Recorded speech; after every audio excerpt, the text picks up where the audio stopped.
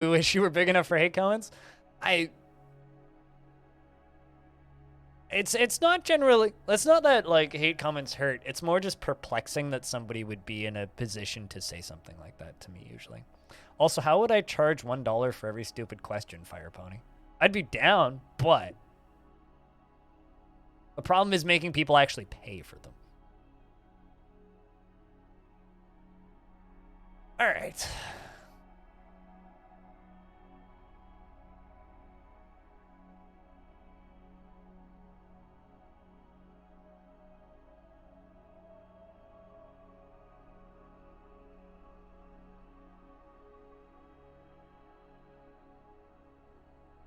Just moving some windows around. I would take the U.S. economy. As a Canadian, that doesn't hurt me all that much. Although I like it when the U.S. dollar is worth more than the Canadian dollar, because then I get paid more because I get paid in U.S. Huge outflux of money to Canada. This is a business model I can get behind, though, Julia. Anyway, we are going to play some Longdeath. So year 394, meaning the fortress is 389 years old. Which means we'll hit at least 390 today. I can't remember what time of year it was. Mid-spring, right. Okay, so 394. 394 mid-spring. 37 dwarves in the fort, 52 total, because I just brought in a bunch of new merchants. The current dwarves in the fortress are Pilot, Quevenir, Letharticus, Lilum, Katsu, Anonymo, Anthony, Mafrai, the Scoid, Malden, Mar, Kravicus, Athros, Space Pirate, Merc, Red Octobear, Diamond Destruct, the second massive Volleylol, Tygo. Did I remember to post on Discord today? Yes, I did. I don't know why I just blanked on whether or not I did. Anyway, Zindros, Stone, Hoshan, Blue Space Weeb, Navy, Dragon, Rory, Paranoid Metroid, Whitcode, Zetsuki, Do It, Taylor B, Gibbles, Arch, Jimmy Tibby, Cussy, Bloodcat, Wogarden, Disco, and Do It, and Banana down there at the bottom. You have a merchant on your latest embark too? Really? Did I can't remember. Did I just put a bunch of people in prison?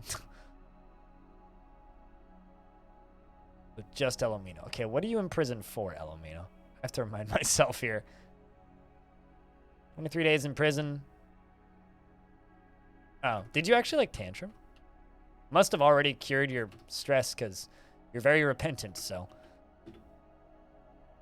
Well, you've got no kills. Can't actually remember what you did, but Elomino's in prison for some reason. Merchants are non-citizens in Dwarfort, so yes, they are quite cumbersome. Because they can't actually do the majority of the tasks you need them to do. We've just queued up more crutches and more picks. 2 and 3. Wait, did I get that backwards? 2 crutches, 3 picks. 3 crutches, 2. Okay. Crutch. Wood. 2. Pick. Iron. 3. Did I do it right this time? Yes. Okay, perfect. The best comment you ever got was, hey, why you not change your Montag? New line. Look to a YouTubers who have so much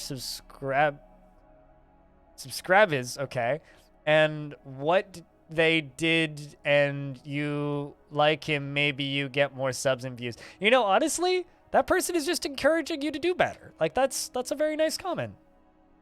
I mean, there's some syntax concerns, but overall, I would say that that's a very nice, encouraging comment. Oh, yeah. I do remember that we already traded with the elves, so the elves have been traded with. Dwarves are mostly putting stuff away.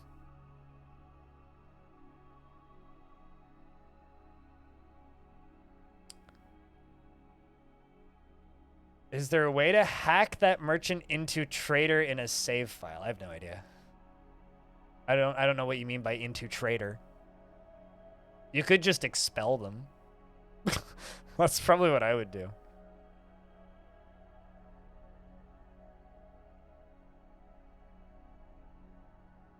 What's up, Fluxstone?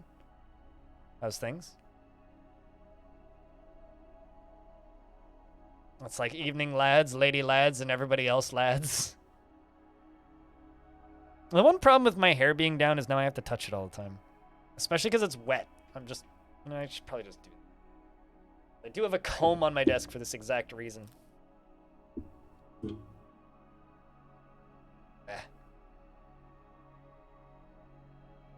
While I loosely pay attention to dwarves.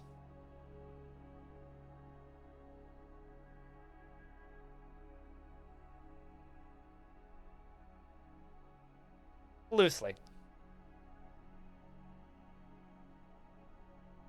This is the content you guys are paying for, right? Me sitting here just combing my hair.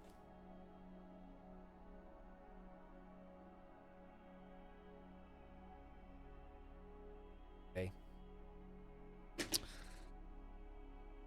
You know, it's days like today where I realize just how much hair I actually have when it's like all very freshly cleaned and everywhere.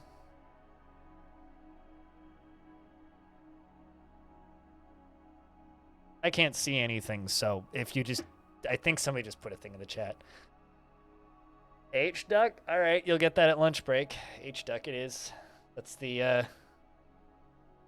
just the H-Duck. Actually, I don't know.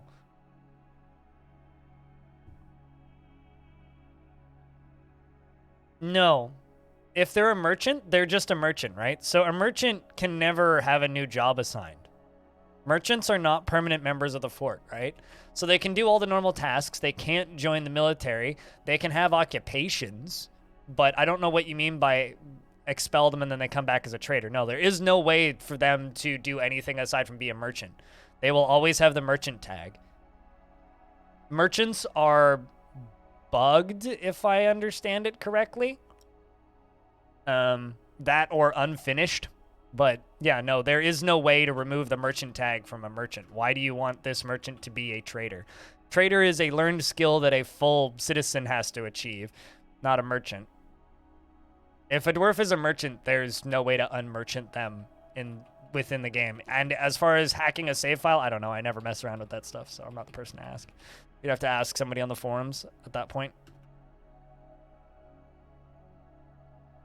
Merchants are merchants. Yeah, there is no way to, like, make them into a trader. So I'm not totally sure what, like, the whole point of your question is. Like, why do you want them to be a trader specifically? Because, like, I mean, a merchant could gain trading skills over time if you make them into your broker, I guess. But I guess I'm missing the point. Yeah, they're literally second-class dwarves. You have to chop them down like normal trees from the base of them.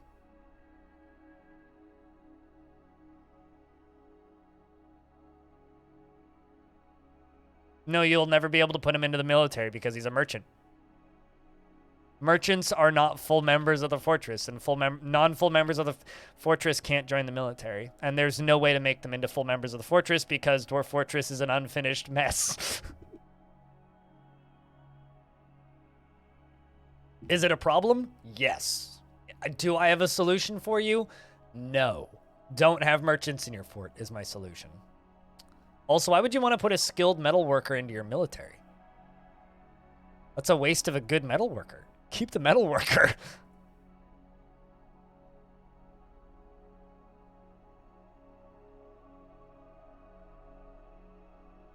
Seriously, keep the metal worker.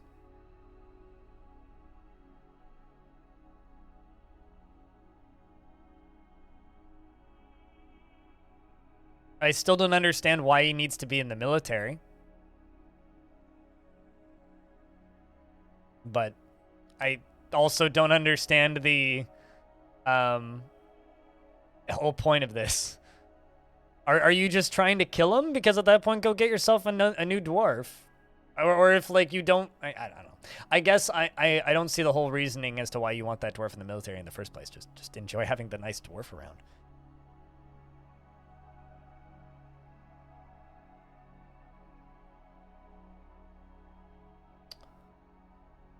But no, there is no way to remove him from the military. He's just in the military. Or there is no way to put him in the military if they are a one of those merchants. It's just, period. Like, you can't do it. To be fair, 47.05 was like version 44, whatever version came between 47 and 44. You couldn't even assign them skills. Like, they couldn't even haul. They were like children, except they couldn't play, and they would just get really depressed that they had no crafts that they could do.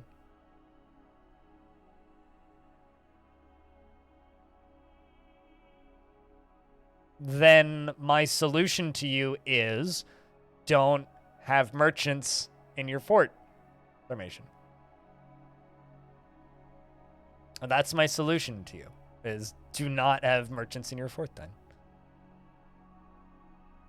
That's literally the only solution.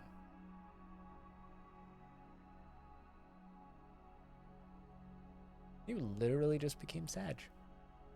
Want decent meals, you want to fight. You want a squad? Yeah.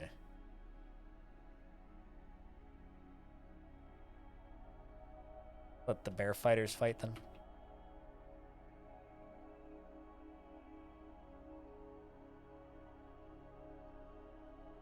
It's like those people that, so when a person petitions to join the fort, they become a half citizen for the first year. Basically, you can't assign specific tasks, but they can't join the military. So when you bring in a merchant from Hillix by pressing the request button and then selecting these people, these are merchants. When you bring these people in, they're like those people that petition, except they can be assigned basic skills, but they can never become full members of the fort. They're just like permanent residents. But yes, so they're similar thing, but one you have to manually request, and then the other one they just...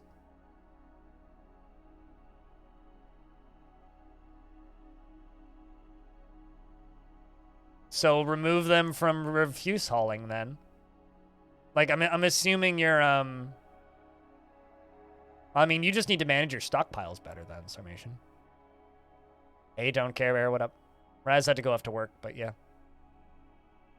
Like, forced citizens? I don't honestly know what the intended situation is with merchants, really. It's just, I would say unfinished features in Dwarf. It's just unfinished features that, like, need more polish, but Tarn hasn't gotten to because he's been working on the Steam version for the past 2 years. Well, you hate being a scholar, so I'll remove you from that. But yeah, I don't have a solution, so there's no point in me continuing to discuss this, but this is something that, like, I don't know, I just ignore largely.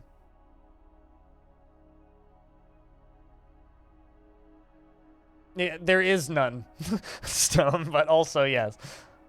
The cultural context for merchants is the feature isn't finished yet. They're supposed to petition after a year, but they don't know how. They're supposed to petition for a year to become full citizens or go home. That's what they're supposed to do, but the feature's not done, so... They only arrive if you request them. Only arrive if you request them. And you can only request them if you've had a baron in your fort or other royalty.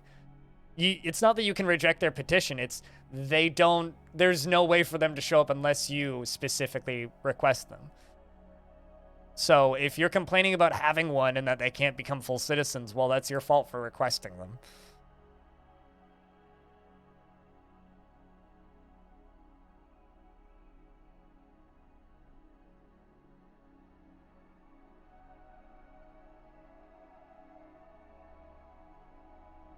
Also, I hope that this helps this dwarf's mood.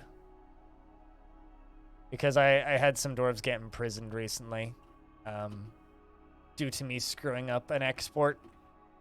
If dwarves want to fight, might as well put them in the wrestling squad. So we'll let you fight for a bit. We'll see how that goes. It's interesting. The chained in brackets thing on the end disappears when they're sleeping in a bed, but not when they're sleeping on the floor. Huh.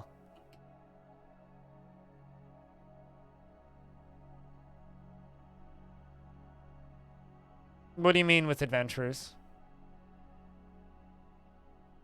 You, like, what sort of stories do you have? Like, clearly you've got some good tales. If you're so traumatized, you ignore the function. I'm at the point right now with the current game where I don't allow visitors into my forts at all.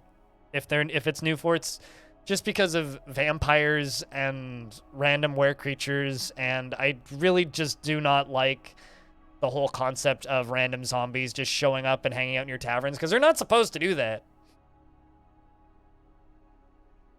They're supposed so usually the cause as to why they get depressed is because they want alcohol, but because they're not full members of the fort, they can't get alcohol. So the only way to give them alcohol is by having a tavern keeper. So you need a tavern keeper to have visitors. And also because they have nowhere to sleep, you have to give them guest bedrooms. So you have to make bedrooms and attach it to your tavern in order for them to really be happy. You didn't have a tavern, then why'd you have adventurers and guests? Also, if you didn't have a tavern, that's your problem. Make a tavern. When a mayor and nobles put out requests but not production orders, there is no point of appointing a captain of the guards or a hammer at all. Yes, there is, because your mayor becomes upset. And your dwarves become upset. Your dwarves get happy thoughts if they complete the tasks, and same with your mayor. So you'll end up just having a tantrumy, depressed mayor. So if you do that and you don't appoint a captain of the guards or a hammerer, and like I'll input the rules, your dwarves will get upset that the law isn't being followed if they follow the law, and your mayor will get upset and depressed due to that stuff not getting completed. And because the dwarves usually just elect the same mayor on repeat, eventually you're going to have a tantrumy mayor. So yeah, there is point to it. Do you have to listen? No. But it benefits you to listen. All right, so because I just got all of these new merchants, I need to give a bunch of them jobs.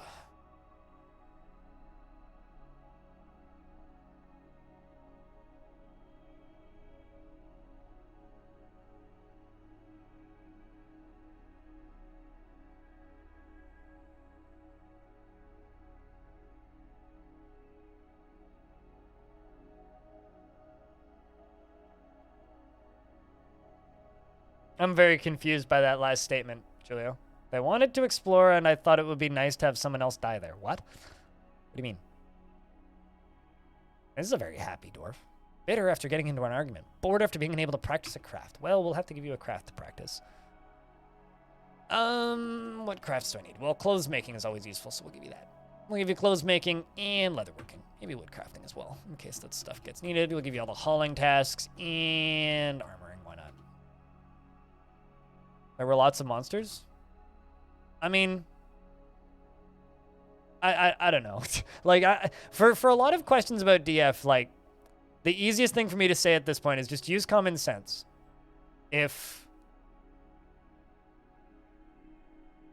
a mechanic exists, it probably exists for a reason, and if you completely ignore it and then you have problems, don't come crying to me, right? Like, if you have visitors in your fortress, you're going to need a tavern for them. You're going to need temples for them. You're going to need library for them. Like, the reason those exist is so they don't go insane while they're visiting. And then if you have problem people that then, you know, tantrum or have issues in the fort, I found your problem.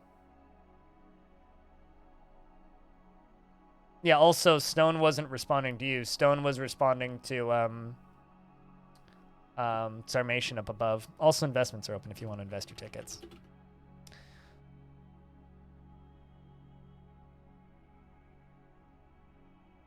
So, I mean, there's two different conversations, and you responded to one that wasn't talking about the same thing you were talking about, which is confusing. It's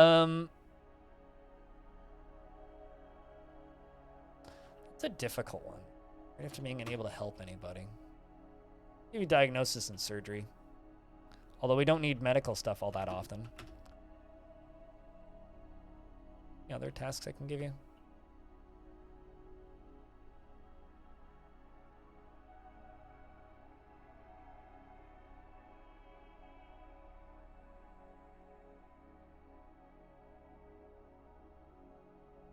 Gotta keep an eye on you.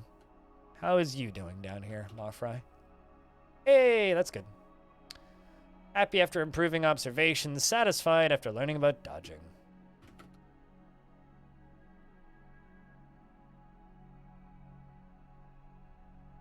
Repentant after being confined. Well, that's good. All of the bad thoughts that Alomino had previously are now all gone. Although, because you're an adult now and you're 16, I do need to give you tasks as well.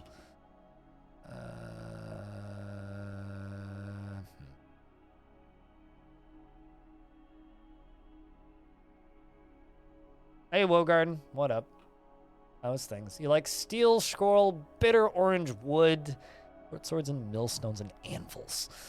Short swords, millstones, and anvils. Always acts with mercy at the forefront of her considerations. Frequently depressed and has little time for forgiveness.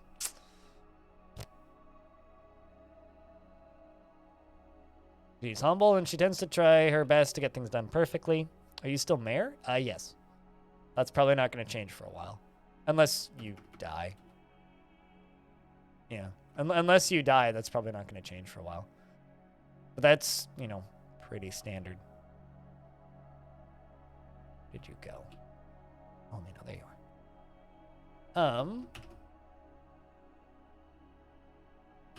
Yeah, generally, if you have problems with any visitors going nuts in DF, just, you're probably missing something.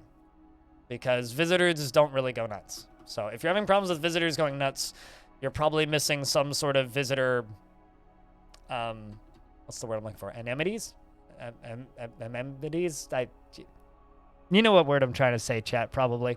You're probably missing something that the visitors want that keeps them happy. I know how to spell the word. It's the, do you ever run into that feeling where you're just like, I know this word exists. I know what it sounds like, but I can't say it out loud. Amenities. Visitor anemones. There you go. That's probably the right one, right?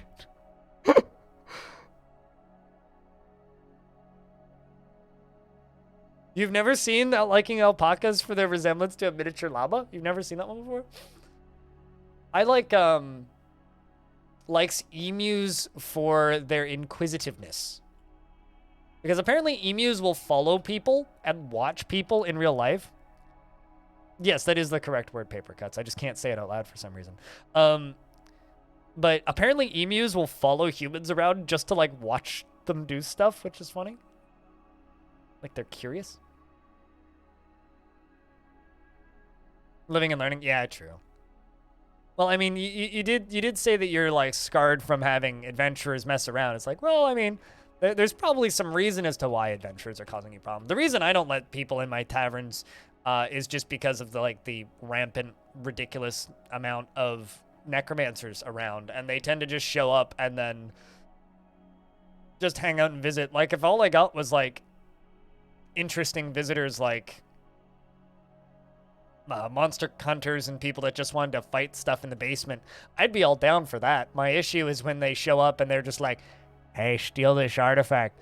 That's my actual issue. Is like, we got half of the features from the Villains Part 1, but not the features from Villains Part 2, which will allow us to actually combat that stuff and control it, and right now we can't.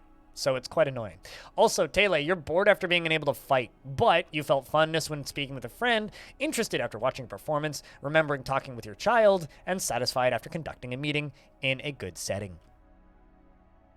But yeah, no, like, the reason I don't allow visitors in newer forts in the current version of the game is just because of how ridiculous the villains are right now, right? Because, like, the whole point of Villains Part 1, which was like the last major update before bug fixes that we got to DF Classic, was just like, all right, so it adds the abilities for people to come into your fort and convince your dwarves to join the evil side, right? So it's basically like a necromancer will send a person or a zombie or a human or a goblin or another necromancer into your fortress, and then they'll hang out in your tavern or your temple or your pot or your guild hall or wherever, and they will recruit your dwarves to their side, and then your dwarves will steal your artifacts or randomly go berserk and try and assassinate somebody, or like all that stuff, but you have no way of combating it right now, really, outside of the interrogation screen. And the interrogation screen can also cause tantrum spirals if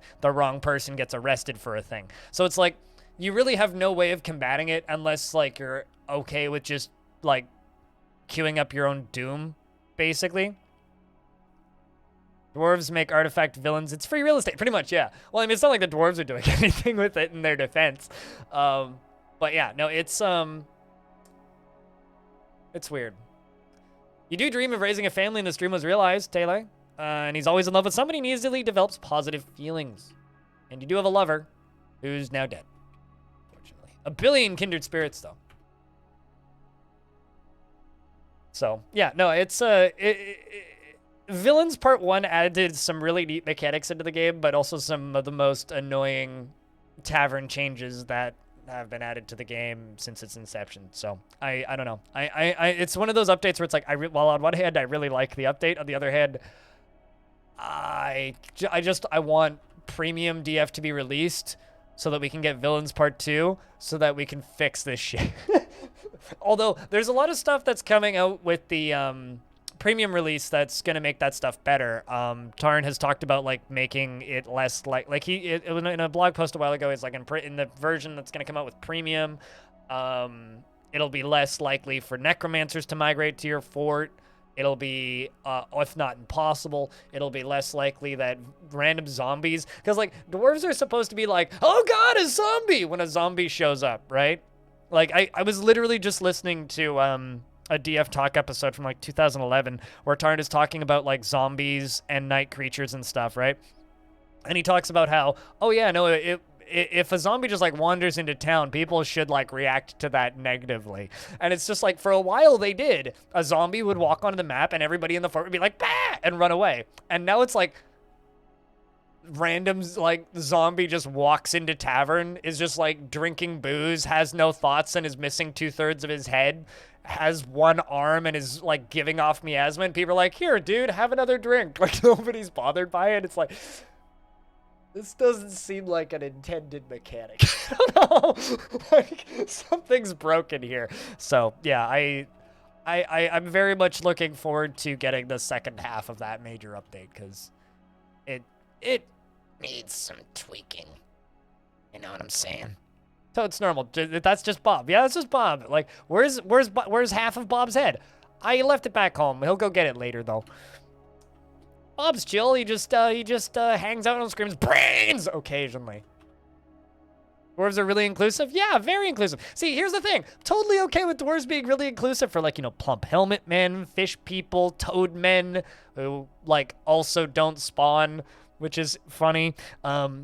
Like, I'm totally okay with them, like, maybe being more inclusive to things like giants, but, like, half-rotten zombies that are actively trying to convince your dwarves to steal your own artifacts for the benefit of Necromancer number 55 and Tower number 52 just off of Roseberry Lane.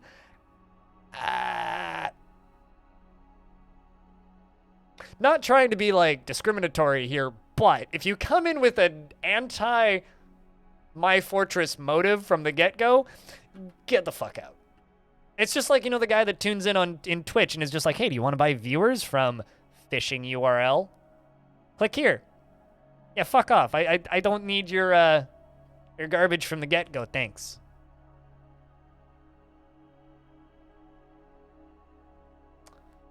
I'll be back in a sec, though. I'm just going to go take a leak, because apparently streaming for 2 hours and a cup and a half of coffee makes you need to pee. So I will be right back.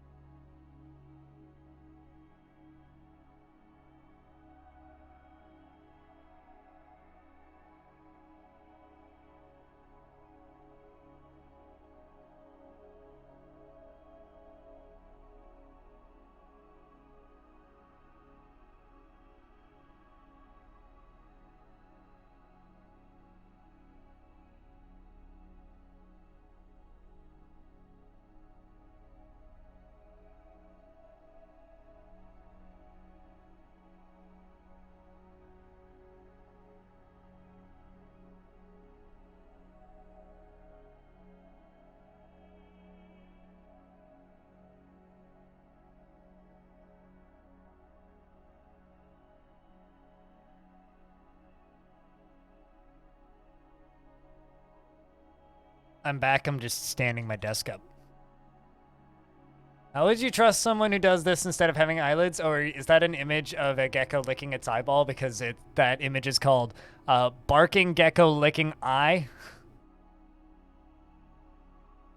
Yeah, I don't know if you can hear that, but we are now standing because standing desks are the greatest invention on earth. All right, Hollow, the berries. What is up, these? Better than whatever's downies. Hope you're doing wellsies. How's things? That is a barking gecko.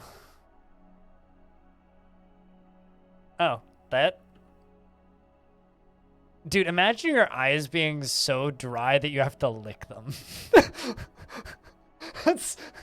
I feel for that gecko. That's gotta be living that there crusty eyeball life. Watching The Mandalorian finally. I'm getting caught up and watching the last few episodes of Ozark, and holy fuck, Ozark is such a good show. Oh my god, Ozark is such a good show.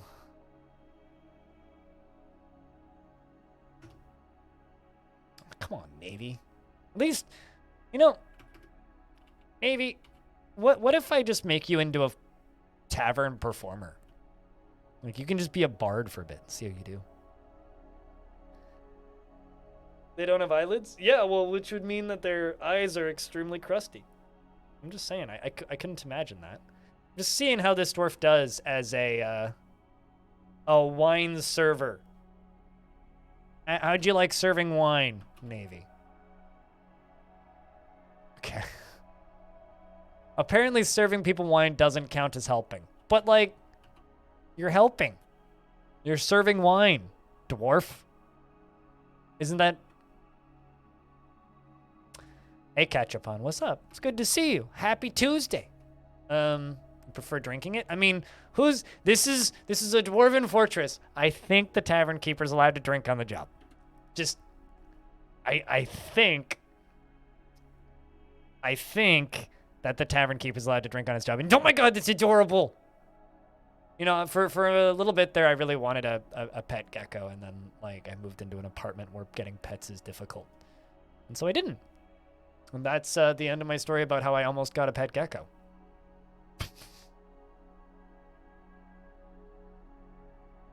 But how's things, Catch-Up-On?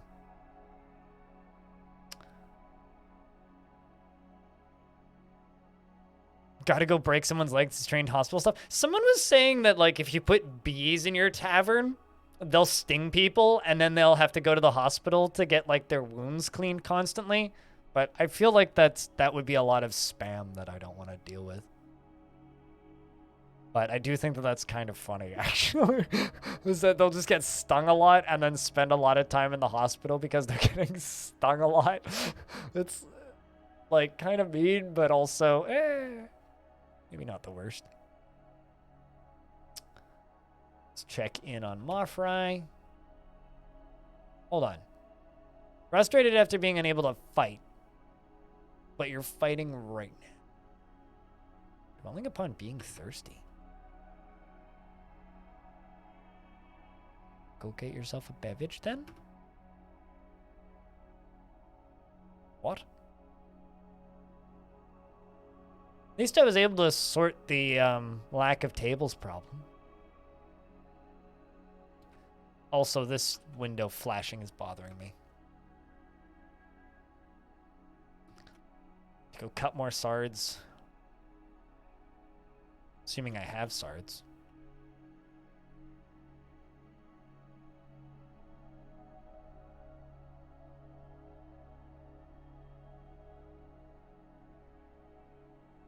I don't even know if I have dwarves that have gem cutting. It's been so long since I cut gems.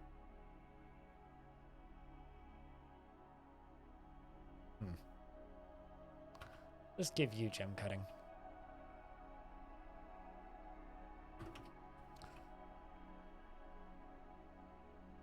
Okay. Apparently we do have sards that can be cut. Not the cutest ghost, just the cutest dress. You can't wait for pool weather? I can. We're like at optimal heat weather for me right now. It's like between 10 and 15 to maybe 18 degrees Celsius outside. It could just stay that temperature for the rest of the year and I'd be happy. Anything hotter and I'm going to start complaining. It's getting too hot already and it's not even, it's like not even June. I don't know. I'm not a summer temperatures person. It's not that I don't like it. It's just, I don't want it to be hot. So I absolutely can wait for pool weather. I feel like a lot of people are like abnormally excited for summer, and I'm just like, I will say what I say about summer every year, which is, if it goes above about 21 degrees Celsius, it's too hot and I need an air conditioner, and I don't like paying for my air conditioner.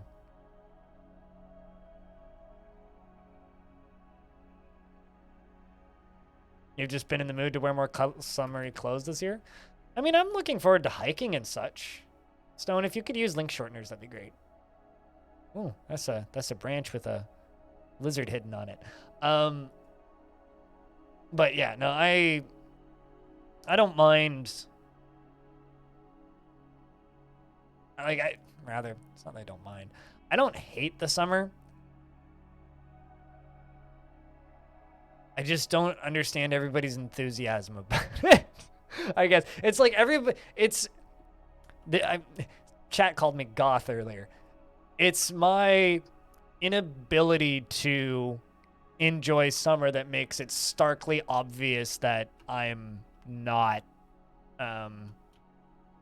the normal crowd for most of the year. It's fine if you don't hate the summer, you do. No, it's not fun until it feels wet. Wet's when it is fun. Orange, get it right. No, I don't have a lot of friends. And most of the time of the year, I can go outside and be in public spaces and not be around people and feel fine. Dwarf, do you not have clothing on? I need to check in on Isteth Idos Spromrek. I'm uncovered. I feel such shame. But like, I don't have many friends. You have more friends than I do, Orange. You talk about all these people that you know at the bar all the time, and all of these people that you swear are hitting on you, and your boss that buys you shit. That's friends, dude. I don't have people that I hang out with very frequently. It's like maybe once a month I'll see people that aren't my parents. So for me, it's like, in the winter, I can go out and be in public and there's not a lot of people around and it's nice. And I don't feel like I'm a unique person for being alone. And then in the summer, it's like there's just these clusters of people all being super social. And I'm just like, well, the world's just highlighting that I have no friends now and this sucks. So yeah, that's why I don't like summers, because it highlights how lonely I get. Thus the cause of my seasonal depression for the summer.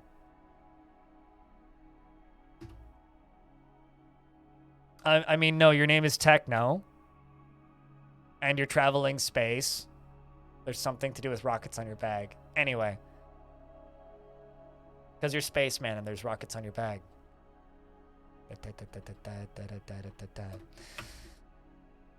Hi, Einsteinsphi, how are you? How's things?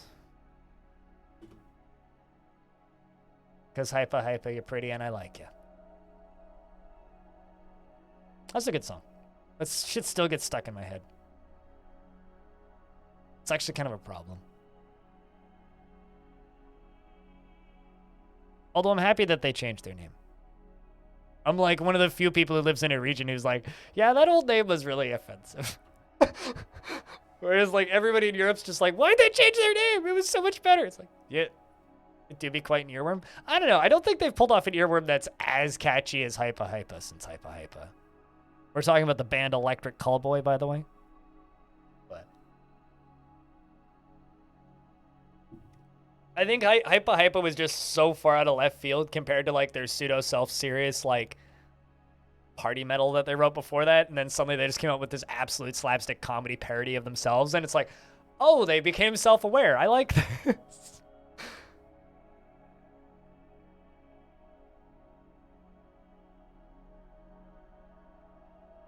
Well, we fixed that gems problem.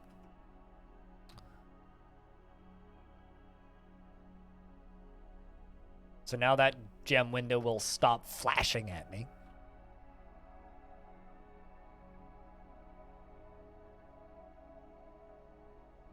I mean, it's selling, right? I mean, I'm totally okay with them being like a weird rave party metal band because it's better than the kind of offensive adolescent edgy shit that they did before. So, I mean, the world needs more goofy ass party metal that's just stupid and it knows it. Jump up and down and put your hands in the air. Our lyrics make no sense and I don't know. Do whatever. You like the weird shit? I mean, there's bands for that, though, that do it better than they did. Like, there's a reason why there was, like, 1 or 2 Electric Callboy songs that I could think of off the top of my head before this kind of era of them. And now it's like, yeah, I know every single one of their recent songs. Like, even the bad one, Pump It, is still entertaining. Even that's still entertaining. It's like, yeah, I don't know. It's fun.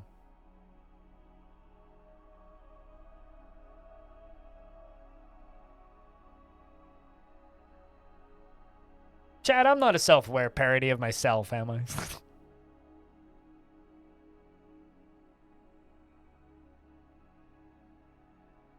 We got the moves? I do actually like we got the moves. that one was pretty good. Hypa is still the best. We got the moves and Spaceman are tied for second, pretty close, and then Pump It was meh. Yeah. But I don't know. Of course if a band makes a massive shift in the type of music they write, of course people are gonna get pissed that they changed their music, but I don't know. Comes with the territory of being a creative. Although I haven't had anybody complain about my shift in content, so that's good. People just seem to like the stuff that I'm doing on YouTube, which is nice.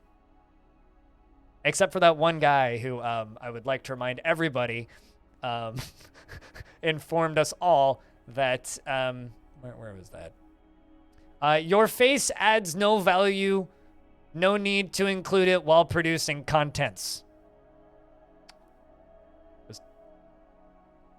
And I'd like you to. I know it's like an in joke between the two of us, but Einstein said that I'm pretty, so god damn it, I'll take it. But just remember, chat, my face adds no value to the contents.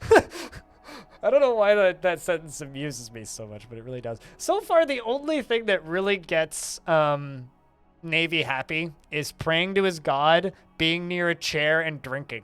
And you know what? I can relate. Although he is kind of resentful after getting into an argument. How's Moffry doing down here? Frustrated after being unable to fight. Dude, you're literally fighting. Moffry, you are literally fighting. I need to remove you from this squad before you tantrum.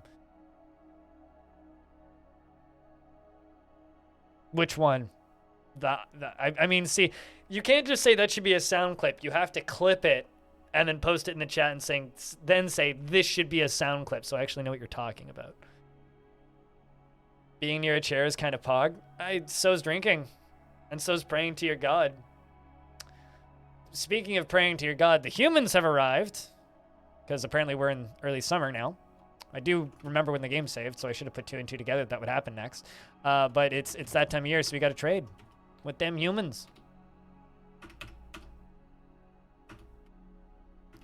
What am I? Export picks and crutches to make low boot.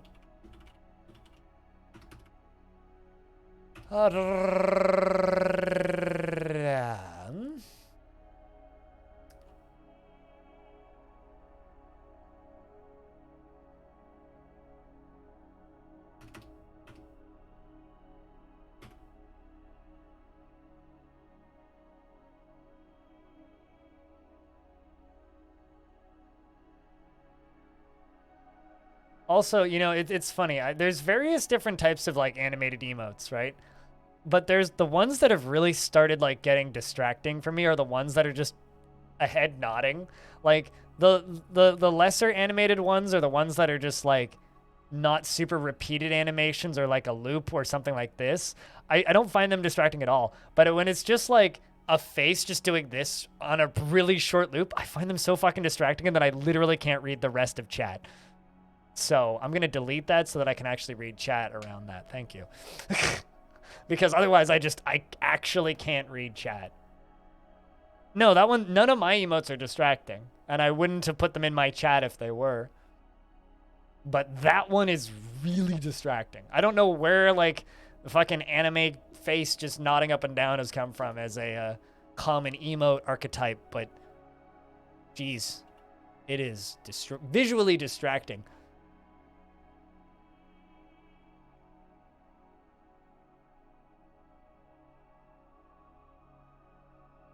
I don't fucking care if it's VTuber stuff. I don't like it. Doesn't matter really where it came from. It's just, I can't read chat when they're going by like that. Not my fault my eyes are broken. Doesn't matter to me where it came from. Don't like it.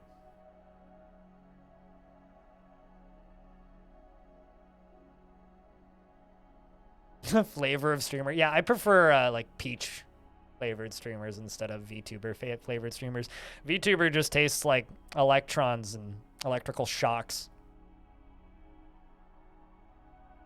Or prison sentences, depending on the flavor.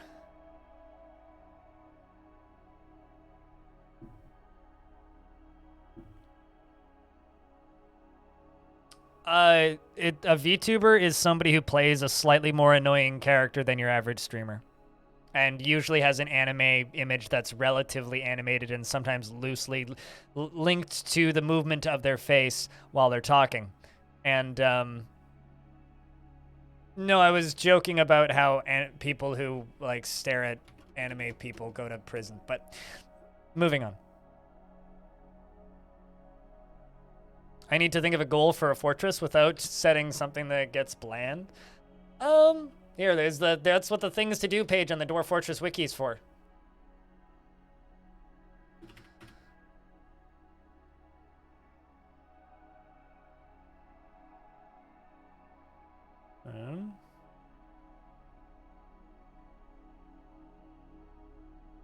Was that page? It's like the player design goals. Is that what it was called? Goals, maybe?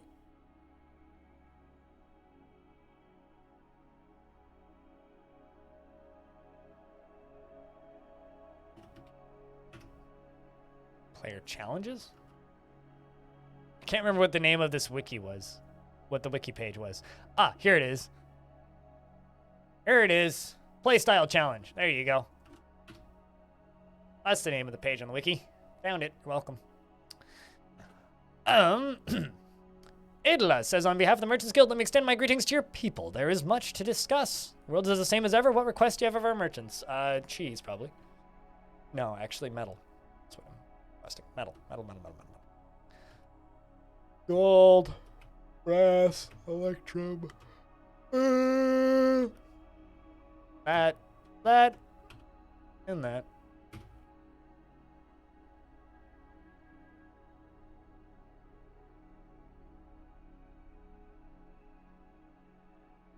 I don't know, streamers that hide their face and have an animated image regardless of who or what they are, berries creeps me the hell out. It's like, if you don't want to show your face, don't show your face. But if you have an animated whatever, it doesn't matter. It makes me feel like beyond Uncanny Valley. There's only one VTuber that doesn't go do the beyond Uncanny Valley thing for me, and that's Project Mako.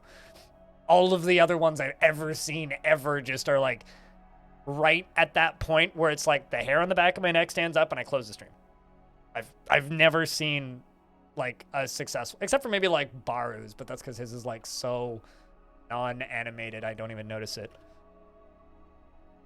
Ilda says, on behalf of the Merchants Guild, let me bid farewell to you and your stout dwarfs. But yeah, I don't know. I never liked character streamers and I don't particularly like VTubers. They're about the same to me, so I just like watching a person who plays video games. I don't need a character attached to it for it to be entertaining.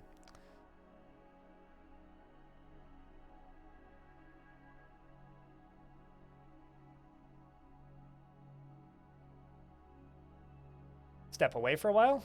I mean, you do what you gotta do, Frog.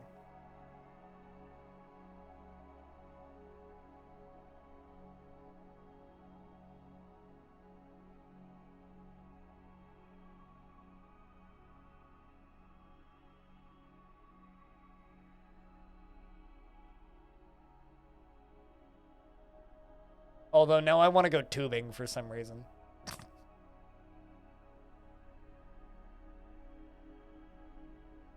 And by tubing, I mean I want to like get on an inner tube and go down a river.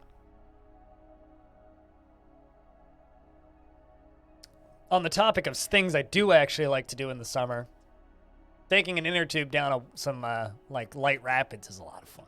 I haven't done that in years. Electrum, rose gold, electrum, brass.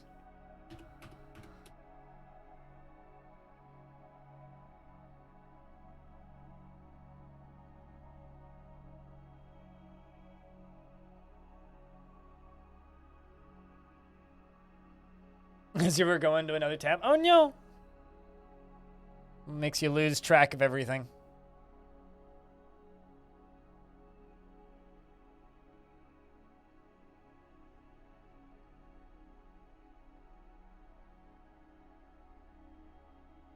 Trade again right now. Something that was kind of interesting that was pointed out in the Future of the Fortress post from this week is that the menu that I literally just used is one that Tarn actually forgot about and hasn't finished yet in the premium DF version, which I think is kind of amusing. It was one that he just forgot about. Let's just get all of that, which is this screen. When you hit trade and you can trade with multiple people. Tarn forgot about this menu. That particular menu. It was like, oh, yeah, no, I haven't done that one yet. I'll have to add it into the thing. It was put into the notes, but I didn't feel like putting another scroll bar in that day. It's literally like his reason. He's just like, didn't want to make another menu with a scroll bar, but we're going back in and cleaning all that stuff up now. It's like, you know what? I understand. Also, to be fair, that's a menu that, like, nobody uses. Unless, like, you're making demands of other factions. Like, no one's going to use that screen.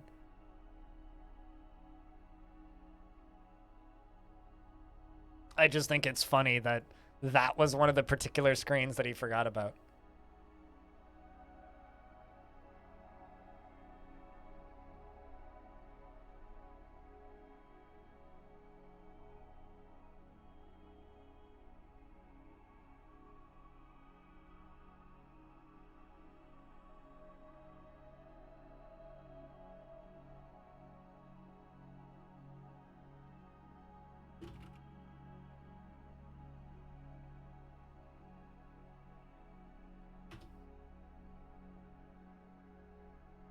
All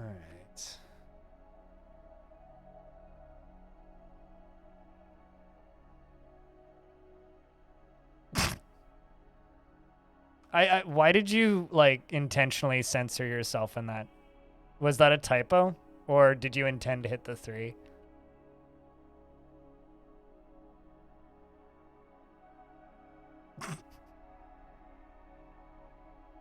Oh, some people's children.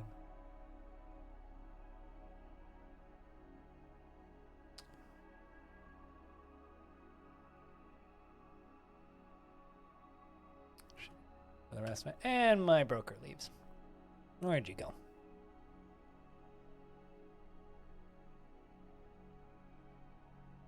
Yeah, that's what I was thinking, Stone. It's like I'm kind of getting mixed messages here.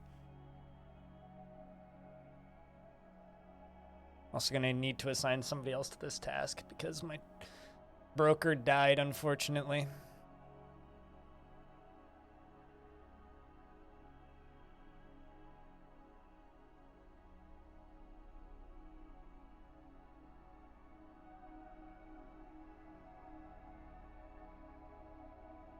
you're gonna go drink. Also, something I keep forgetting about. I constructed. We're gonna deconstruct that and reconstruct it.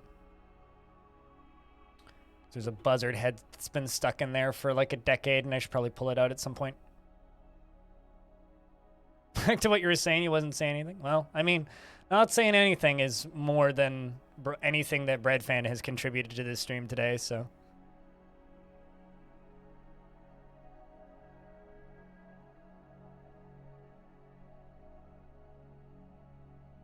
"20 years of turkey vulture head?" I don't actually know how many years that turkey vulture head's been there.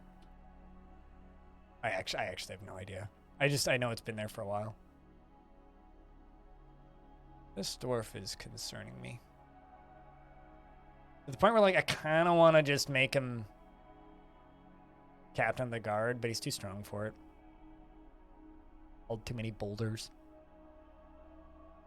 Anyway, Breadfan, are you going to be a nice member of the chat room going forward, or should I just do us all the favor and remove you? I mean, I'm just asking as, like, diplomatically as possible. It's up to you, dude. But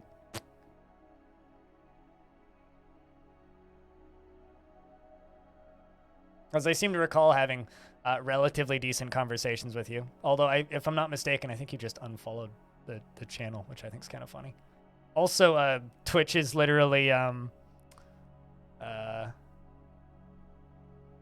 flagging you as a potential spammer, which I think's funny.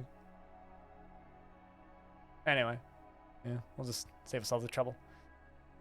Not a very good introduction line. Well, it's not the first time they've spoken in the chat. They were here last week, and they were being not particularly annoying, but, like, not what I would describe as a particularly beneficial conversation contributor. Big Finit, what's up? It's good to see you. Hope you're doing well. Hello. It's not a good hello. No, it's true. I think they unfollowed me while they were doing that, so obviously I'm gonna just remove them. No reason to keep people like that around.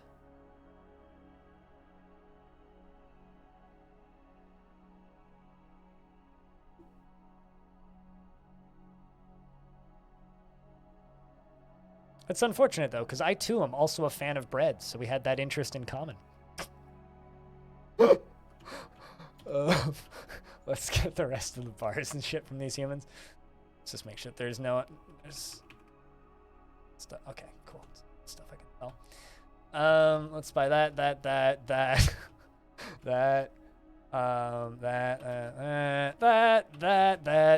and that.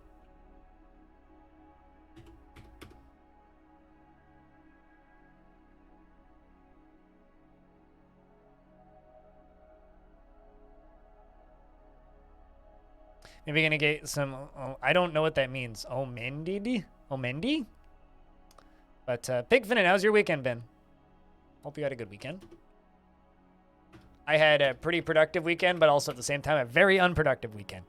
It was like kind of a mix of the two. It was like super productive and a lot of things got done and we were pretty efficient and quite happy with how things turned out. And then at the same time, it was very inefficient. Nothing got done. And I wish I did a lot more, but I got the minimum of what I needed to get done, and we're good. It's perfect. Even got to complain about a Steam sale.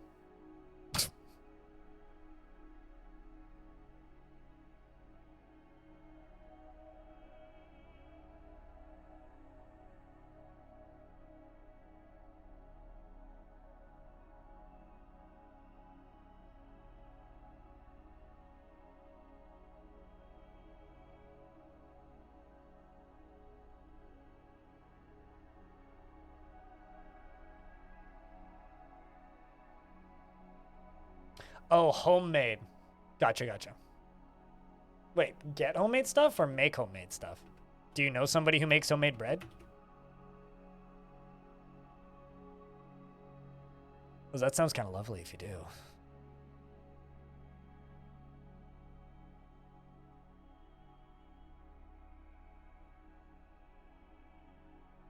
So chat room, did anybody do anything fun or notable over the weekend?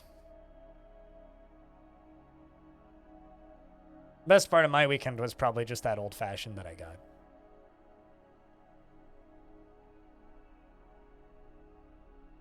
Because that was a fantastic old fashioned.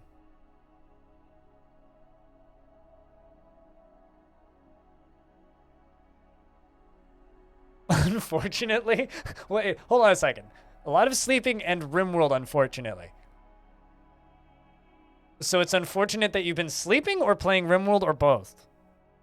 Sleeping seems good. RimWorld can be fun. Played a game of Twilight Imperium. How long did that last? Isn't that one of those, like, ridiculously long games?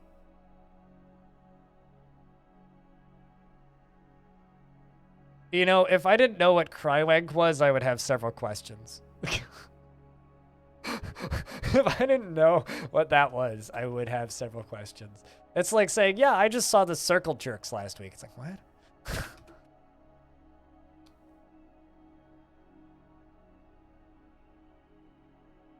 I mean, Orange has been listening to all of the 80s top 40 recently. Nothing wrong with that, though. A lot of bangers from the 80s. I mean, that's the point, right? It's an all-day activity, but hell yeah, then. Did you play it with a group of people who know how to play, or did you just sit there reading the rules the whole time? Because I feel like that's the main thing that's always kept me from having any interest in learning any of those ultra complicated, dense as fuck board games. So I feel like the first play session would ruin it for me, because I just spent the entire day just like reading the rules, just like not understanding anything until it was finally over. And then I'd be like, oh, right. All right. So we spent 9 hours playing this board game. Next time we play, I'll know what I'm doing. And then there's never a next time. That's usually how that ends up going. It's like the few times that I played like some more complicated board games, it's like, all right, 4 hours learning how to play, and then everybody goes home and we don't get together for another 3 years because, you know, I don't see people very often. And then it's like, well, 3 years have gone by and nobody remembers how to play that board game. Do we want to try and play that again? Nobody can remember how to play again. Okay, fine. Okay. Okay, fair enough. So if you know the rules, then like that's not too bad. But hell yeah, Twilight Imperium. You made angel food cake, and I don't think I've ever made angel food cake. Is it hard to make angel food cake? Also, growing up, because I always had angel food cake with fruit on it, I always thought it was called angel fruit cake. And then like I learned, it was like only a couple of years ago, like after I quit my night shift job, like, I learned that it was called angel food cake and not angel fruit cake while I was doing some Googling, looking up desserts to make something for a thing that I got invited to. And I was just like, really?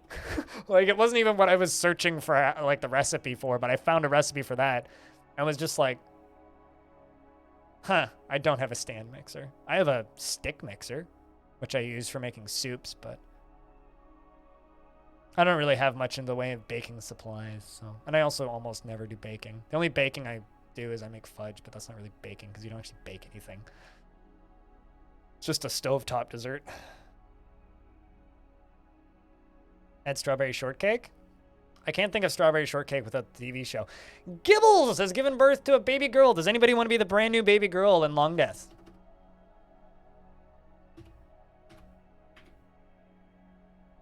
Any takers, chat?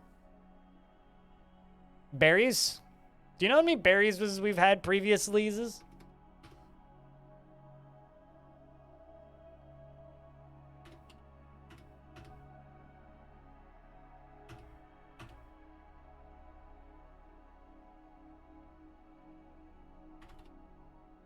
Apparently none. All right. Wait, no, I can't spell berries. That's the problem. E-R-R-I-E. Okay, so we've had one. All right, so this will be berries the second. Berries 2.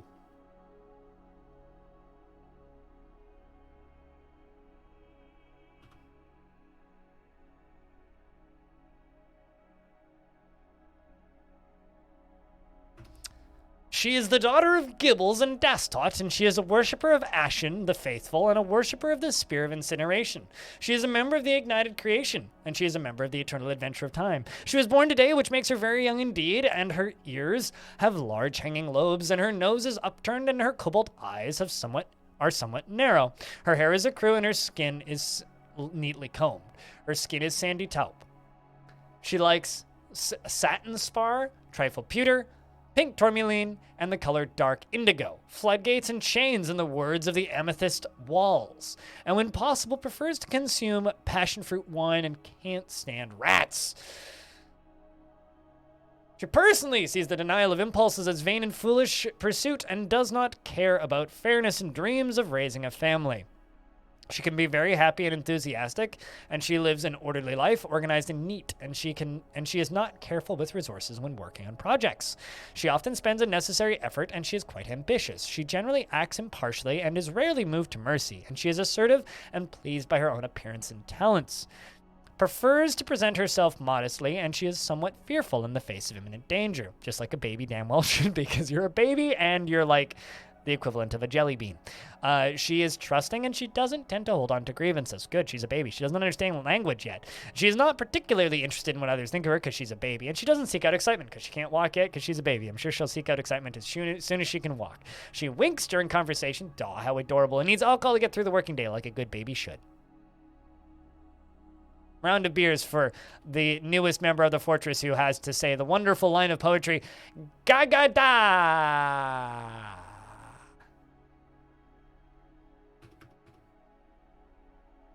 There we go. Also, hey, Making Bacon, what's up, dude? How's things?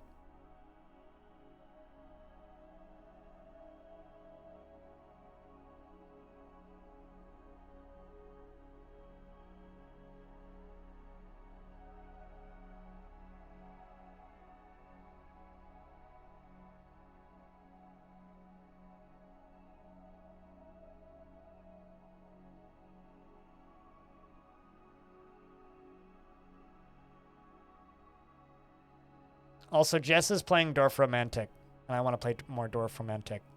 Maybe we'll do more Dwarf Romantic tonight, after other things. That game's so fucking good.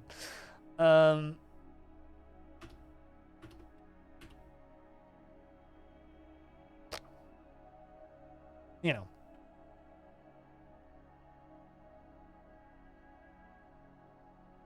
Also, Pink Fluffy Llama, I don't know if you're still lurking. But you said that you got the Doors of Trithias game thing or whatever, and you said you don't know, man, and then didn't say anything else. So what do you not know? Which part? All I know is that there's somebody named Potato with 200 hours in it, so it must not be terrible, right?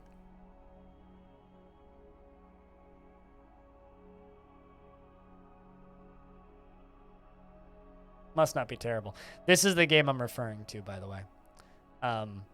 It's another one of those games that's like kind of cheap, and it has 100% positive reviews, and there isn't a lot of them, and it's a roguelike. Every now and again, I'll find a game like this on Steam, and then I'll put like a weirdly large amount of time into it. It's one of the ones I want to try this week. But because it's a game that's actually going to take some time to learn, I'm just going to do it on stream rather than off stream.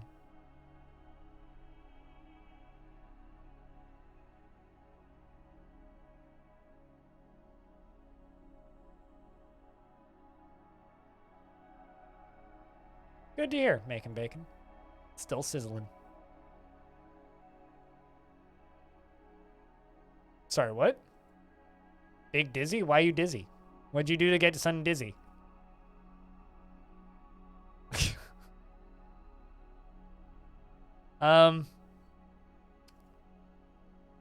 Chat. Oh, you did a big stretch? Ah, yes, that'll do that. I'm just so because I'm on Steam right now, right? While dwarves are bringing the last of the crafts for trading in the background. I'm gonna pause dwarves for a second because I want to just ask you guys a serious question. What out-of-date fad would it be really silly to make a video game out of now? Like in 2022. This is something that everybody bought a couple of years ago. And some people still swear by, but you don't really see them as often in stores. Like, because fucking Paper Cuts Hurt Me deserves a fucking medal.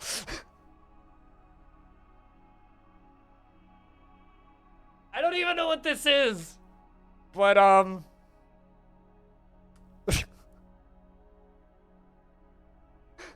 fucking, you nailed it, dude. It's like $2. You buy fidget spinner RPG. Whatever that means. Anyways, yo-yos. Yo-yos are rad, though. Dude, I would absolutely... Okay, imagine, like, a Pokemon-style RPG, right? But the whole point of the game is learning different yo-yo tricks, and you had to go, like, from part of the world to, like, travel around the world competing in yo-yo contests, and you have to out-yo-yo everybody. Don't diss yo-yos. A yo-yo RPG would be just like that golf RPG that came out on the Switch a while ago. That would be rad. I'm just imagining, like you could do, like, mouse, like, pattern recognition. Like, you could have, like, an Osu style, like, mini game for doing the yo-yo stuff, and the Switch port could have, like, motion controls. Dude, that would be awesome. I'd be so into that. I would absolutely play that for 20 minutes and be like, neat, and then move on with my life. Although they never made a Beyblade RPG, so I guess that's the other logical one to guess.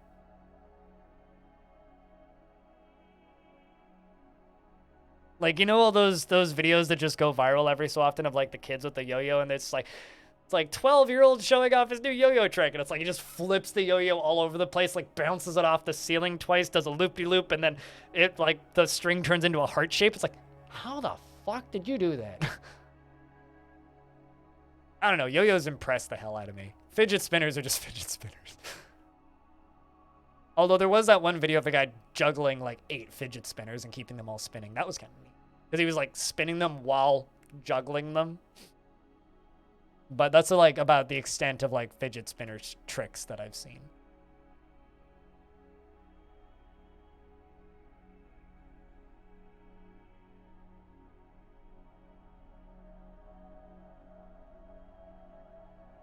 Would be a better idea than that? Why do you think 1960s haircuts would be a better idea than that?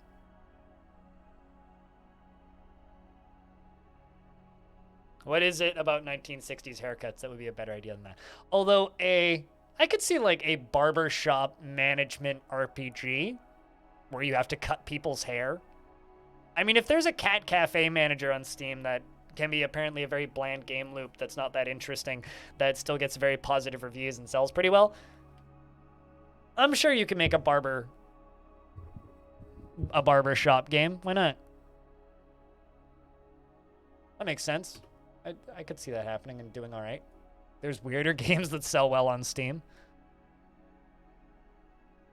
Just remember, we still live in a world where Shower with Your Dad Simulator isn't that weird anymore. Merchants will be leaving soon.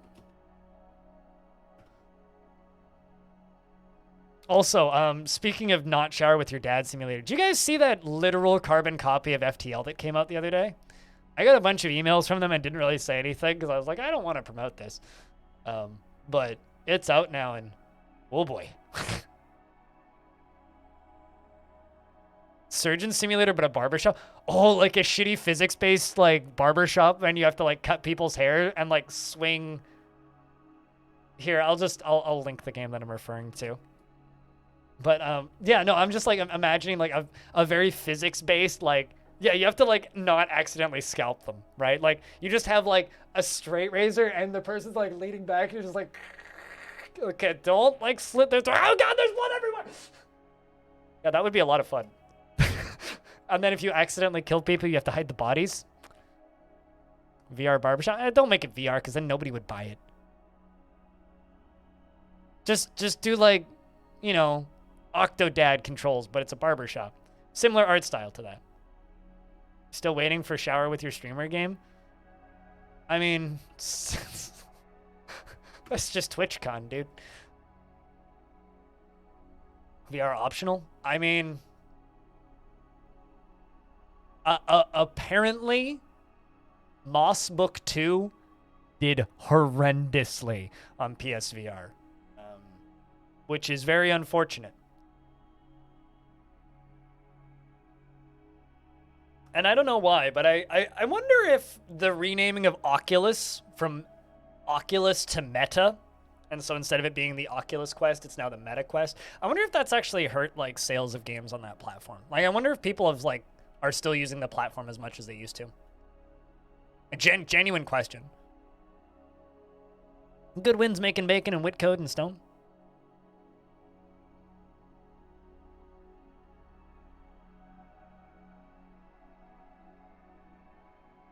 All right, so something I was going to do. Okay, so no, you are clothed. Give you hauling. Diagnosis. I hit ESC. I need to go find you again. And masonry, why not?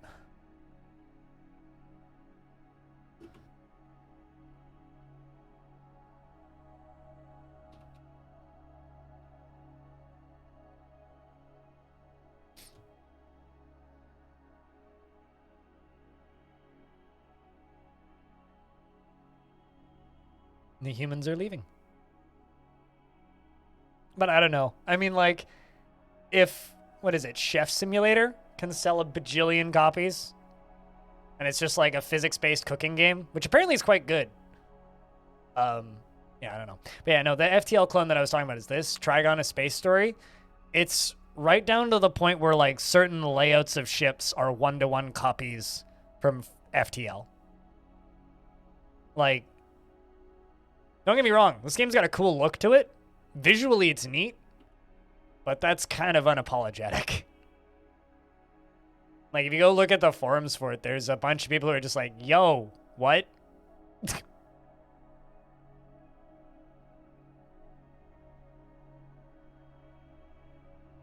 Like, you do realize this is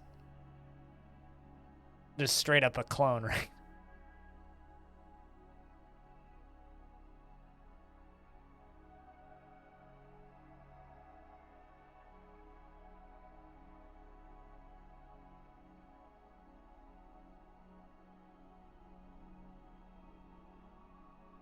Can they get sued for that? I don't think so. Because they're not, like, stealing assets. But then again, I don't know.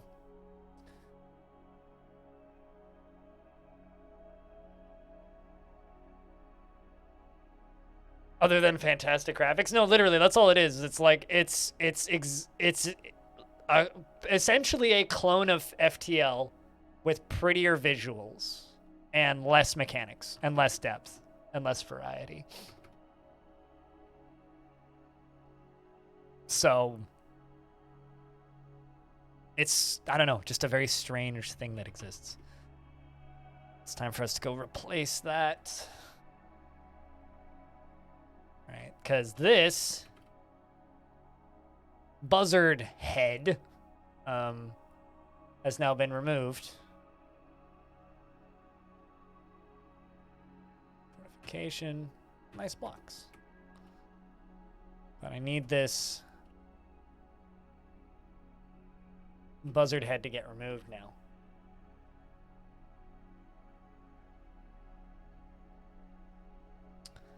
But I don't know. I'm trying to think of examples of games that were literally just, oh, this is a insert this here clone. Like, there's plenty of games that have come out that are like, oh, this is almost like a one-to-one copy of Binding of Isaac. Like, there was that period of time after Binding of Isaac came down that there was a bunch of, like, run-based top-down shooters that had the exact same room layouts as Isaac and shared a lot of items and mechanics and ideas, but none of them were as good. So none of them really survived very long.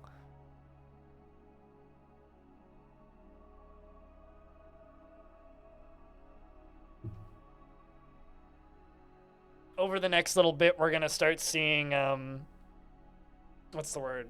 Over the next little bit, we're going to start seeing a bunch of games come out that are carbon copies of RimWorld, though. There's like 3 that are nearing release.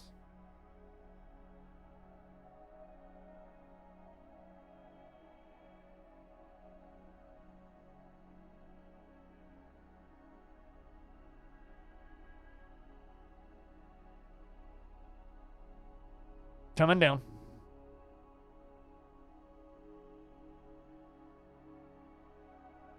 Yeah, the thing is, like, when it comes to Minecraft clones, there's actually some good ones out there now, right? Like, there's Vintage Story and Vintage Story. I was gonna say Cube World, but that's not really a Minecraft clone, and also it's not very good. Trying to think, what are the other good Minecraft clones? Is it literally just Vintage? Chat, name a Minecraft clone that's not trash. I guess 7 Days to Die is kind of a Minecraft clone. Chat, name a Minecraft clone that isn't trash.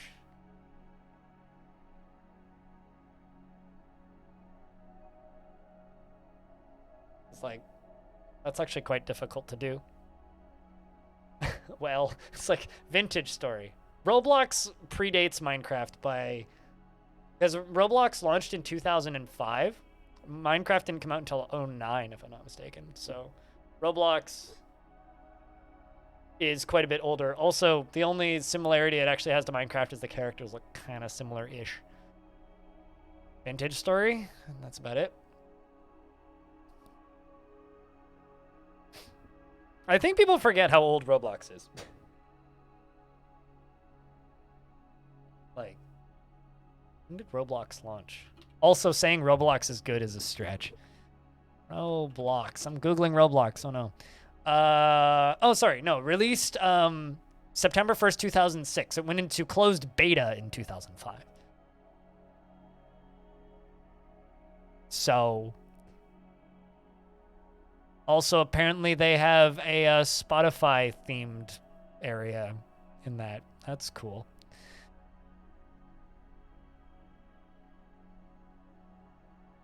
I'm kind of tempted to just Google good Minecraft clones just to see what I get, but...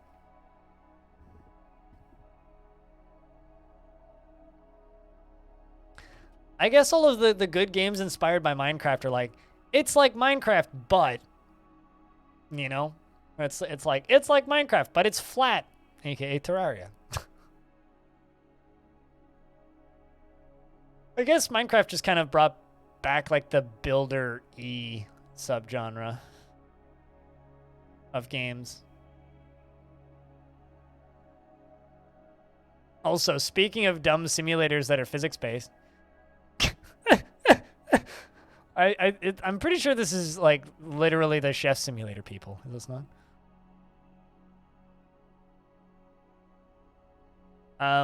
No, but they've made like 4 different simulators. And a really bad looking XCOM clone. Which uses a graphical tile set that I've seen before. Lesai.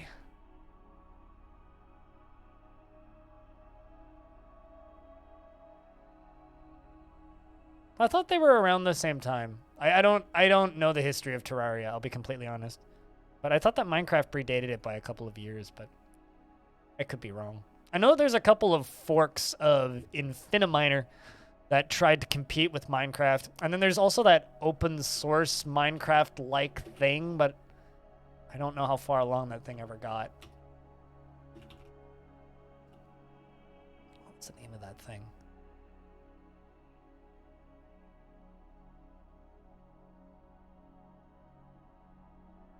Yeah, like that game on the Amiga.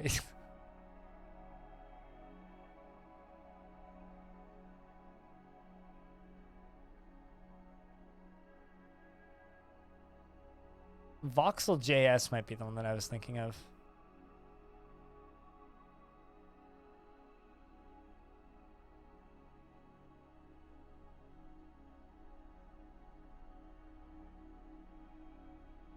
And then there's apparently something called Terrascology. Never heard of this, but apparently this is a free open source Minecraft-esque thing. Huh. Anyway. I feel like that there's probably a lot of top 10 videos about that. There's a VR one called Cube. C-Y... God, that's hard to say. Cube? Cube. Cube. Oof. C-Y-U-B-E. C-Y-U-B-E. Yeah. My mouth doesn't work that way. I don't like that one.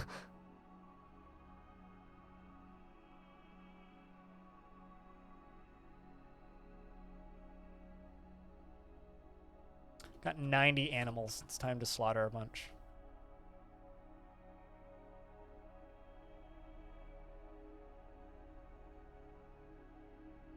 Although I'm keeping my emus alive because their eggs are delicious.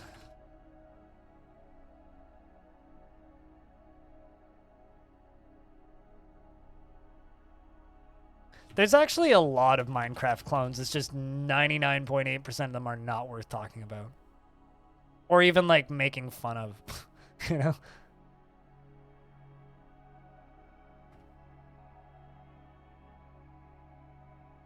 Like, that's the actual problem with Minecraft clones, is most of them are so not good, like, you don't even want to mock them. Hey, Navy. What's up, dude?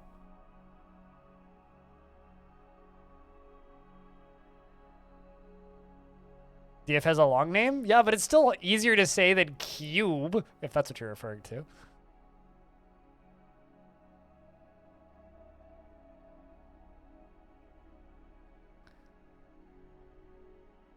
Many years ago, called it Minecraft. Minecraft. Okay. No joke, you didn't tell Notch about it either. Doubt he knew about it when it was released and circulated on some PD disc. You know, another on the topic of that pure coincidence, mind, when I was a little bit younger, and by a little bit younger I mean like sub 10 years old, I used to draw comics. I used to read like Spider-Man comics and various other comics, and I used to draw comics like I would draw like fan comics of Spider-Man and Superman and various other Marvel villains that I liked. And I also had a few little characters that I made up, and I made comics. But one of the sets of characters that I made up was this family of superheroes, right? And like the dad was big and strong. Mom was basically like what's the guy from the Fantastic Four who's really stretchy? Like the rubber Mom was basically made of rubber. The older sister could go invisible. The younger brother could run super fast. And their cousin was a shapeshifter, and the little sister could breathe fire, and could fly. And then about 3 years after I came up with all of these, and I'd written like a dozen comics about them, including like scanning some copies of them and selling them for $1 to friends at like this kids group that I went to, being like a little upstart published writer when I was like 8. The Incredibles came out. And in my heart, I still feel like they ripped me off. Love The Incredibles, though. Was his name literally just Mr. Fantastic? I thought that he had like a more interesting name than that. I don't know. I never really liked the Fantastic Four. Yes, DF does have a long name for a game title. This is true. But Slaves to Armagh 2, God of Blood. Or Slave to Armagh Chapter 2, God of Blood, Dwarf Fortress, yes. Very long title. Tygo, how you hanging in there? You surviving? Pink, I don't know if you were listening when I mentioned this, but why did you say I don't know, man, about that game that I was talking about earlier?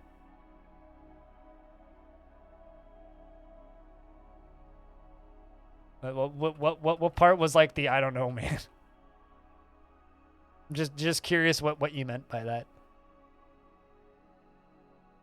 The game that I'm referencing is this thing. Those are the pinkest walls I've seen since Caves of Cud, though.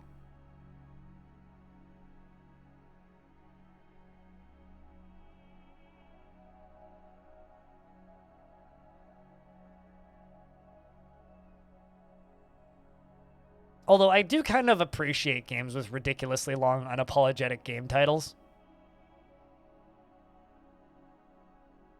There's something about it that just amuses me.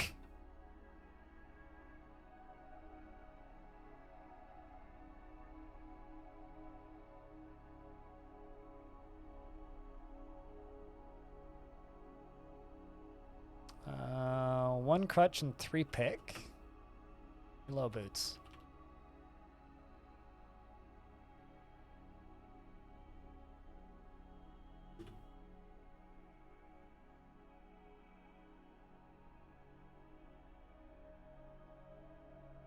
You couldn't figure out how to get started. You just get plonked into this village starting area and you explored it all.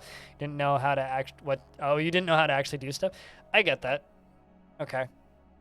I mean, it certainly seems like one of those, like, they just kind of plonk you into the world and go nuts, nerd. See you in a couple years, maybe, if you don't die. Have fun. Get wrecked. Yeah, that's fair.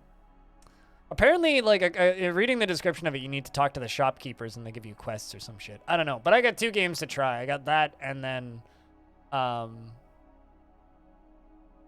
what's it called? Actually, I've got 3 games to try. I had Terra Randoma, Doors of Tinnitus, and I got Blood West. Those are all games I want to try. Blood West being this. The game from Hyperstrange, the publishers of Jupiter Hell. It's like a slow-paced Western zombie stealth shooter thing. So, gotta try that. I don't know why everybody's making weird Westerns right now, but the hot shit, I suppose.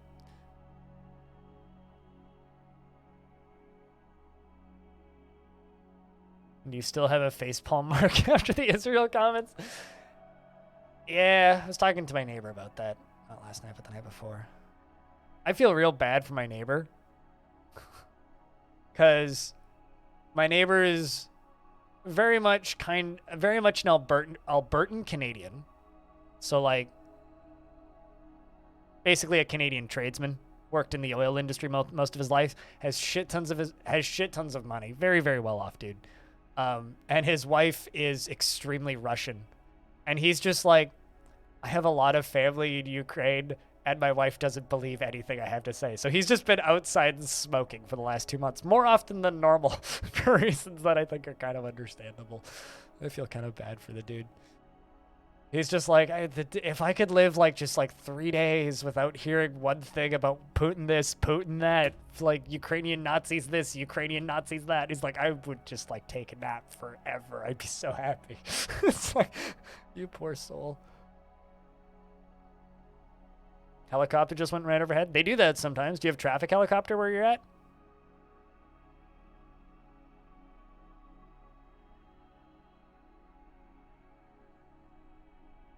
Because they need somebody to blame so that their people don't revolt, right? So yeah, they're trying to drag the West in. But, you know, we'll see.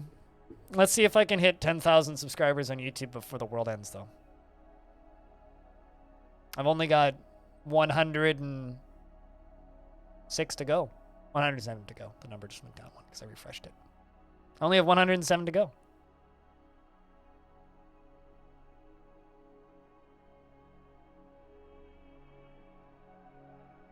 You subscribed 2 days ago? What took you so long? you've been subbed to me on Twitch for 14 months. But yeah, that's fair. I do kind of spam videos out though. Although the how much does YouTube pay me video is starting to become a regret for me. No, it's fine, Pink. I forgive you. I retroactively forgive you. It's kind of confusing me because it's getting way more views than I thought it would, and also I didn't monetize it.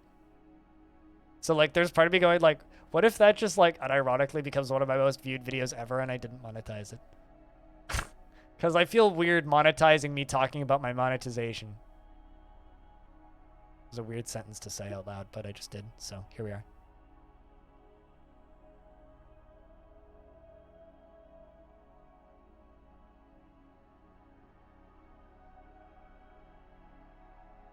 Fry, how are you doing?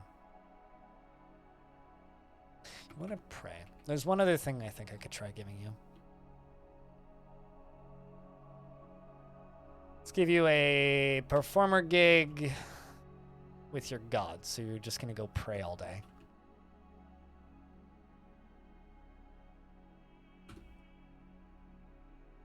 But no, it's fine. I'm actually uploading stuff to YouTube frequently now that's worth watching, so instead of just archives. I read as a vampire for a second. It's supposed to be like, I'm actually not sure what that face is supposed to be, like the 2 semicolons and then with the hyphen in the middle.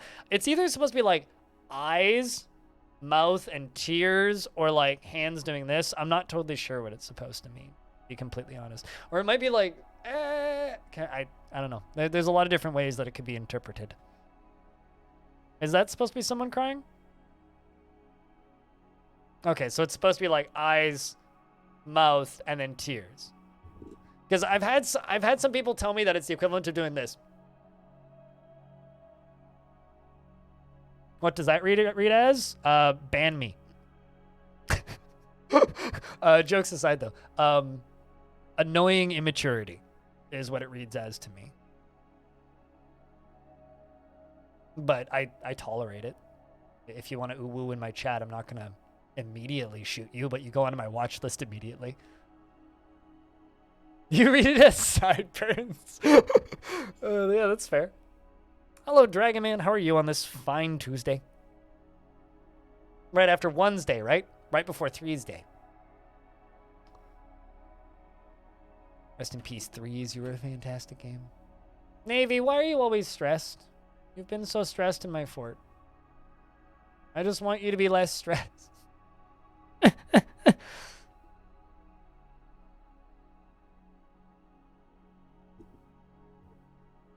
I don't know. How am I supposed to read that, Pink?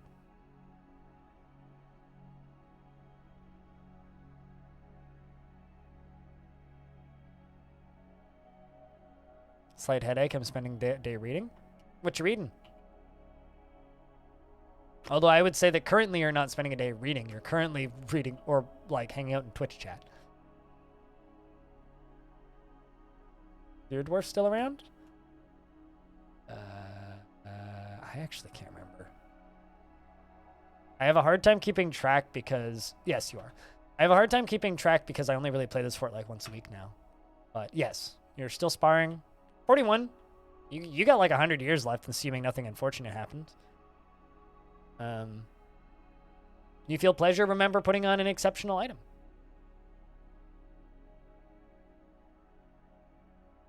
And chat, tomorrow we're going to do another round of Star Wars Dwarf Fortress mod, which is Jawa Fortress. So tomorrow we're going to do a one-off fort. We're going to generate a brand new world in the Star Wars DF install that I have, and we're going to play a round of Jawa Fortress.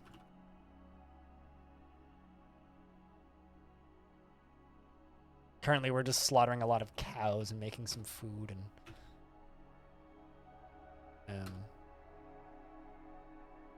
Okay, well, people are making crutches. And you're making low boots. Good, good, good. Quaffnir.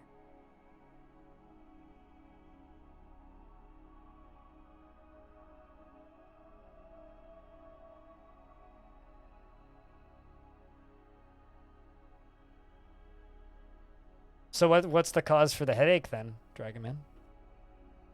And when you say worm, you mean WURM fanfics? Like it's in Worm Online? Chat, I have a question. Is Worm Online a Minecraft-like game? Or is it just like its weird own thing? Because I think that's just its weird own thing, right?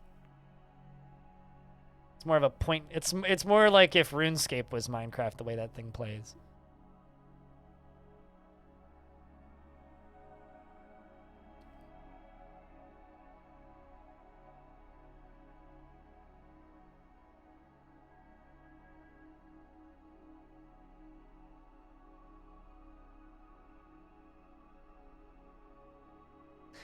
You know, so I just looked up Minecraft clone on or Minecraft on Steam, and I just got reminded of the existence of this. Staxel, the dev of this game, used to come into my chat and hang out.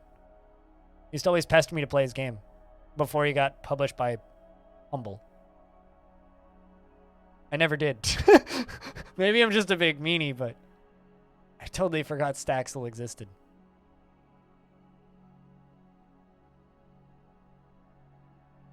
Huh.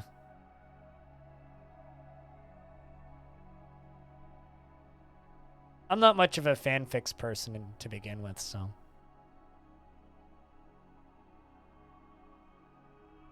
There are so many Minecraft clones.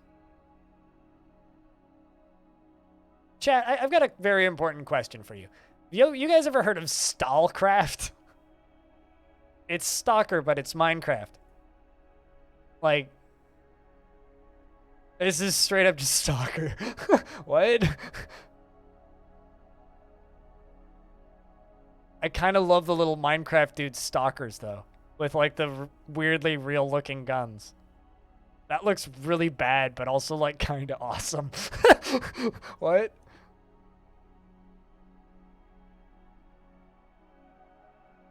Well, for whatever it's worth, as somebody who lives in the West, you're the only person I know of who talks about your mayor. So I've not seen a single word from anything about what your mayor is saying aside from you.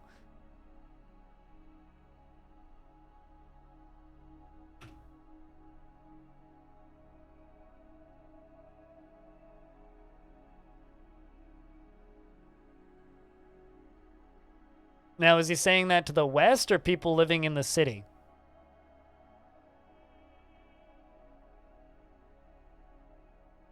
Called Voxel Turf? I do remember Voxel Turf, yeah. Okay, cool. All of the demands are completed. Nobody going to prison, which is good generally. Dwarves brewing drinks from plants.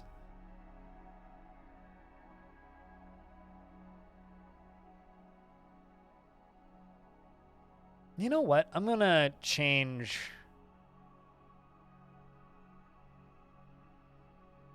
some orders real quick. I'm gonna set to dump skulls and corpses. Because I know for fact I've got bodies in places around this fort, and I think it might just be easier to auto-dump those for a little bit. To the west? Well, I guess that your mayor's going to be calling a lot of people cunts then for a bit. Which, you know, it's fine. There's plenty of cunts out there. But it's just really angry desperation. I mean, at least his city's not flat. Like, not to be kind of an ass, but you guys are kind of in one of those safer spots. All things considered. But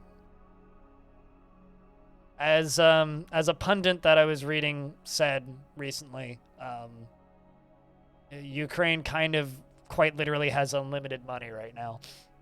The only bottleneck is how fast stuff can actually get into the country and whether or not it gets bombed on the way to its destination. So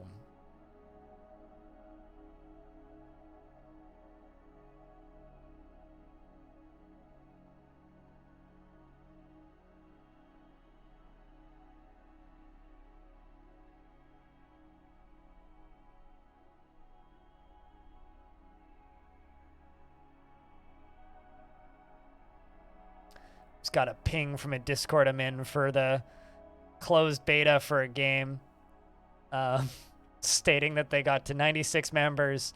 They're going for 100 tonight, which, yeah, I'm proud of them. I hope they hit that. But that's a really good way to make people leave your server. That's all I'm gonna say. It's like, that's a really good way to just like just like mute, which I just did. But it's a neat little game, though.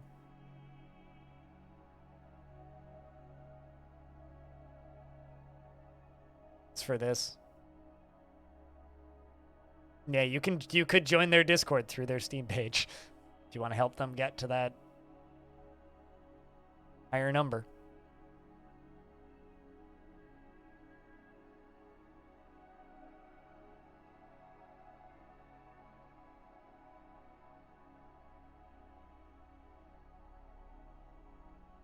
You know, whenever I think of like non-Grand Theft Auto clones, Pigfinite, I just get stuck thinking about this game that I saw on Steam Greenlight like years ago that never got released, that has a Wikipedia page that Hobo just reminded me of recently, and the Wikipedia page is unfinished to never be finished, like the game's abandoned.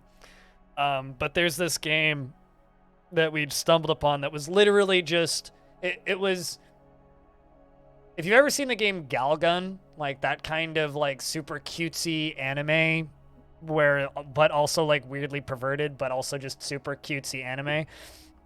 If you've ever seen the graphics of that game, imagine that, but like Grand Theft Auto. So it's just like super cutesy anime stuff. Also, it's fall, so humans have arrived with Stuff Stone. Heads up.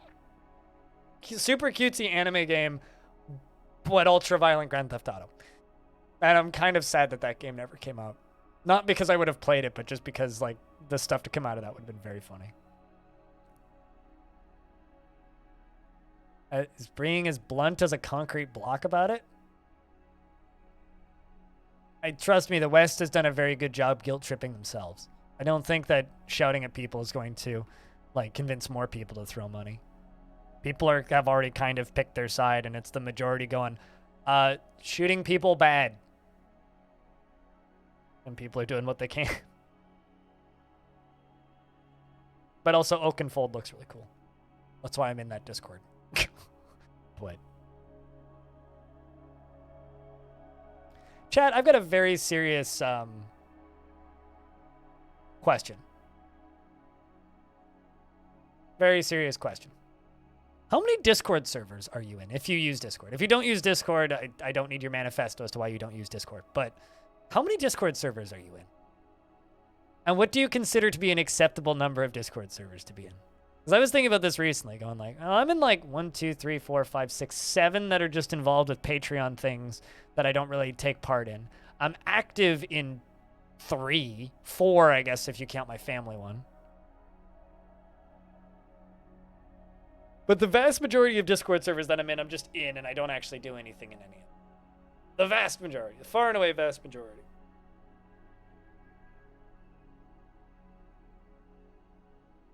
You're in like 30 and you're active in like a couple, Sheffy? I gotcha. 35 exactly. Did you just count them? I'm curious. How many am I in? 1, 2, 3, 4, 5, 6, 7, 9, 10, 11, 12, 13, 14, 15, 16, 17, 18, 19, 20, 21, 22, 23, 24, 29, and 30, 31, 32, 33, 34, 35, 36, 37, 38, 39, 40, 41, 42, 43, 44, 45. Yeah, 45. There's at least 3 I could leave from that list.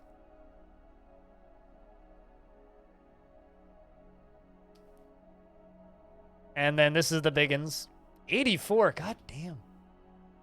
That's a lot of Discord servers, Dragon Man. 42?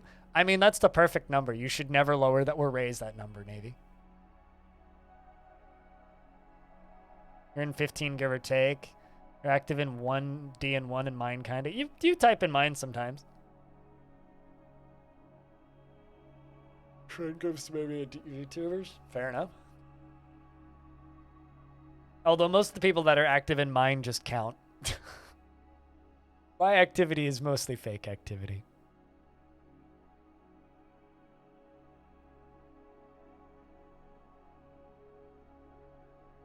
There's only 3 friends, and there's the rest are either dead or games that you're interested in. I like the reason I ask is because like I do wonder how much, not service based, but how much money Discord is spending on hosting dead servers, and if it's actually like a considerable amount. Genuinely curious about that.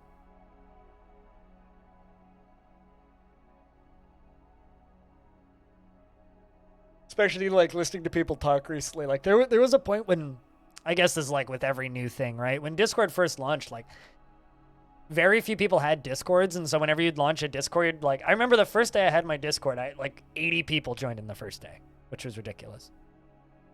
Like it was a very large number of people the first day, considering the size of my stream at the time. Speaking of activity, yeah, I'm scrolling up. Give me a second.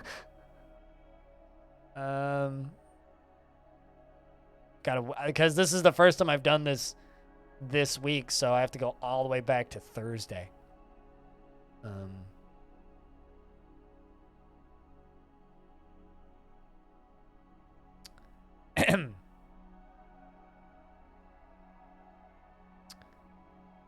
More Ovaltine is needed, or we weep you aren't my cat.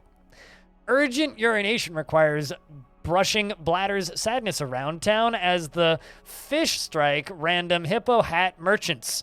MMOs are trash. No. Yes. Cats are, sorry, fucking over birds for money and fame and honor. Did Mom, Grandma, Dave, and Pete go deep inside? Well, that wasn't very easy to snort. Redacted fort censored. Morbid chicken feats haunt this holy hole of mud today. Bidets have many lethal options like power wash, Malibu style. Putch isn't pixie. Promotion, but foot covering. Oral anesthesia recommended. Containment protocol legislation required. John acted creepy after Clive touched his unusual bulge. Walrus can't use toilets, okay? Keep cats off the moon, and penguins flying atop mobile mowers while throwing toxic aubergines of nonsense. Fishing sperm whale with cages made Iron Man feel irritated. Meanwhile, Mr. Singular Finger exclaimed, "Alas, I've nutted some grass." Oh no. Meanwhile, at the water cooler, the coworkers are screaming about scared cheese graters after a thick burger badger shimmed up bub holes. Don't potatoes. Sleep.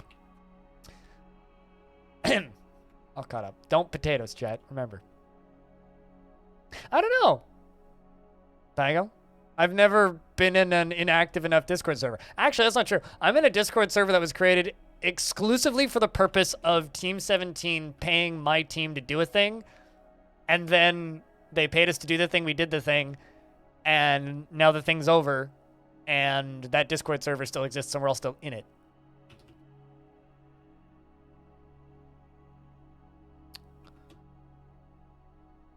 Yes. Okay.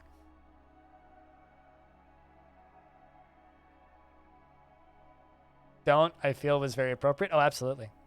I'm making a brew job with many drink. How many drinks does one job create? That's a really good question. I have no idea. I think it's just one. Or it's like one barrel of beverages.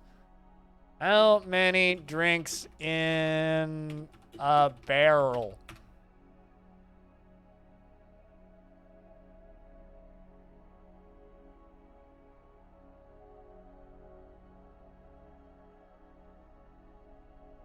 Bring drinks, missing entity, red text, white text.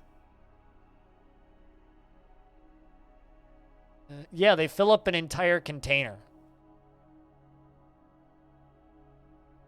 I derived from one stack of alcohol. How many alcohol is in a stack? Does anybody know? I usually just set it to like 100 and then just be like, I'll worry about it later. But yeah, one job produces one barrel of booze. So however much is in a barrel.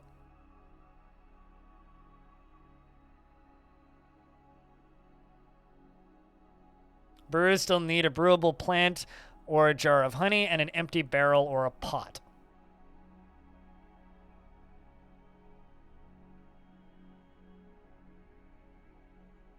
Plump Helmet 5 will turn into Dwarven Wine 25.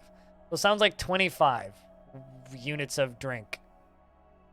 Or per barrel. Think. Both actions fill one empty barrel, presumably the same to brew. Yeah. But it looks like Plump Helmet 5, a stack of 5 Plump Helmet turns into 25 Dwarven Wine. So reads like it varies. Also, hi, Spitalier. How are you? Happy days.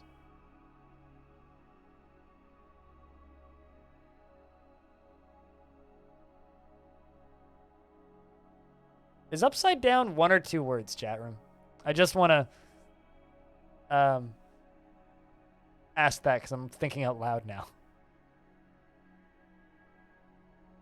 It's 2 words? It's 2 words. Pink, you're disqualified now. You can keep it. I thought it was like a hyphen thing, but Pink wrote upside down as 1 word. Upside down. Upside down. The upside is down. But it's fine. We'll let you have it. We're not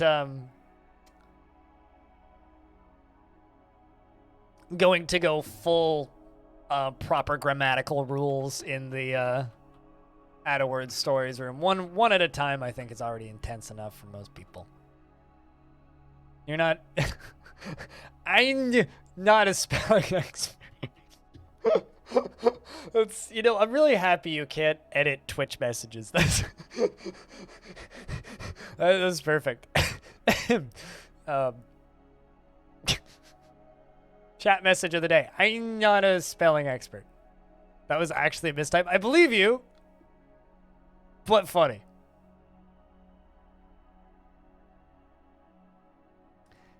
Yeah, that is why fertilizing is pretty good for full barrels, but usually you get a barrel with 5 drinks and the dwarves don't top it off with a new batch. The dwarves can top off a half-empty barrel with a new batch?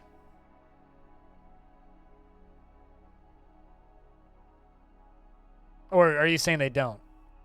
Do Russian invades... A cooler... Will you invade if I start being a grammar Nazi in my Discord? God, I hope not. Then all of America's fucked if that's the case. But yeah, okay. So what you're saying is they don't. Okay. I thought you were saying it like they normally don't.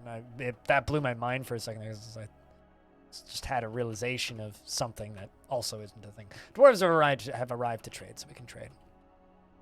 Well, what you been up to, Spitalier? Playing anything fun recently? I've just been playing so much stuff on itch, which anybody who's been watching my YouTube channel will know all about. I've been playing just a ridiculously large amount of stuff on itch.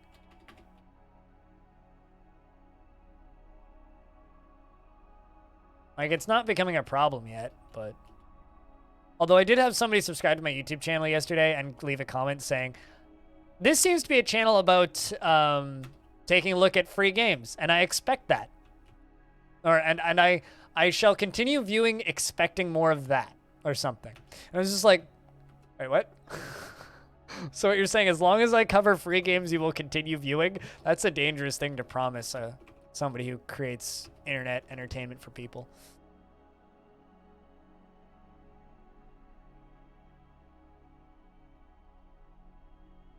Feeling sick? Oh, that sucks, dude. Get well soon. Also, this is sort of related to video games.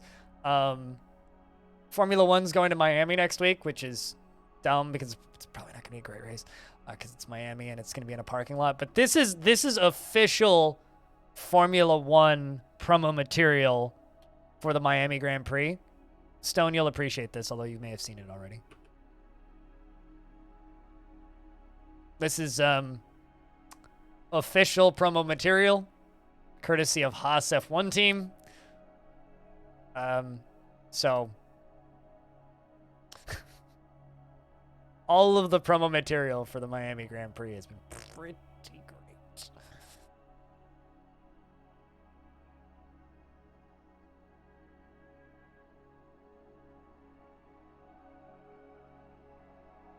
Warlama just spooked your necromancer butcher who resurrected a bunch of dead giant ohms. Oh, who killed a bunch more people and animals than your previously 50-strong fortress is now reduced to a militia commander and 2 babies. Is the militia commander 1 or 2 of the babies? And 2 friendly undead. Can you rebound? I mean, do you have enough food to keep them alive, and are they going insane? If they're not going insane and you have enough food to keep them alive, yeah, you can rebound. Are these, like, intelligent undead? Can you give them tasks, or are they just, like, wandering in circles being like, bleh, I'm a zombie? Because if they're just wandering in circles being like, bleh, I'm a zombie, then you can't do anything with them. But if, like, you can give them jobs, then, yeah, you can rebound. Absolutely. Assuming you're still getting migrants, absolutely you can rebound.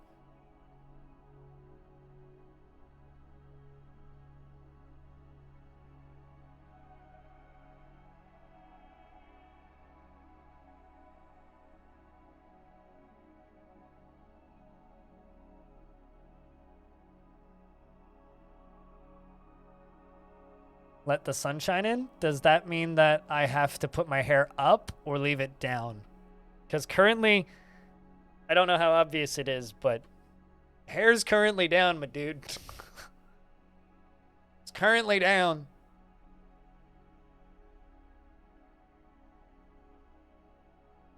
They're intelligent, so you can assign jobs to them? Because, like, if you hit this button, right? If they pop up under citizens, then they're intelligent. If they're just, like, weird turquoise citizens, then they're intelligent. If they pop up under others, then they're not.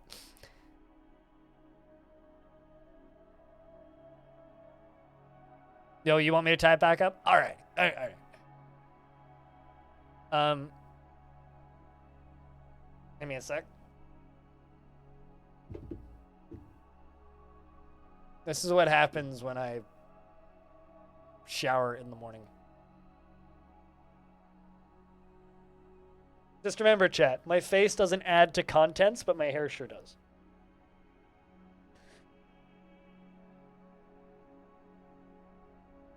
There we go.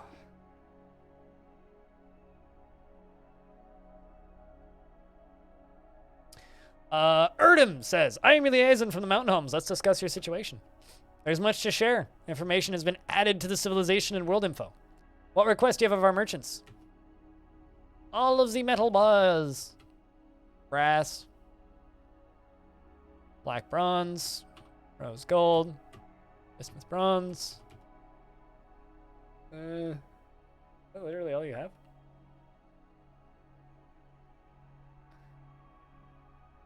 Do I use L'Oreal? No, actually. I use Tresemme. Tresemme hair conditioner and currently Dove Men Plus Men whatever Misty Blue Haze shampoo is. Whatever Misty Blue Haze is supposed to smell like. But because Tresemme has such an overwhelming scent, I just smell like coconuts. It's kind of lovely. And no, I'm not worth it. Although I will say this, girls' hair products, when it comes to long hair, significantly better than any men's hair products. Like, just flat. When it comes to conditioner, it's like, don't buy stuff marketed at men. That shit's terrible. Wow, they really want rings and short swords. Okay. Erdem says, farewell, Tele, I look forward to our meeting next year. Our fortunes rise and fall together. Do I have swords I can sell them? Really? Eh. Interesting. Actually, I just want to check something. What even is at the bottom of this? Granite. Granite, Gabbro, granite.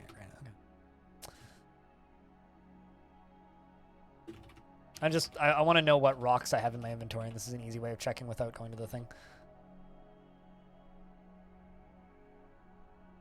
What? Schist, quartzite, phalite, mudstone, mica, kimberlite, hornblende, granite, gneiss, gabbro, diorite, and cryolite.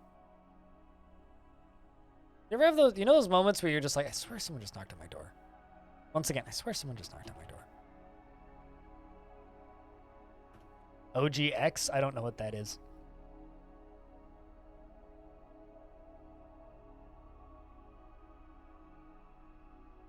This feels like a contents. I mean, the contents of the stream include my face, so it's just, honestly, I wouldn't have found that comment so funny if that person hadn't said contents. If they just said content, it would have been like, well, that's kind of rude. But because, like, they said contents, it's just very funny. Also, that is such a badass name. Unib, the dwarven former death hunter, has transformed into a were-llama. Yes, also, undead dwarves are still were creatures. Which is terrifying, by the way. Although, I once saw an undead were creature that didn't have a head. So it couldn't bite anybody. Which is very funny. You just kind of have to do what that one lady in The Walking Dead did with her zombie friends that followed her around. Just cut their mouths off so they can't bite you. Just like gut this whole part out of their face so they just go and they can't really do anything.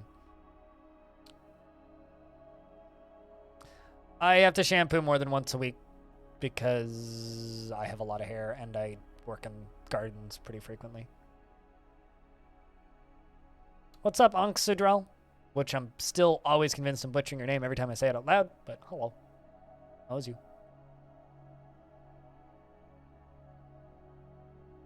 In Dwarf Fort? No. No, I was just kind of overly elaborating.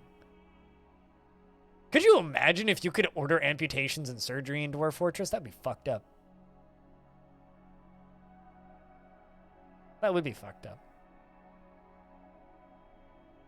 In adventure mode, you kind of can just by very accurately kicking them in the face. But you're more likely to just kill them instead of like removing their jaw. Although I wonder if somebody has no teeth in Dwarf Fortress, are they less likely to break skin if they bite you?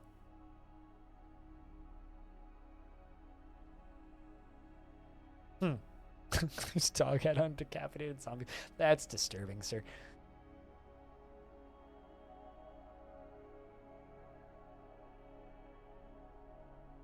Percussive surgery? It's surgery by smacking.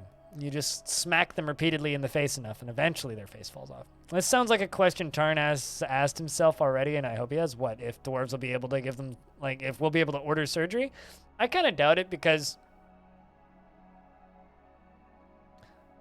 Tarn, I feel like, has realized how horrible humans can be in his video game if he gives us the right tools. So he's been very careful over the past few years to not give us the right tools, and I respect that desire from him. Oh, if dwarves don't have teeth, can they still bite? I don't know. Dwarves with teeth can bite somebody by the eyeball and then shake them around by that, and I've seen that happen recently. So, I mean, if I've seen that happen recently, then, you know. Also, chat, we're only 5 subscribers off of 100 away from 10,000. I'm kind of hoping that the YouTube algorithm will bless me again once or twice this week, and we'll just hit 10,000 subs this week.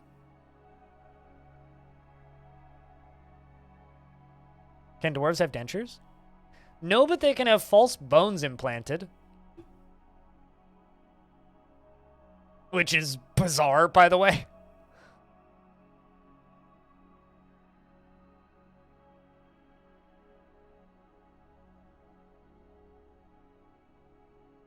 Tarn knows what RimWorld is, and I wonder how much Tarn knows about Rim. I do actually wonder that. I need a new broker because this dwarf not very good at it. I'm actually gonna give it to Do It. What do you want? Here. 2 low boots, and King wants 3 more picks and 3 more crutches. All right, low boot 1. Wait, was that 2? Low boot 2. Pick, iron 3. Wood, crutch 3.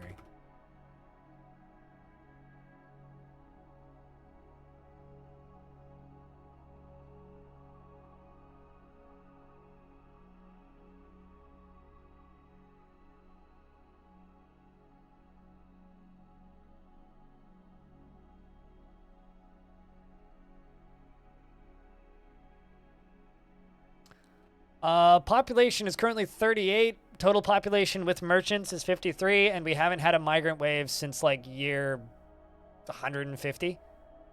So the majority of the fortress has been spent without getting migrants. But population is pretty stable.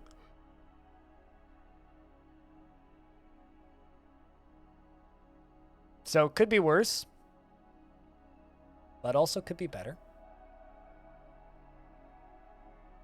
You know, it's oddly fitting that my chief medical dwarf is currently pondering herbal remedies.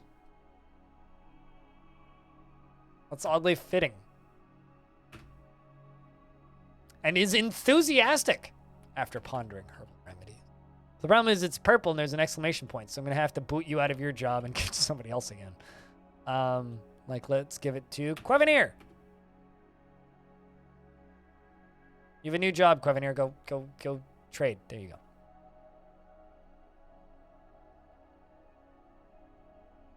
Well, inbreeding is not possible in Dwarf Fortress. Dwarves will marry second cousins, but that's the closest they'll marry, which I think is actually legal in Canada. I think that we can actually marry second cousins technically. Anyway, so like that's the closest they'll do.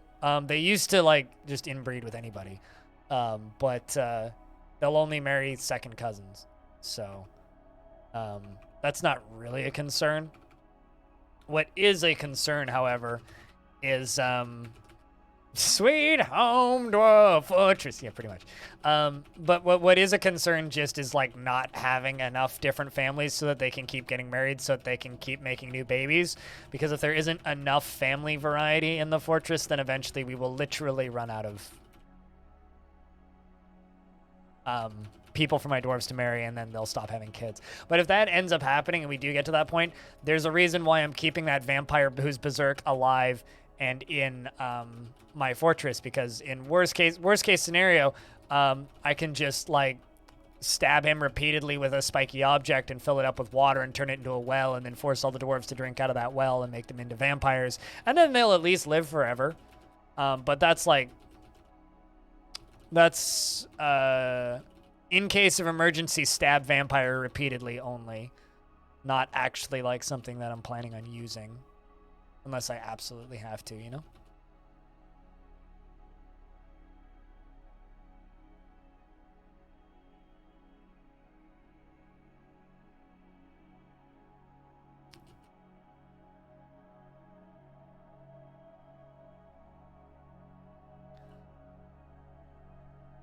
All right, let's trade all that. Go all the way down here.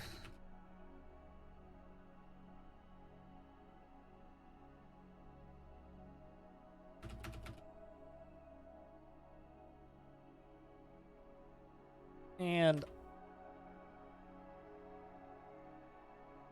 oh, I can't offer it as a gift. Let's take the musical instrument. Wait, actually that's everything. Also, iron sword. 50. Some iron swords. Apparently I have no swords in the fort, so. But yeah, no, I do still have this guy.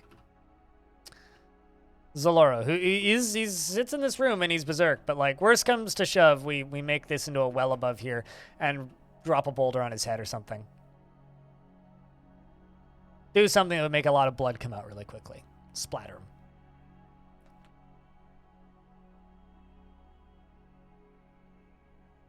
I know that. Oops. I think I just peeked my microphone. I know that Warsim has inbreeding as an issue in dwarven society. So if there's dwarves in your world and they don't have what's the word I'm looking for here? And they don't have a lot of population, like if you cull their population too much, like if they lose too many of their own, they will start inbreeding, and it removes one, because like Warsim assembles their faces out of like lines of ASCII characters, right, to like generate the heads, different combinations. But if they're inbred, it removes the line between the eyes and the nose. There's supposed to be a line between the nose and the eyes, and it goes basically, and like their heads get more stout, which is kind of funny, and it makes them look like kind of deformed in a weird way, which I think is a kind of a neat little detail that game has. That's the only game that I know of that like actually has inbreeding as an issue.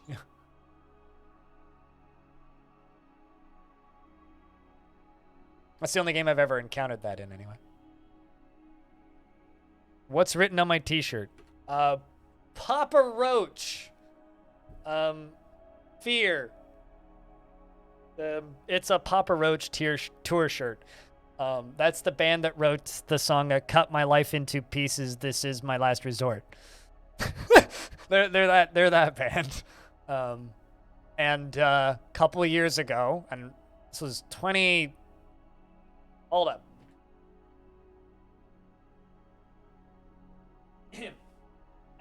I'm spinning this shirt around backwards.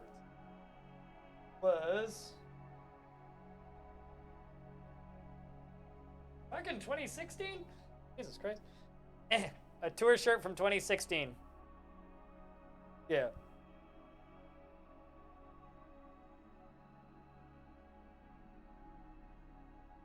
My moderator, Stoned Hobo, was up here and visiting.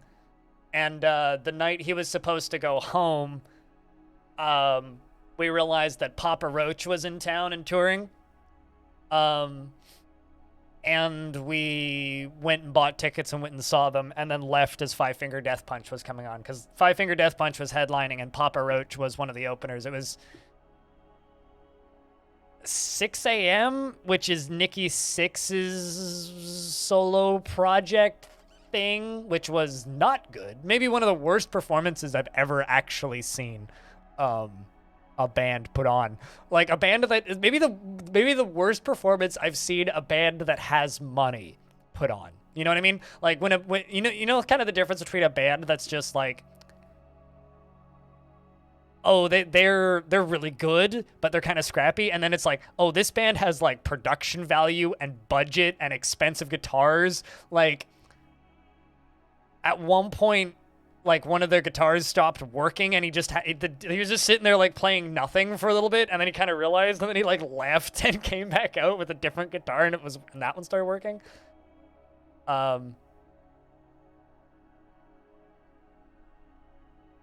I don't know.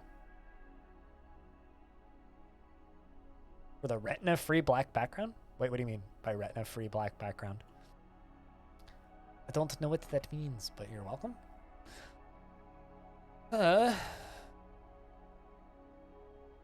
Crutches and picks. It's gonna take a minute to work on the picks because everybody's making short swords. Because the dwarves really want to buy swords, so I'm gonna let them make some damn swords.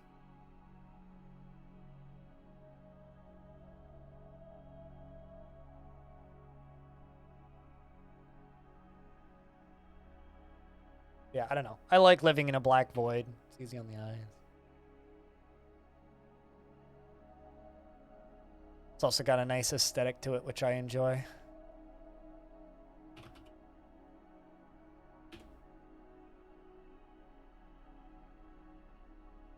But we're in the year 394, which means the fortress is 389 years old. We're about to hit year 390 coming up. What game? Or do I want to know what game? Dragon Man?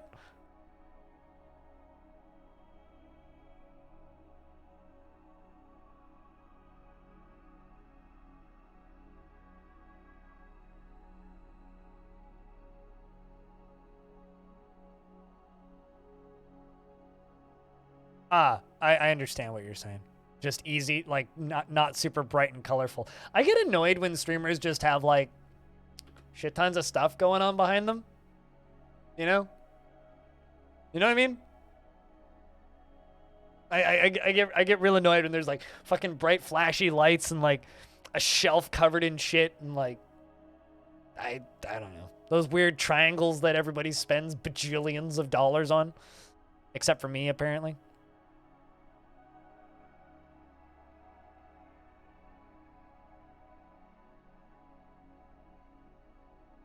What the heck's going on down there, guys? With all that rotten food. The fuck?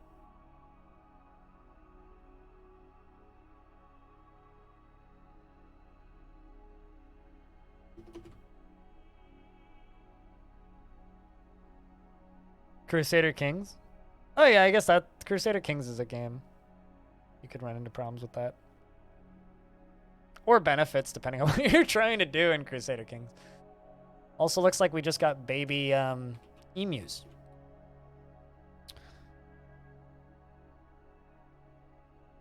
Put those emu chicks away.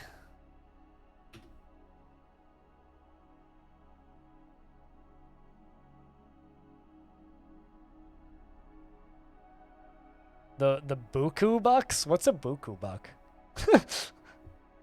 Streams like that are made for children and teens. Yeah, I don't know. I've always wanted. Maybe I'm just old and like irrelevant, but I've always kind of taken the opinion that broadcasters should make entertainment that they want to watch. So I try and entertain an audience that I would want to hang out with. You know, actually, I was listening to a podcast recently called Brad and Will Made a Tech Pod. Very good podcast. It's just a podcast about tech, essentially. Like a lot of consumer tech, but they talk about other things. They were talking about like what are things you would have done completely differently, because they do a QA episode every couple months, Q&A episode, and one of the questions I got was just, what would you do differently in your career knowing what you know now? And Will, who makes video games, he's one of the producers on Anacrusis, which is a game that's on Game Pass and available for sale on Steam, as well as like he produces a bunch of podcasts and he's produced TV shows, and he worked at Tested for a bit and various other websites in the past.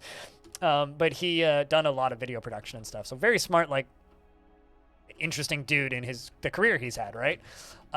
He said that he's like, if I just made content for idiots that was easy to produce, my life would be a lot easier, less hectic, and a lot less complicated. But because I make content for smart people, is like my life is constantly much more fulfilling than it would be otherwise. And I completely agree. It's like there are times where it's just like, man, if I just entertained children, shit would be so much less complicated. All I'd have to do is spew out memes and yell about, I don't know, shit in Roblox occasionally. Like I had that opportunity. There was this one kid that I knew a number of years ago. This other streamer that I knew a number of years ago who tried to get me into streaming Roblox because he was like blowing up pretty quickly, and he ended up doing quite well, and I think then went to university and got a job. But he dropped out of the content meme game. But yeah, he was like pulling 200 to 500 concurrent viewers on Roblox, and he's just like, yeah, man, like that's how you get the views. And then I remember asking him, I was like, how much do you make? Because we were talking pretty openly off stream, right? And he told me, I'm like, you realize I'm making more money than you with 16 viewers versus you with like hundreds? And it crushed him a little bit. It's just like this realization of just like, yeah, but like the 2 people that watch you that give you 1 bit at a time on your stream, I have 10 people that just give me $5 a month. Fortnite on stream. Ask me that in 2 weeks. Probably never. Honestly, like I think the only reason I would stream Fortnite would be like for some sort of stupid charity incentive or something. Just do some viewer games, but I've never actually installed Fortnite, so I actually have nothing against the concept of Fortnite. It's a video game that exists. I've never played it because it's never really interested me. It's very difficult to entertain children. There's one single reason to make that almost talent exclusive. And you have to be an actual sincere person in your essence because kids are not tainted by society and they can feel you instantly. Yes, no, that's true. That's true.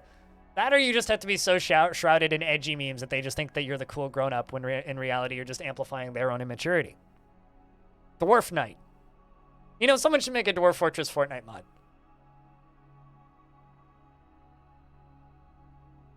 Adventure mode would be really exciting. And just make walls spawn out of nowhere and teleport up into the sky. Although, didn't they take building out of Fortnite? I don't know what they're doing in Fortnite. Can you tell? All I know about Fortnite is that Fortnite raised, it was like, what? $133 million in like 14 days or something for Ukraine, which is kind of incredible. So, I don't know. Hats off to that, I suppose. That's all I can really say about Fortnite, because that's all I really know about Fortnite, if I'm being completely honest here. I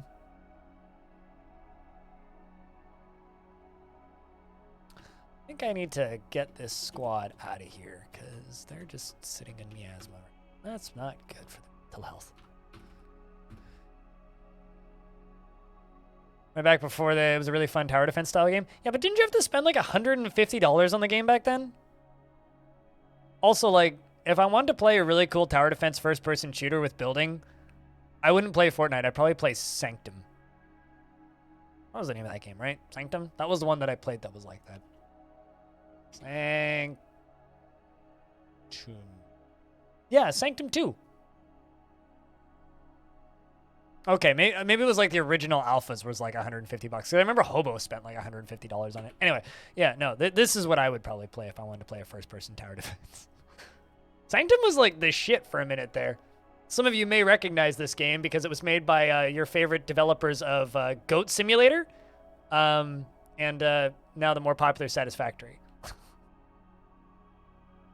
The thing that I like to remind people who get annoyed by the existence of Goat Simulator still, because some people still get really annoyed by Goat Simulator, is Goat Simulator's success brought you Satisfactory. Without Goat Simulator, you wouldn't have had Satisfactory.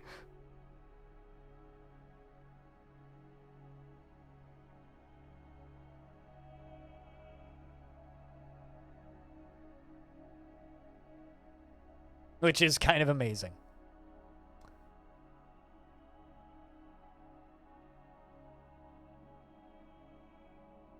There is one game that you truly hate is Fortnite, and if I had the money, you would buy the rights to the game and shut it down forever? I have a question. Why hate something that brings so much positivity to so many people?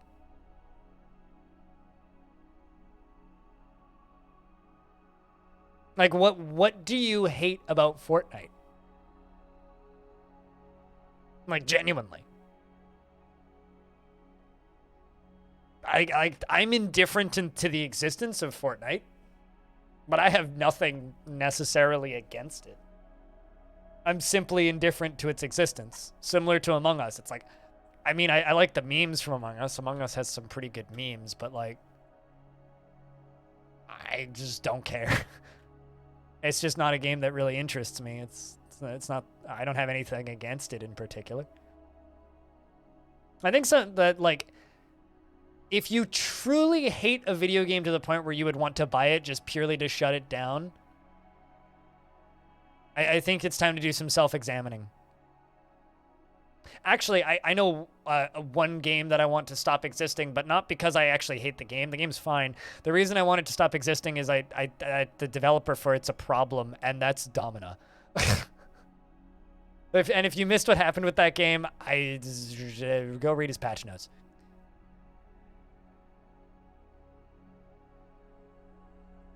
That's like and like, you know, all those games that are just like, you know, extensions of people's racism.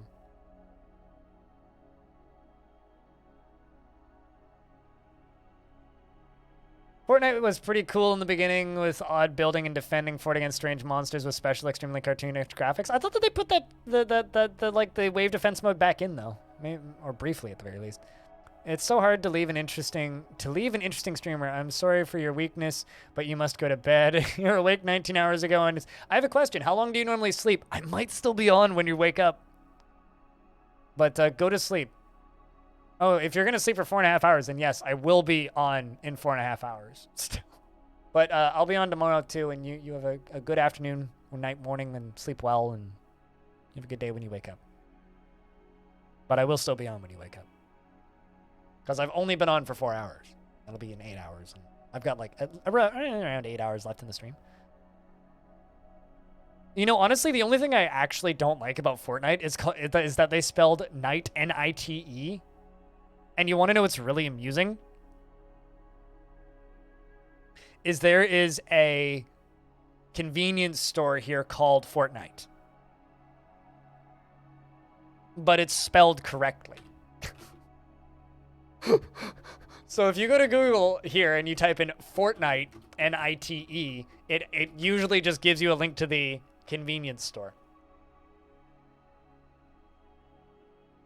Commute is really an attention-grabbing bitch. Well, I'll be on tomorrow then. Take care of yourself. Have a good night. Keep well.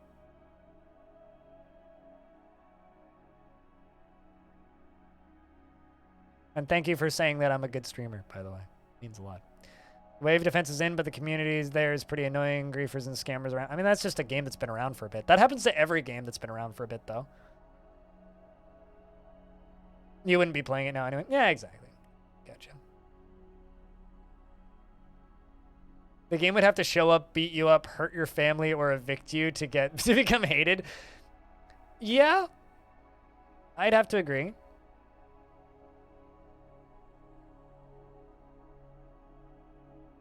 That makes you all caps angry? So there's things in this world that I hate, right, Dragon Man? But, like, there's parts of Roblox that make me all caps angry, but it's nothing to do with the game itself that makes me all caps angry. What makes me mad at Roblox is the way it monetizes children. Like, that's what's disturbing to me about Roblox and parts of that community and the way or the lack of education I think that parents have about what actually goes on that thing, that makes me angry. Fortnite's fine.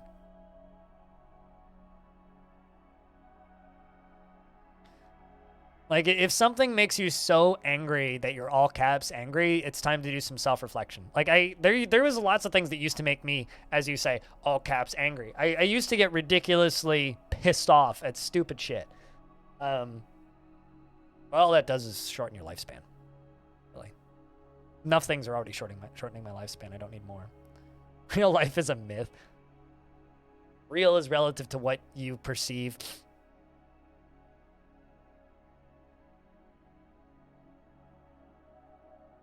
But didn't you know that everybody who plays real life dies? Be careful. You only get one life. There's no redos. You only feel angry at injustices? Yeah. Wait, hold up. Stone, so you only get angry at injustice, right? But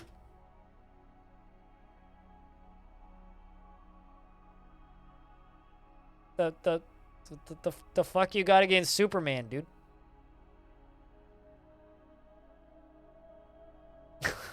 What?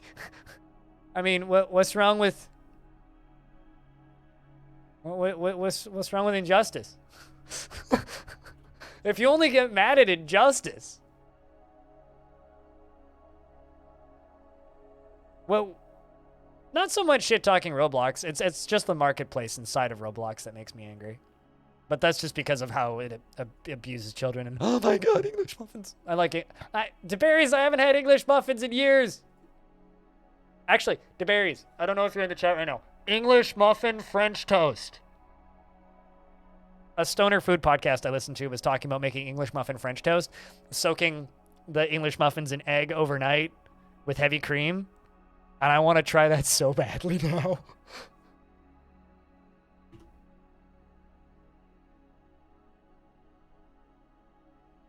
Oh, absolutely.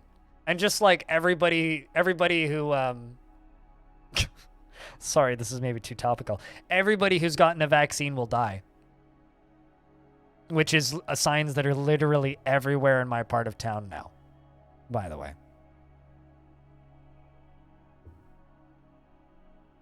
Anyway.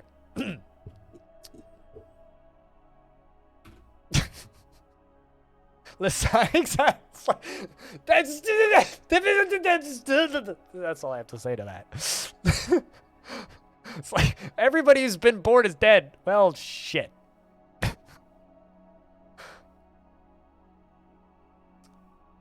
But I want to live forever. Anybody who's ever drank water, anyone who's ever drank water will die. Same with Mountain Dew. Gate nerd. Yeah, you can drown your internal organs by drinking too much water. Uh-oh. Did I really somehow manage to trade something that's... Okay, wait, why is Quevenir in prison then? I haven't... What? Sure, you're repentant, but what did you do? Okay, I know that you killed Kick Roast, Aqua, and Balinor, but that was years ago. That was like more than 10 years ago. Why are you suddenly in prison? All right.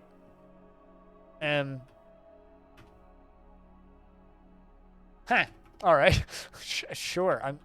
I'm not sure why that dwarf went to prison, but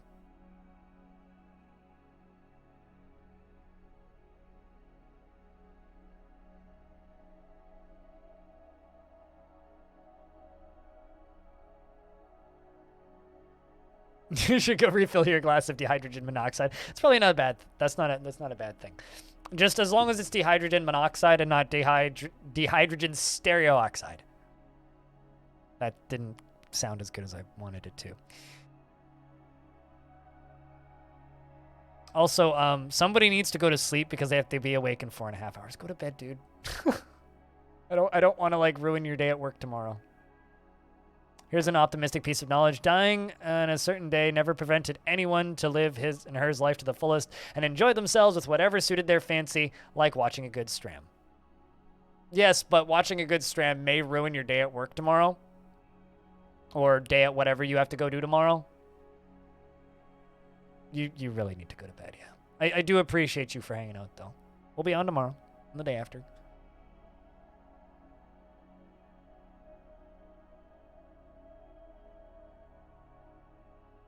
Life's limited lifespan means that every moment has more value than it would if you live forever in a plane of existence.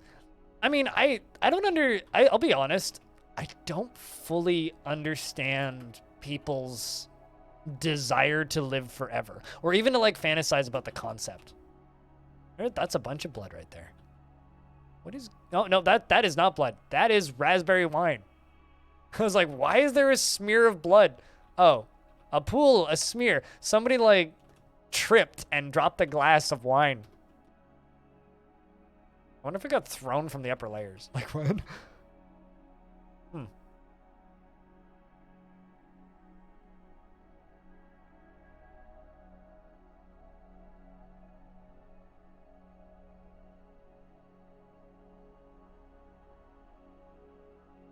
Okay, so your necromancer expedition leader lost one lower arm and busted her upper spine and says too injured to haul. Will she ever recover? You legit ever attached to her? I'm assuming you have a hospital, yeah? And a chief medical dwarf and a dwarf assigned to help with the hospital. And I'm assuming that you have all the medical supplies like a splint and crutches and cloth to use for bandages, stuff to use for casts. Because assuming she's not undead and she's just a necromancer, yeah, she will heal. But you need to have like a hospital and a medical dwarves and all that jazz. But if you have all that stuff set up, then yeah, she will heal. I do understand the feeling of being legit attached to a dwarf, though. I get really sad sometimes when dwarves. No!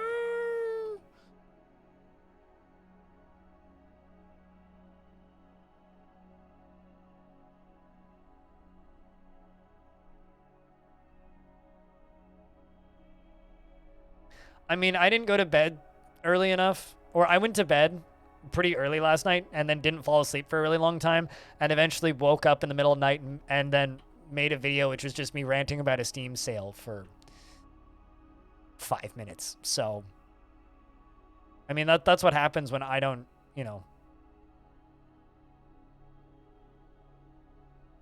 I go to bed on time.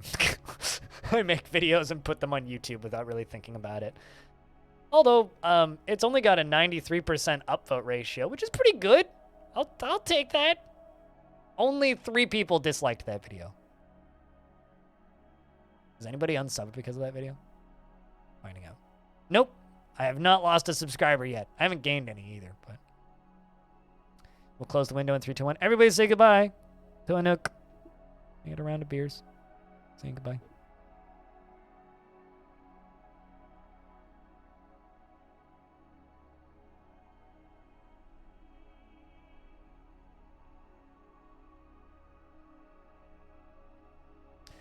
You saw the sale and you're thinking what Blind would have to say about the Rogue Steves. You know what? You know what's funny about that sale is this tweet by Josh G.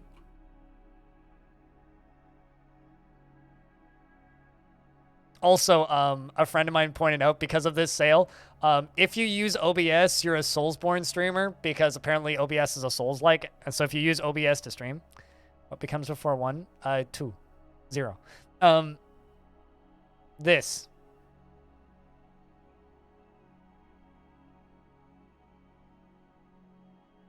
This is why we need strict definitions for this fucking genre, because roguelike, roguelite, and it's the exact same set of games with like, okay, roguelike apparently has a tower defense game in it. Thanks, Josh. No, it's not. It's a fucking deck builder, dude. It's people call it a roguelike, but it's not a roguelike. It's just misappropriated terms, I guess. Like if I go to this fucking sale right here, right? It's like, all right, cool. Okay. Okay. All right, there's actually some rogue-like-y things in there now. Oh, jeez. Just clicked on dead cells. Back out of that. This is running real slowly now. But yeah, no, it's their featured section that's just, like, very strange. Because it's based on, like, popularity, right? And games that are selling the most. So, obviously, like, you know, the proper roguelikes that are for sale right now are not going to be surfaced because, of course, they don't sell as well. They never do.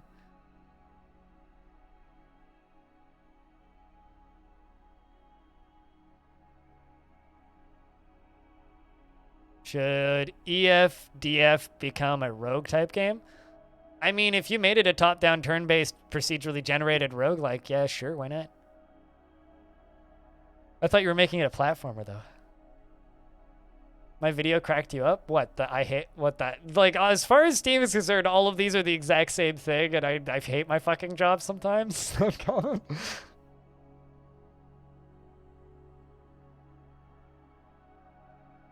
What? I'm curious. Which part of my video cracked you up? You have to play it to unlock good stuff to make it further. So you never thought of it as a roguelike, dude. It's people don't understand that deck builders have existed longer, or as long as the term roguelike has existed. Like, deck builders are a really old genre of tabletop board gaming that has existed longer than I've been alive. Like, there are many deck builder board games that you could just go buy at a card game store and play. Like, fucking Solitaire is kind of a deck builder. So I don't know, man. I don't know. This isn't even about, like, arguing strict definitions of genres anymore. This is just about me going, that is literally a sale of, like, that is a sale that apparently has a theme. I do not like Munchkin, but yes, I've played Munchkin. It's like it's a game that it's a sale that loosely has a theme of difficult games.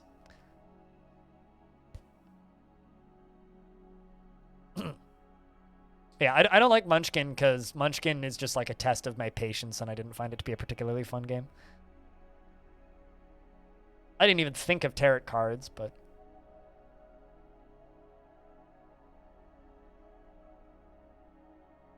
So, but you probably like some run-based games, right? Poker is a deck builder? It's more of a hand-played game, right? I wouldn't call poker a deck builder because you're not building a deck in poker. You're drawing cards and making hands. It's like a match 3 game. It's an action puzzler, actually.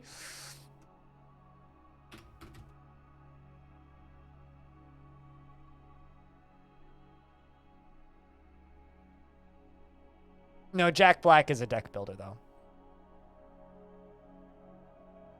I don't know the rules to Texas Hold'em, to be honest with you. So. But I always thought that it was, like, just a hand-based game. It's because, like, a deck builder, the idea of a deck builder is you have to create a deck of cards to then, I don't know.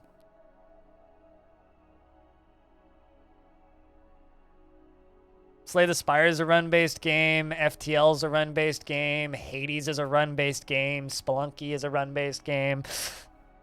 But not roguelikes. Calling them roguelikes is just misappropriation of genre names. Although, like, this conversation is just sad to me at this point now because, like, I'll go into other streams and they'll be like, I don't know. I tuned into a stream the other day and the streamer was playing Rogue Legacy 2. And I tuned in and the first thing that they were doing was just talking about how, no, that's wrong. Language changes over time, and terms and names of things get used for other things over time, and there is no genre called roguelikes. And then someone was just like, well, what about NetHack? And he goes, sorry, I don't play bad games. I'm just like, So now this is making it harder for me to watch streams that I like because you're just being assholes about games that I like because they're not the games that you like, even though the name for the games that I like has been around longer than the name for the games that you like.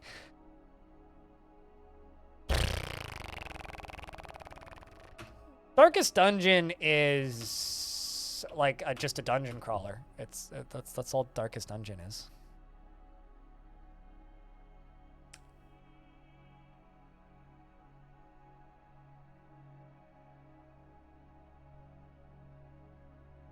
You have a good one, Animal.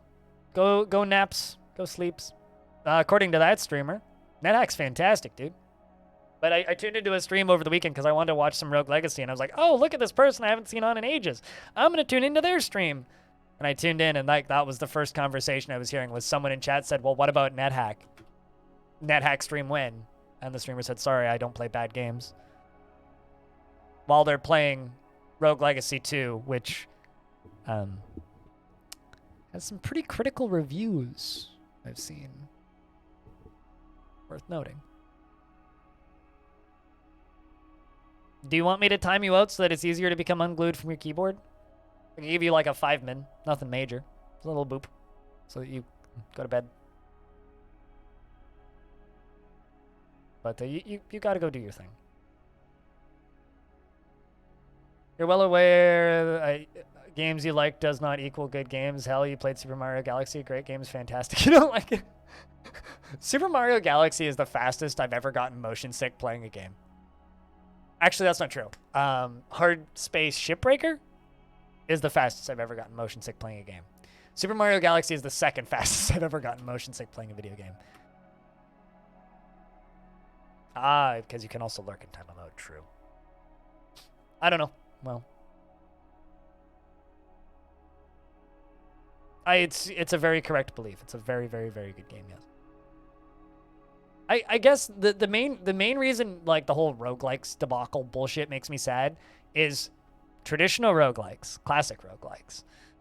The founders of that genre is very accessible to me as somebody who's visually impaired, whereas almost every single modern run-based game, not so much. Because they're all like high-pace, high-skill ceiling action games, which do not even remotely lend themselves to being accessible to someone with visual disabilities. And that makes me really sad. Because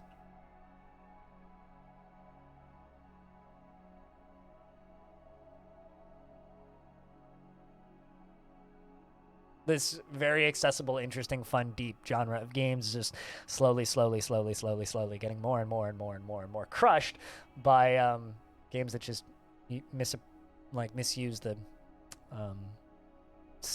naming of them because it's a catchy sound for marketing. That's very disappointing. Although I will say this about the going rogue thing. I really like this art style. Like, those skulls are good, and this swords dude is good.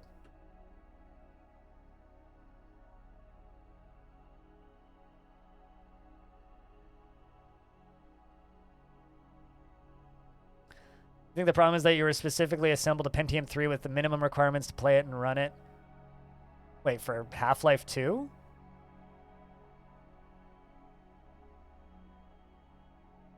You're kind of forgiving for streamers saying things that are whatever. They do tend to talk a lot. True, but if it's directly pointing at a genre, a whole genre of games that you have no experience with, and just saying that they're bad blanket, and also that this game that I'm currently playing that's totally different but the same style of game according to them, even though that's not accurate, is good, that's just, like, mean. Like, I don't know. But, yeah, you shouldn't take what streamers say too seriously, but I know for a fact I've said shit that people are immediately like, fuck this shit, I'm out, the second they hear me talk. So, if I tune into a stream and I hear something that immediately annoys me, I'm going to do the same thing. Just close the stream and go watch somebody else, which is exactly what I do. So.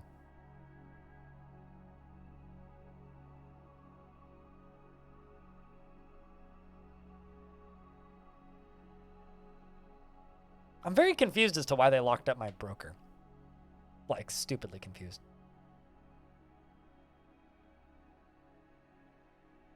It's like my easiest way to describe it now is I fully understand that crowd of people now that get super fucking annoyed whenever people call things that aren't RPGs. Oh man, I just realized I screwed up. I'm gonna have a lot of water to clean up.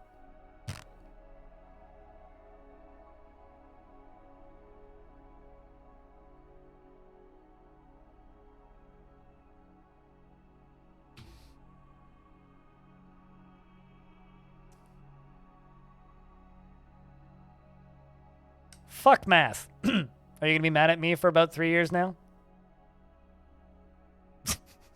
I'm really bad at math, though. Math's fine. But fuck math, man. I graduated school, so I never need to think about math again.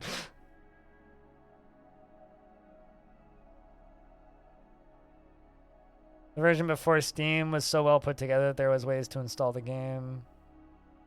I'm part of it. You regret it, though. It was spoiled the fun of the game for you. Well, that's unfortunate.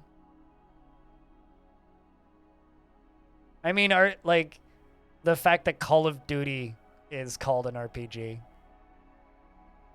Or, like, Skyrim is called an RPG when it's like, it's definitely an action adventure. I swear that I turned the pumps off. I'm very annoyed by this. I have a lot of dirt to clean up. What? Well, Athros has been found dead because Elomino tantrumed again.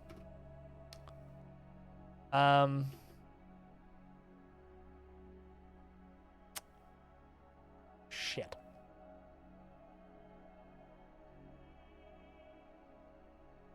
Still tantruming there? There are some people who refer to Call of Duty's multiplayer progression as an RPG because it has a skill tree.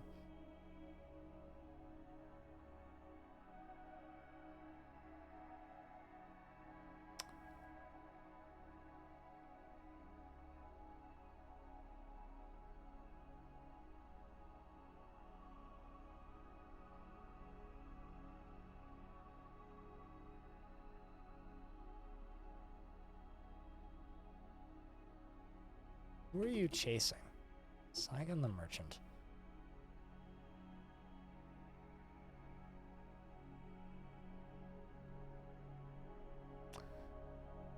Alrighty, Elomino. Place item in tomb. Did nobody see the fight?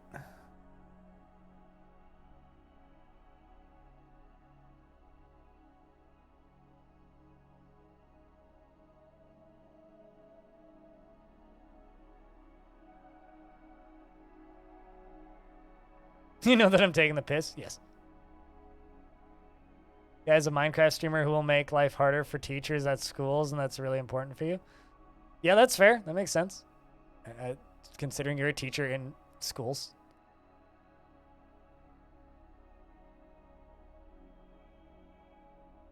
What the hell?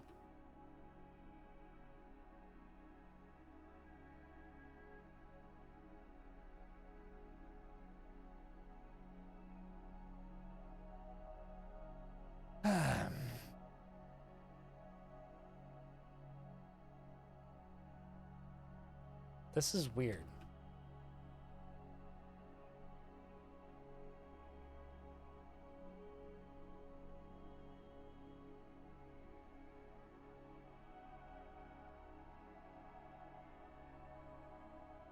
So this dwarf like threw a bunch of food around.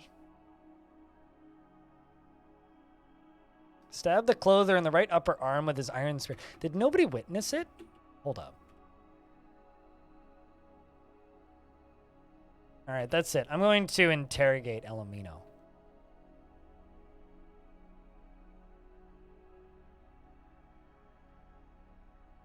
Looks like I can do it. I can force do it a second time. I'm very perplexed as to why he's not getting, like, nobody's reporting the crime. even though, like, a lot of people saw it. So I'm going to try interrogating this dwarf to see if they can accept the whoopsie that they, you know,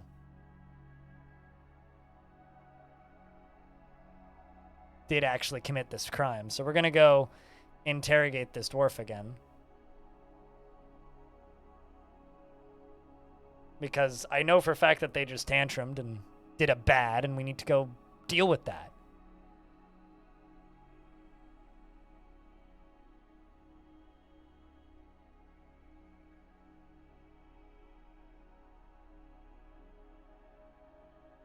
Is DF's adventure mode an RPG?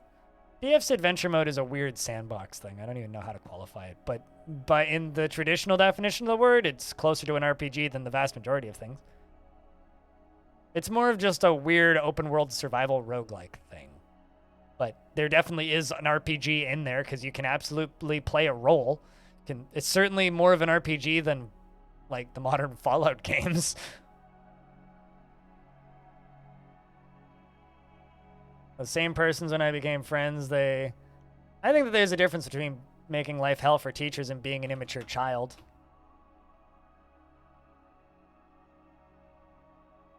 Met with the subject and appealed to the subject's belief in harmony.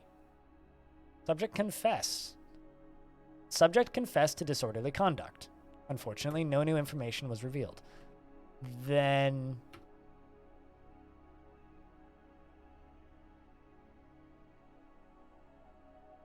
hold on. Let's I'm gonna interrogate Space Pirate. Because Space Pirate was in the general vicinity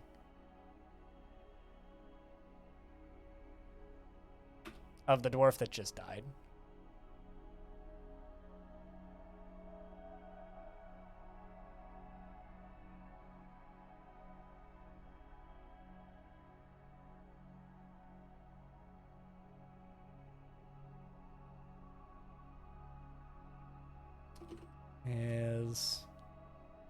Hold up.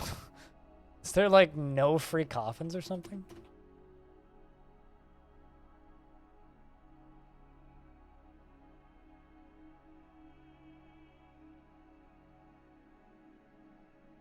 Okay, so oh, I see.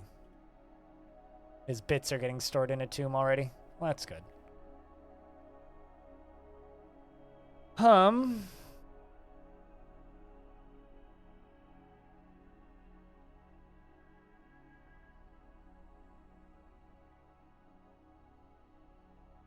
I mean, the term RPG is as demolished as roguelike at this point. Like, at the very least, there has been a resurgence in the traditional CRPG, and the term for proper RPGs has now been like redefined as just simply a CRPG. And what a lot of people think of as CRPGs are an actual role-playing game, right?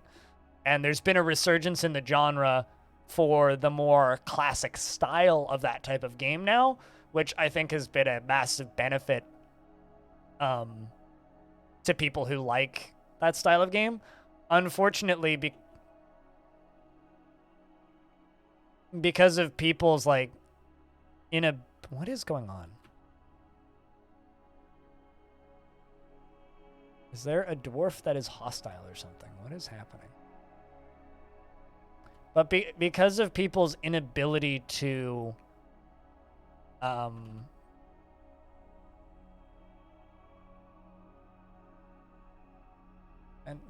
someone's trying to fight. I'm worried that we may have a dwarf that's trying.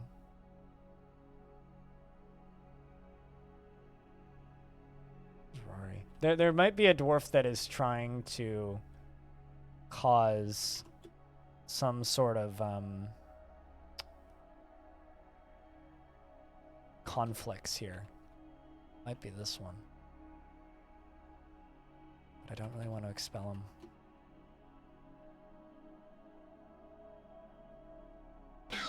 Ah! 5'9". 5'9". Oh yeah. Disco Elysium is a good example of a proper RPG, yes. Carlo, thank you very much for a 59th month. Almost 60. Yeah, so I've got dwarves that are fighting right now, and I'm not sure who they're fighting with. So I'm trying to figure out who has been labeled as hostile right now. I'm just going to expel some merchants, because it may be the merchants that are the issue. Oh, that would expel Gibbles into berries. I can't do that.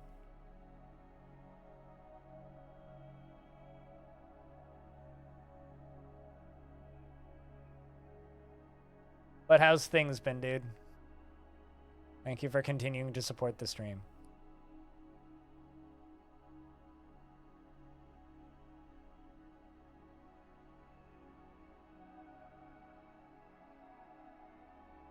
The fact that I've got dwarves sprinting around on the top of this wall means, like, someone somewhere is considered hostile, and I need to figure out who it is. Stat.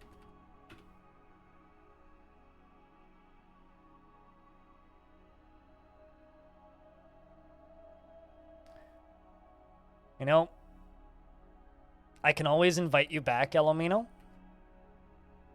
I'm going to expel you to Veiled Clasp and see if that fixes it.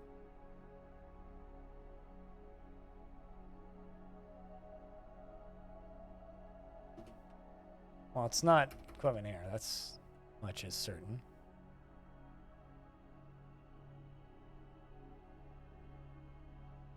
See what the interrogation of this dwarf brings out.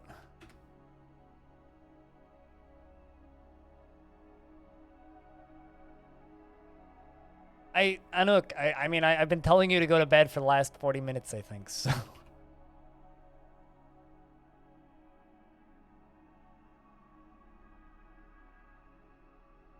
But yes, go to sleep. That's good to hear, Carlo. Glad to hear things are going well.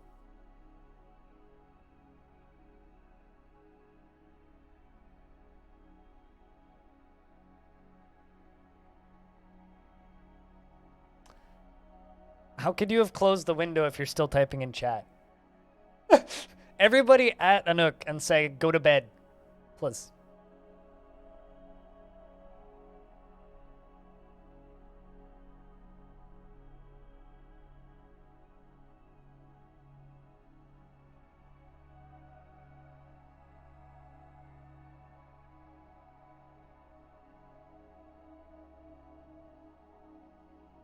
So I'm booting out a dwarf, and I'm about to go invite him back.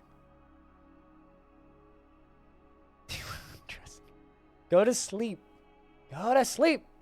Go to bed. Go to bed. Go to bed. Go to bed. Chat, we just have to be really, really boring for like 5 minutes so that Anouk goes to bed. The problem is my stream is too engaging and entertaining.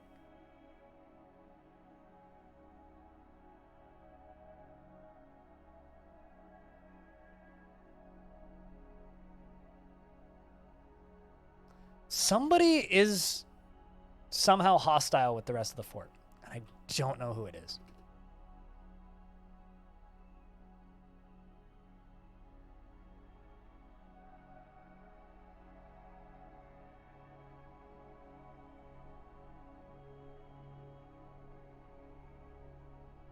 Like, look, vengeful when joining an existing conflict.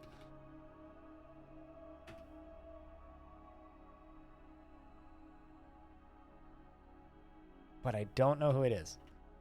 You know what? Let's try this.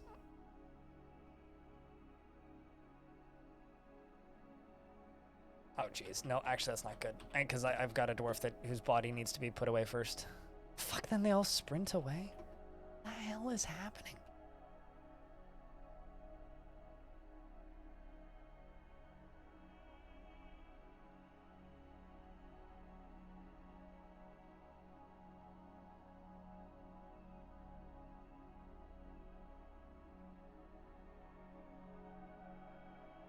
Just get this body buried, and then I will lock everybody in the tavern, and we'll figure out who is the problem here, and then I can expel them and bring back whoever's left.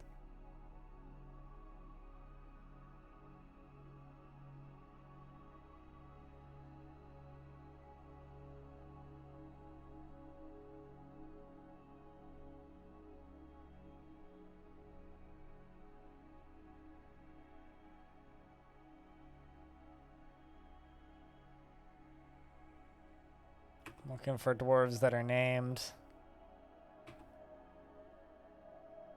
What was the other one that I sent them to?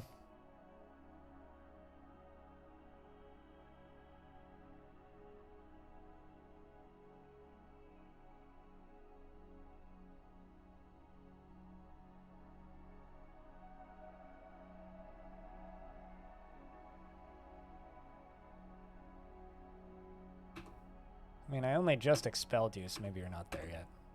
He's not there yet.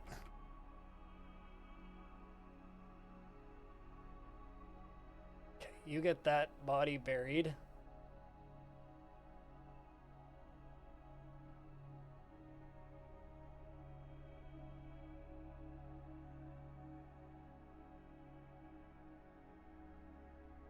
It's just so strange to me that nobody...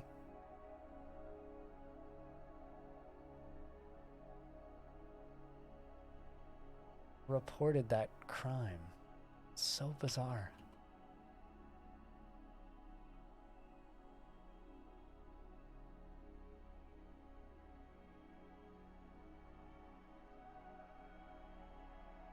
Also, we're up to midwinter now.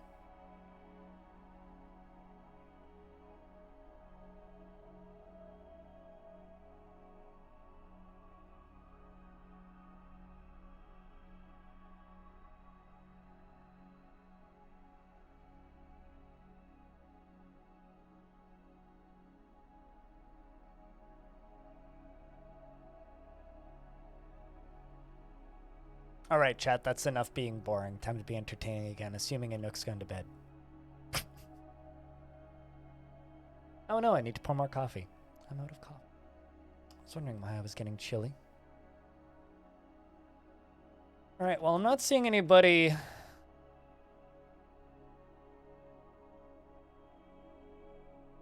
This dwarf saw Athros die. Wait, Space Pirate killed Athros? What? I don't have a ghost, do I? How the fuck did Space Pirate kill Athros? I'm even depressed. Indefinitely, assuming they're in a barrel. They only rot if they're not in a barrel.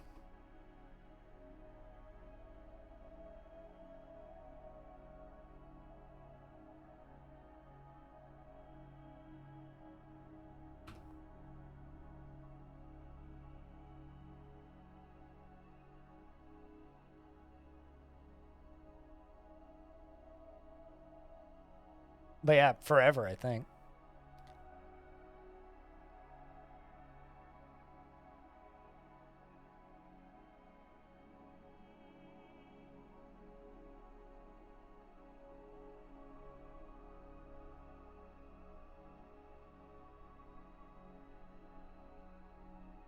I mean, but they're not asking about DF hack plugins and mods to make barrel items rot. They're not asking about that. They're asking how long do they last. So I would assume the question isn't, do they rot with this specific thing that I turned on that I already know about. The question is the other thing. Help with overproduction? Don't overproduce. Off right, eh? Well, you just killed a bard. So Mothrai, sorry, you gotta go. Just get out of the fucking fort.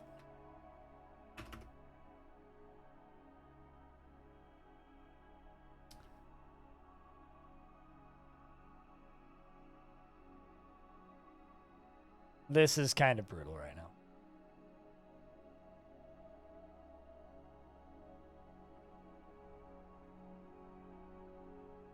But that wasn't the okay, whatever. I lost the point of this conversation, I guess, Ibigog.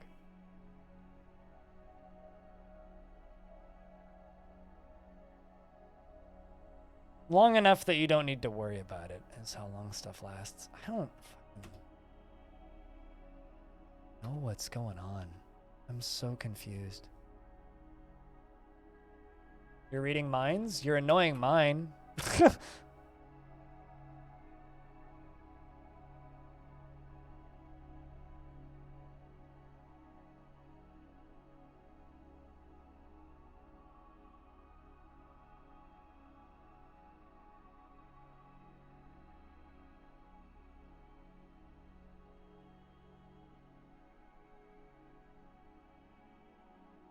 Maybe not terrible, but definitely assumptions.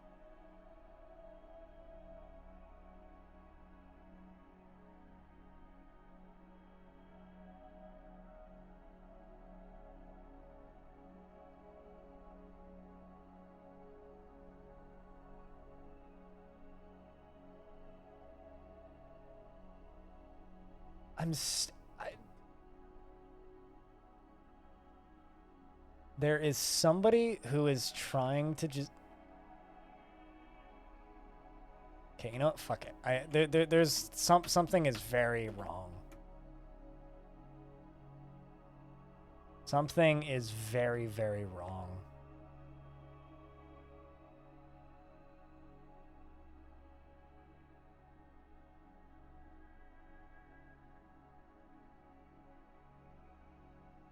Like, I've got dwarves that are starving to death because they're constantly in combat, and I don't know what is causing it. This is ridiculous.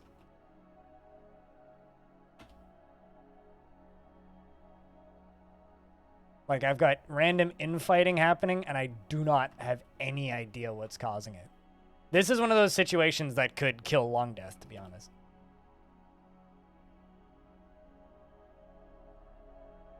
Is it bad that I'm just, like, naturally upset and annoyed by well, maybe not upset, but mildly annoyed by everything that uses the word multiverse in it? Like, multiverse used to be such a cool term, and now it's just like, oh my god, another multiverse? What the fuck?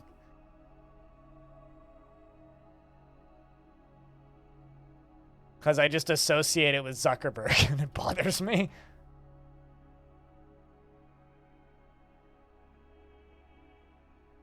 Like, what are you fighting with?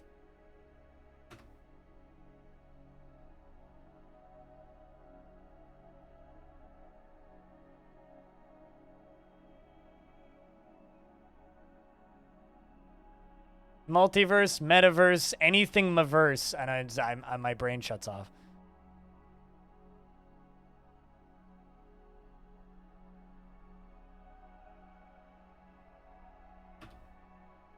Like, there was this game called What Lies in the Multiverse that came out a little while ago. And apparently it was cool, but I just completely ignored every single key I got for it because I'm like, it's got the word multiverse in it. I don't need that. If it starts with an M and ends with a verse, it's been destroyed, basically.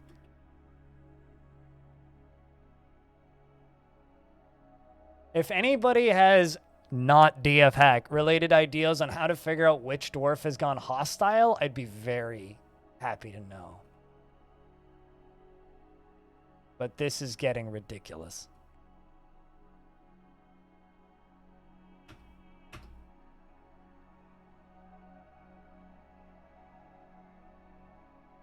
I mean, I didn't see the Into the Spider-Verse movie for kind of the same reason, I'll be honest.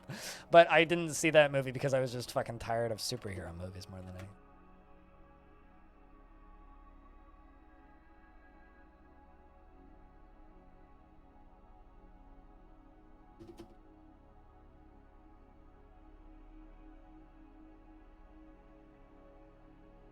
I don't care. I think if Spider-Verse came out, oh Jesus. See, like, they pop out here.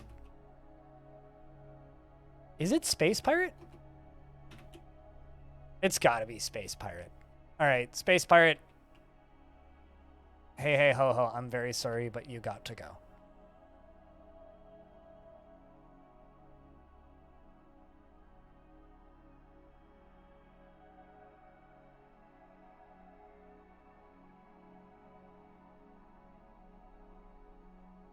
If you put them into squads, they will kill each other. And if they kill each other, then that will just end badly.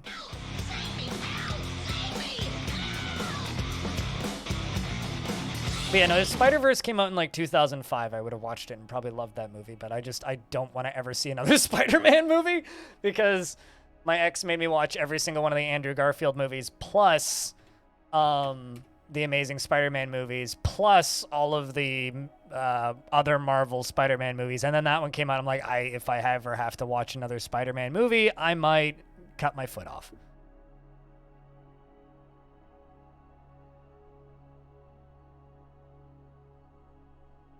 My ex was just fascinated and obsessed with everything related to Spider-Man.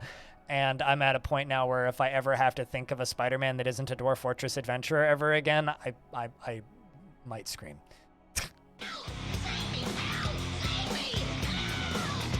And thank you very much for the Prime sub, SOS, for 47 months, as well as Irish Stupid with the Prime sub for 20 months. Cheers, dude. Hope that this dwarf just fucks off. You know what? I'm gonna put them in the bunker. I never use this thing, but I'm gonna put them in the bunker.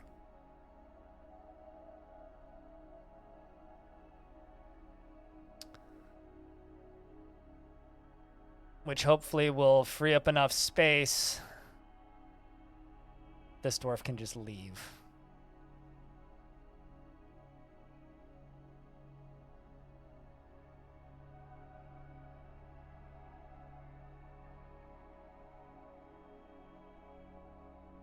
I mean, I enjoy the Mission Impossibles and Fast and Furious movies because they're just dumb entertainment. I enjoy that kind of entertainment. Kind of entertainment's great. Hey, you're stupid. Thanks for checking out a 3-pack. Cheers, man.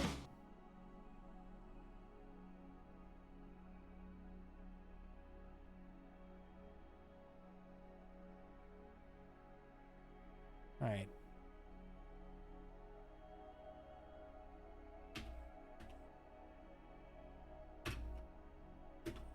Let's see if that fixes it.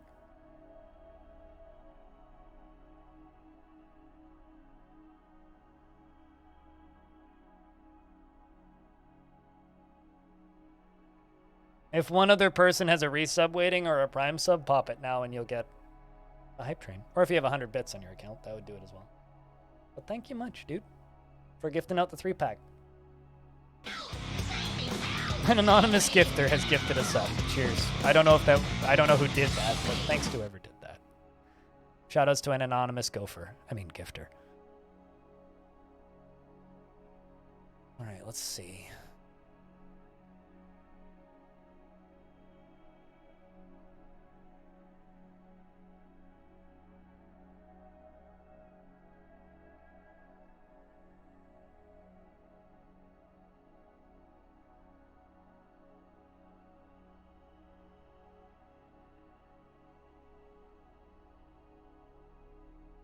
I want to bring Elomino back, but they haven't popped up here yet. Also, thanks for the $1, Irish Stupid. This one has a lot more people at it.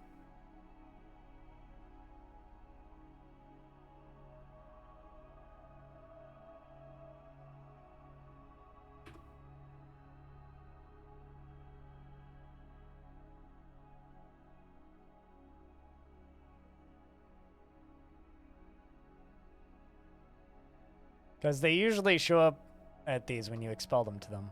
Which I think I did. But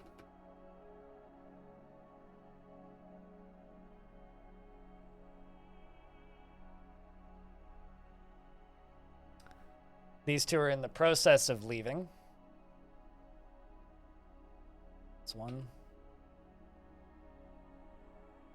You're still just repentant.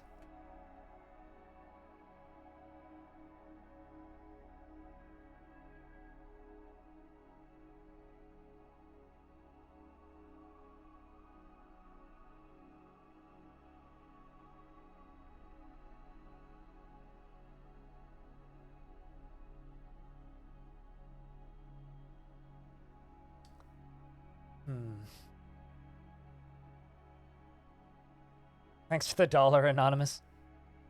It's much.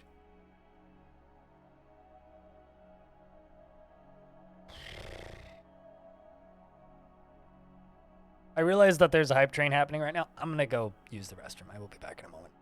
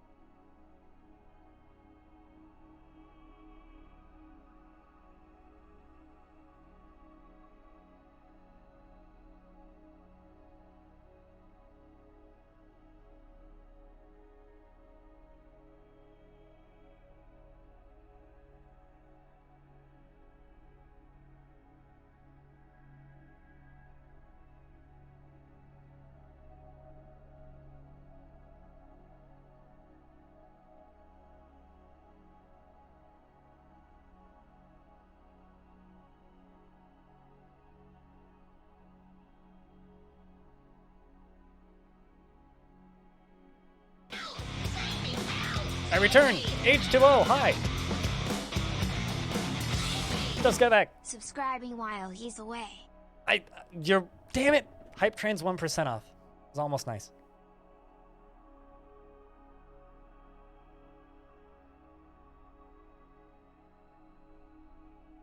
Enjoy your lurks, Liam.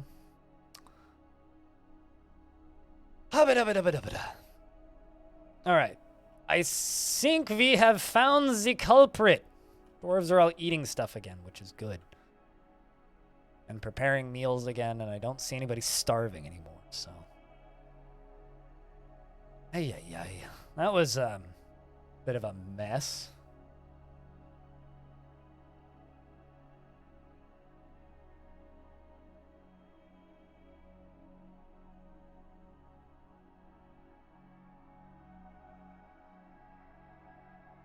But thank you very much, I are stupid, and the others for participating in the little hype train. Much appreciated.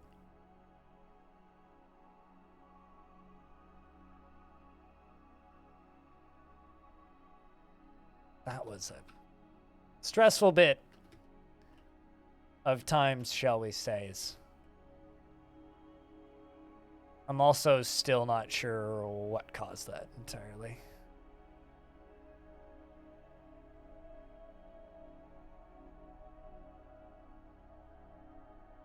Jack, can I get some crypt zooms? Where's that little train? Thank you much, dude. Also for taking #1 on that leaderboard, which is cool.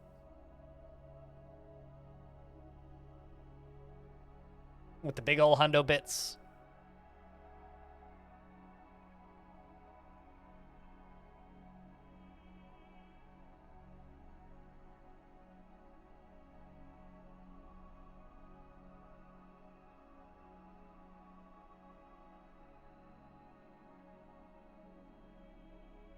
What level is that spider we're chasing? Are we chasing a spider? Did I miss something? What is that level spider we're chasing?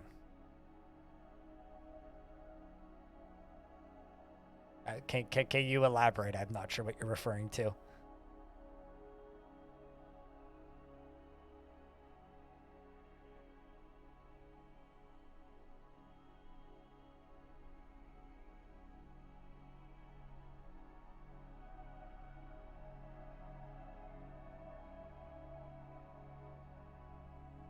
I now have less than 100 subscribers to go until we hit that. Oh, those aren't available anymore. You mean this? Yeah, you can't earn that emote anymore. It's just gone now. Because the hype train emotes change from time to time, and they're now like these silly cartoon animals, which I've had for a while. I think I have all of them, actually. Just from, like, streaming, because you get the badges temporarily.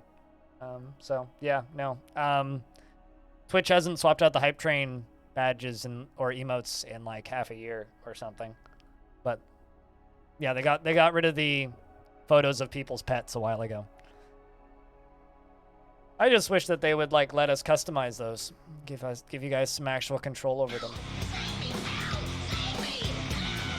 And thank you very much for gifting us up to Liam. Oh, stupid. Cheers, dude. Bringing us up to 341 subs.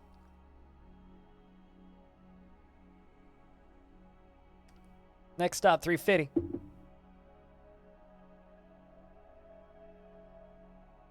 But yeah, I don't know. Also, what you been up to, H2? It's been a while. Hope you've been good. We were just talking about healthy and unhealthy doses of hydrogen monoxide and H2O and drowning one's internal organs, and that the fact that everybody who drinks water dies. So we were sort of just talking about you, not really.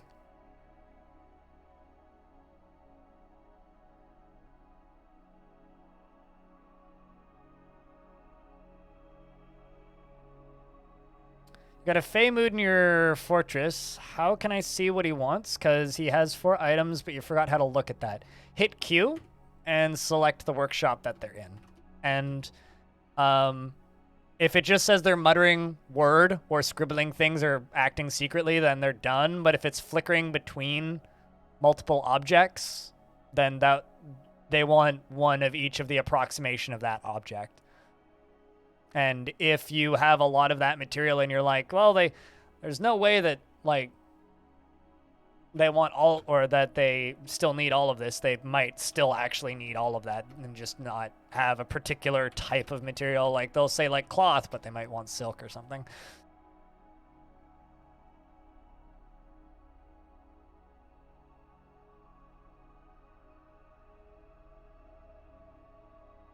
Hopefully that helps.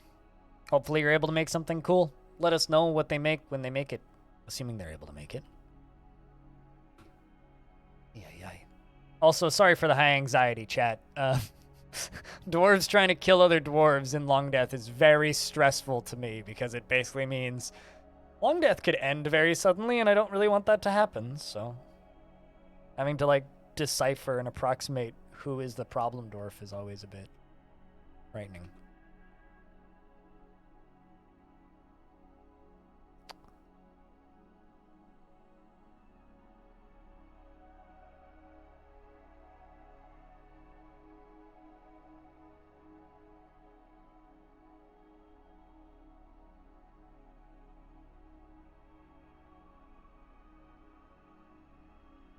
Man. I had to expel so many random dwarves over the years.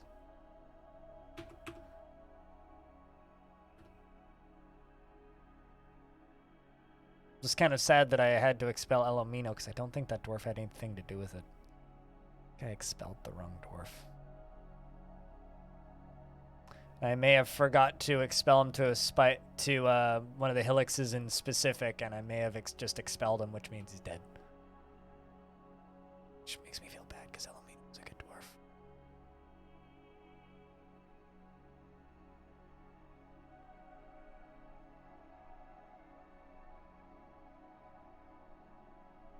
Yeah, Longdeath shall live on, even though I had to lock the problem dwarf in a room and I'm just waiting for them to die, which also sucks and I hate doing, but I unfortunately don't really have much of an option since they seem to be refusing to leave the map, which is this dwarf. Whose bed is that? Oh, that's Tygo's. Tygo, I'm going to have to assign you to a new bedroom. Because the dwarf that's in your room currently is a bloodthirsty murderer, so...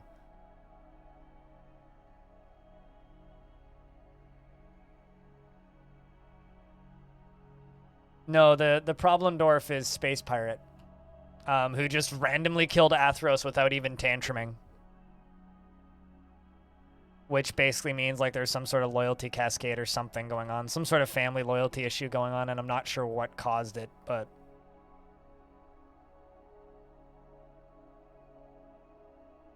Unless you've just eaten an orange or something with high acidity. Pink.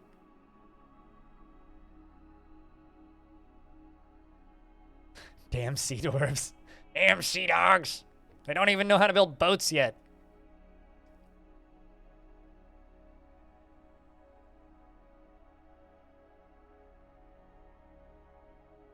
But yeah, chat, my small goal for YouTube is I'm hoping, very hopeful, that I will hit 10,000 subscribers by the end of the week on YouTube. At the rate we're going, it's very likely. I mean, look at this shit. This is insanity. I don't understand fully why my YouTube channel is doing as well as it is, but I ain't complaining.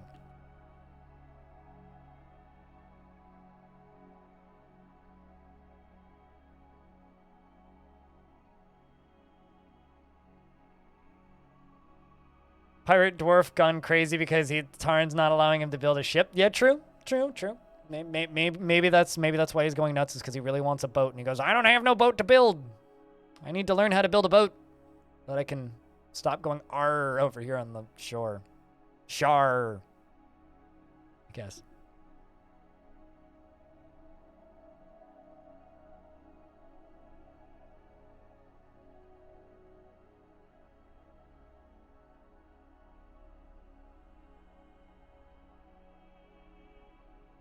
Well.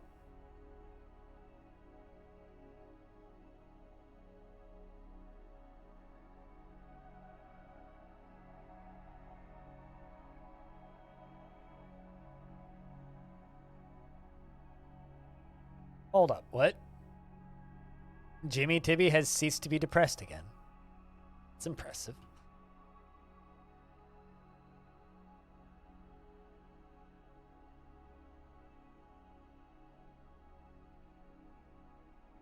That almost never happens, where Jimmy Timmy ceases to be depressed.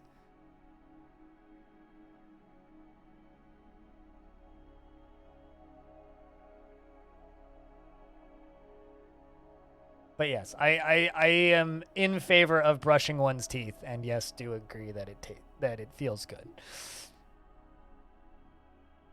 Although I would say that like self-care slash cleaning always feels good, but unless you have like open sores or something, and that's a different problem.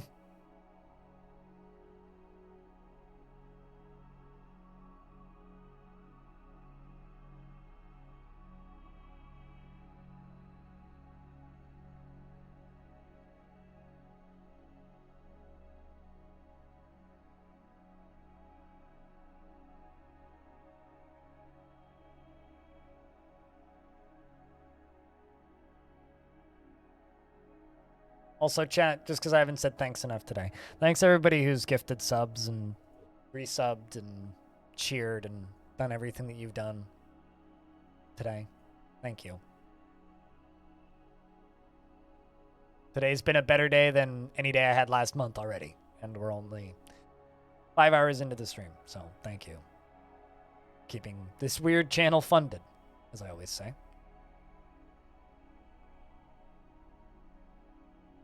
Yeah, like 1.5 times the best day I had last month. So, thank you. Seriously. Thanks for the quarter, Irish dude. Cheers, dude. Appreciate you, mate. Oh, also, we've had 69 average viewers today.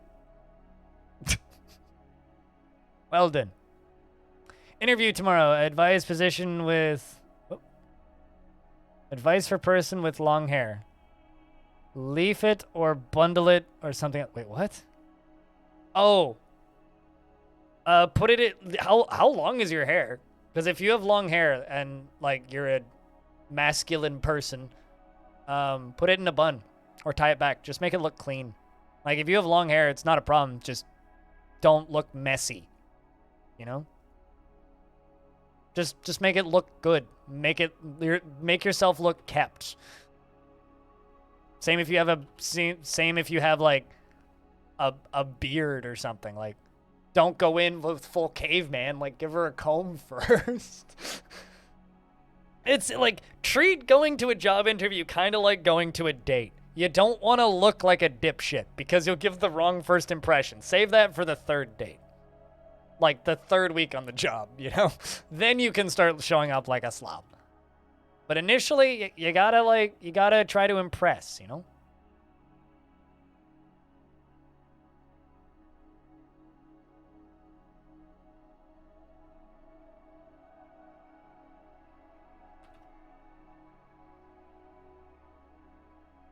Turn that off.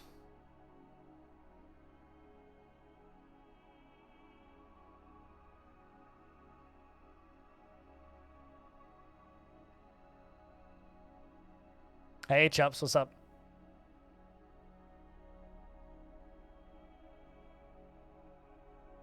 No payment was being processed? Usually what happens at that point is it'll just sit there without processing a payment for, I think it's 3 months, and then it cancels your patronage. I think it's 3 months it lasts. Because I've got a couple inactive, active patrons.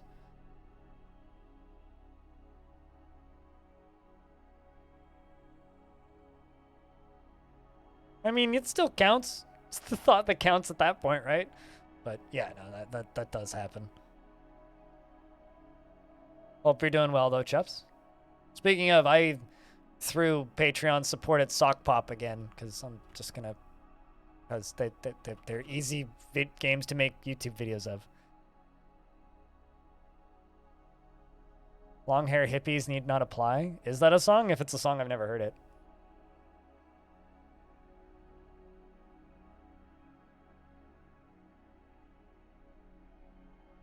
I had the strangest interaction with somebody on a dating app about a month ago.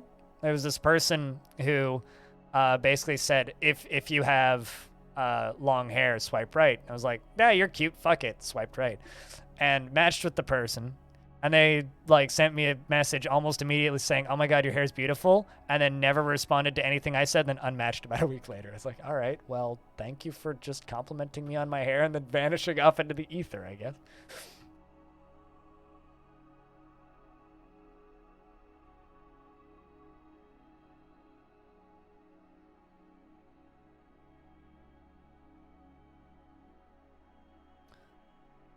IT? Well, best of luck.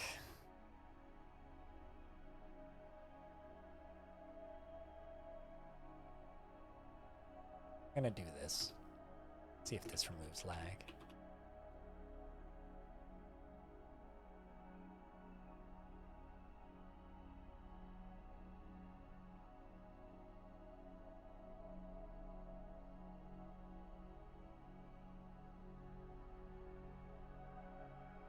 But yeah, best of luck with that internship interview. But yeah, honestly, if you're applying for an IT position, just tie your hair back and make it look good. Just used you for your hair. I don't know.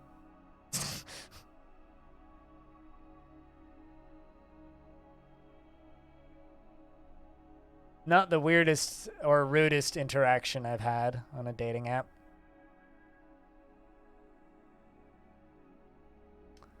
You had a sudden desire to hear some Frank Zappa music? Was that because of the VOD that you were watching, Chubb?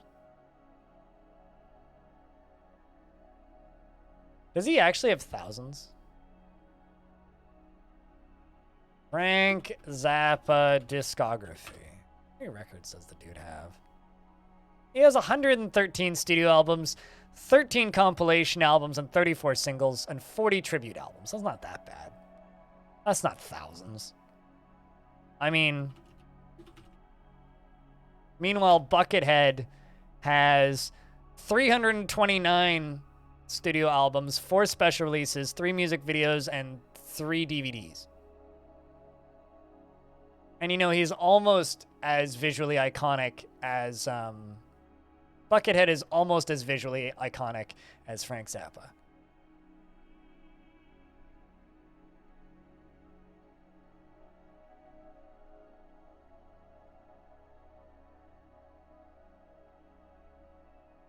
Can't do this on stage anymore? You know, I think there's only one band that I know of that should have that title for a thing, except what it should have been was, except what it would be you shouldn't do this on stage ever, and that would be Rock Bitch.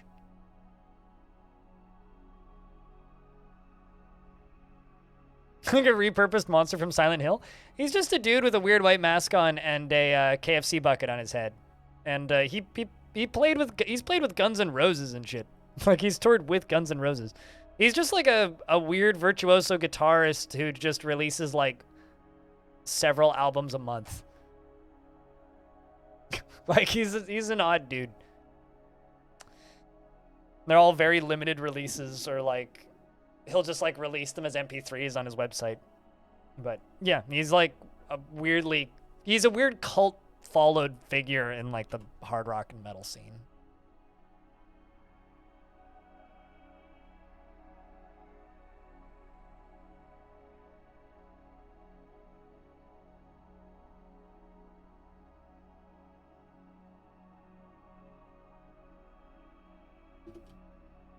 Unfortunately, this is for your own good. Crazy dwarf. What, you were right that he was a repurposed monster from Silent Hill? I mean, if a KFC bucket's a repurposed, means you're a repurposed monster, I suppose.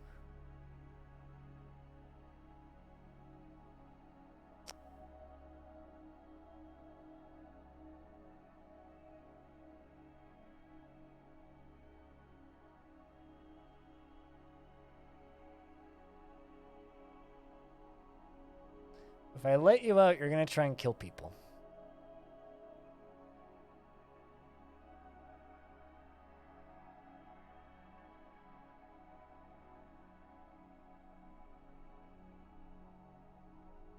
YouTube has a weird habit of doing that, apparently. I've never encountered it myself, but I've heard lots of reports of that happening to people. YouTube just like deciding that you don't want to be subscribed to a YouTube channel anymore and then unsubscribing you from the YouTube channel. Also, Mark, what up? It's good to see you, my dude. Hopefully my YouTube countdown to 10,000 subscribers isn't like annoying to any of you, but like, come on, dudes, we're so close. Look at this shit. We're so close. At this rate, we'll hit it by, you know. At this rate, we'll hit it in like a day or two. Weird flex. Can we bring that meme back? Like, you say literally anything, and it's just weird flex, but okay. Can we, like, bring that back? Because that was a fun month when that was a thing, when everybody was saying that shit.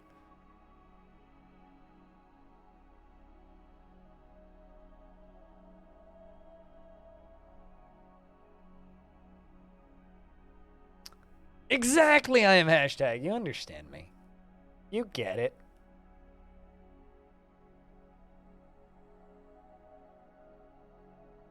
Weird thing to bring back, but okay.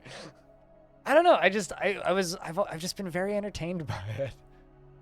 All right, so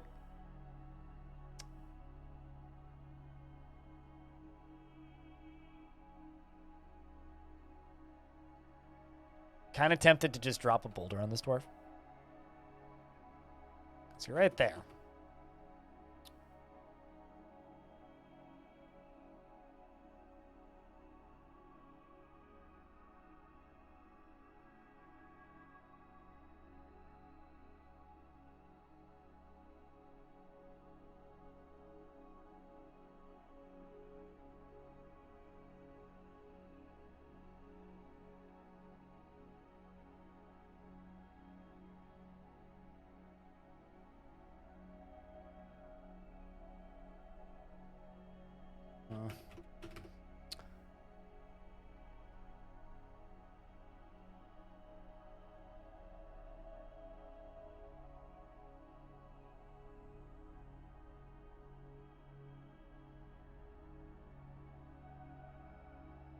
Trying to figure out what to do with this dwarf. That's what I'm trying to figure out.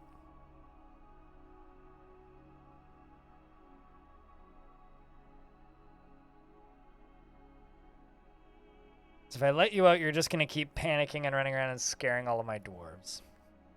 If I don't let you out, you're going to keep lagging up the fort. I guess we'll just leave you.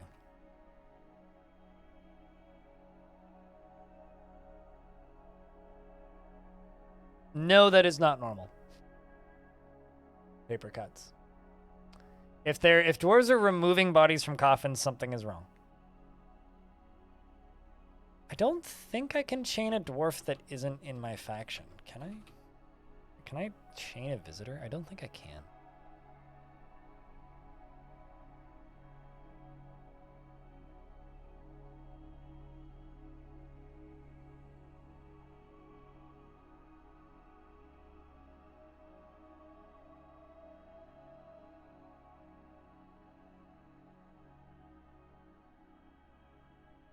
Yeah, I can't chain a visitor.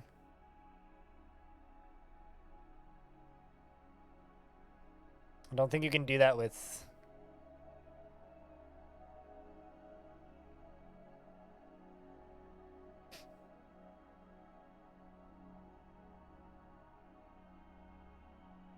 I guess I'm just going to drop a boulder on his head. That's just the easiest way to do this.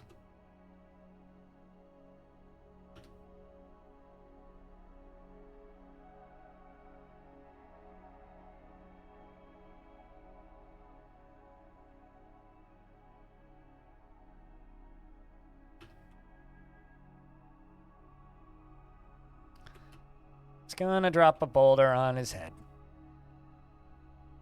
Feel bad, but at this point, I'm so annoyed with this dwarf. Kinda don't care.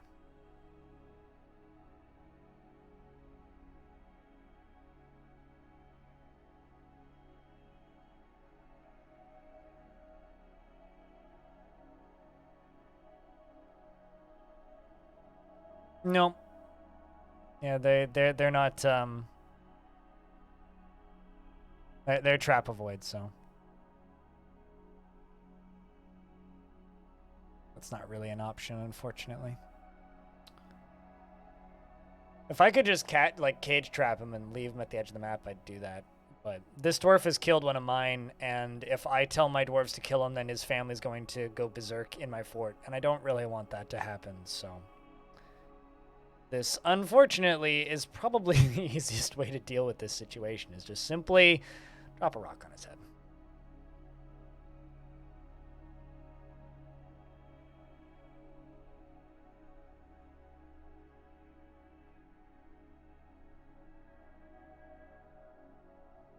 Damn! Diamond. Damn, dude!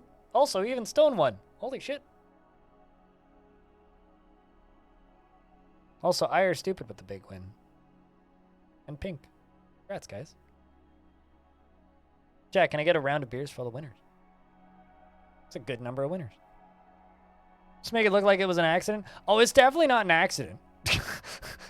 Trust me, it's definitely not an accident. But I've already expelled him, so I don't think he's going to starve to death because he's been expelled. I was just kind of hoping he'd leave the map initially, but turns out, God, I really need to like stop this from being like the best form of transportation for dwarves. This is really silly.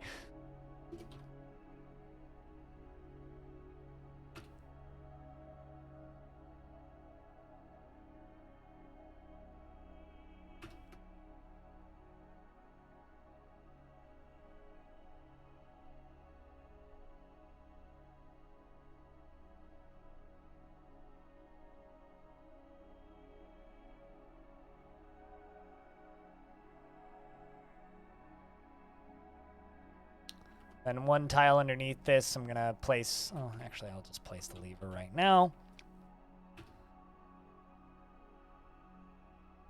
Oh, fancy ass mechanisms.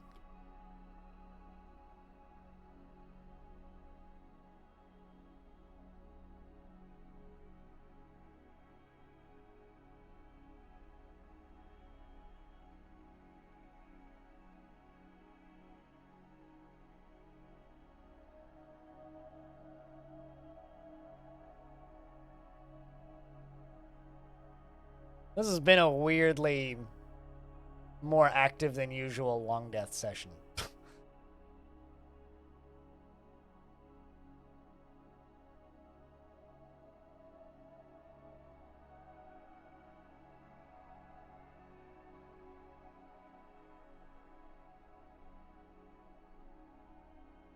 I like how all of chat is just weird flex, but okay now.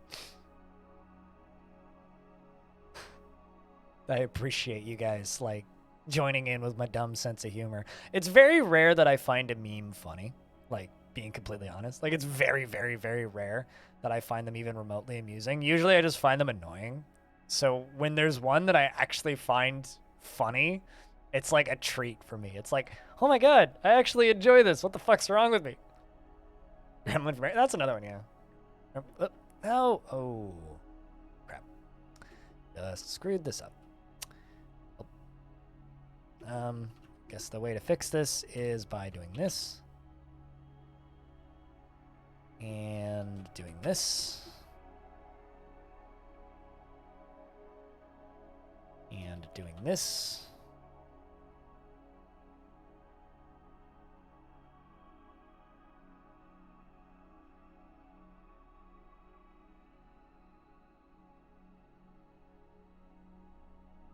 And doing this. Well, we'll fix this. I can fix this.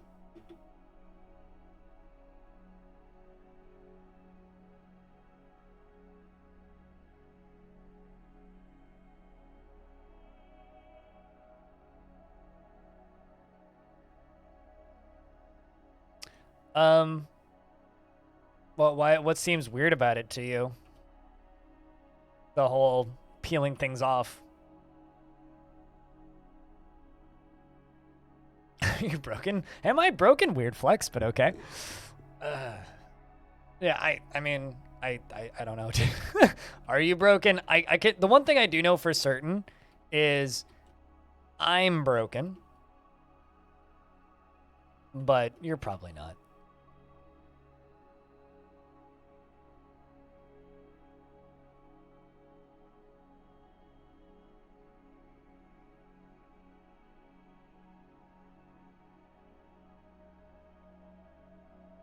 It's satisfying to remove the covering of something.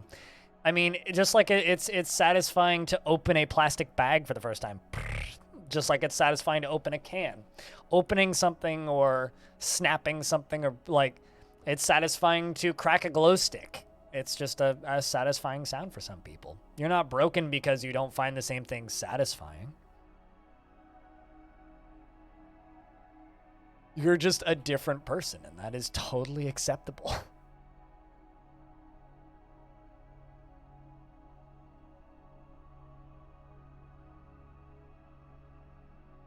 Nothing broken about that, I would say.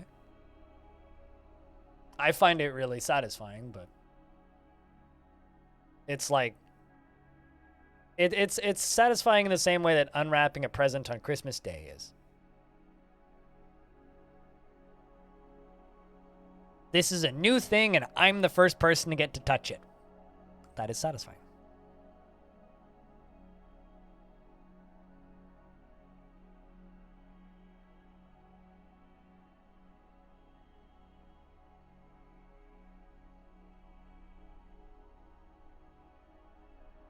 What I think is annoying is judging other people for things that they think are satisfying. But no, you are not broken. And if anybody thinks that you're broken, I got news.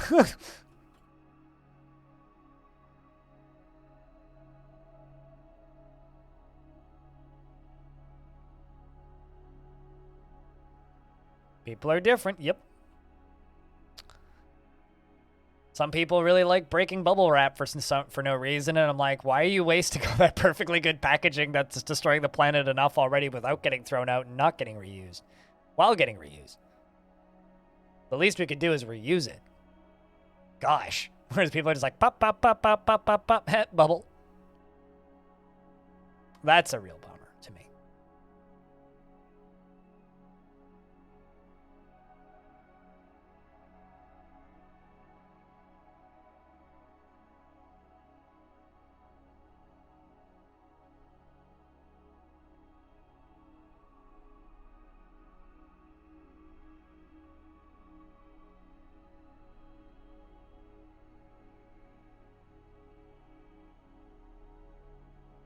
All right, so I'm going to drop this pretty soon. I want to channel, not dig.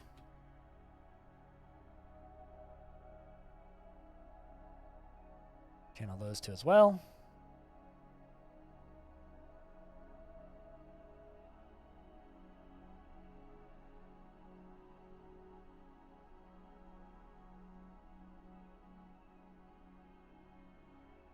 That shouldn't cave you in. And before it does.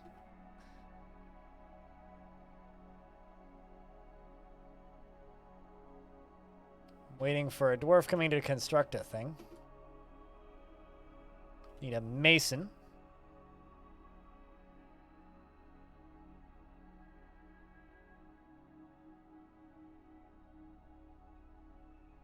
Man, almost nothing stressful has happened to you in your life. Hopefully, you're able to snap back.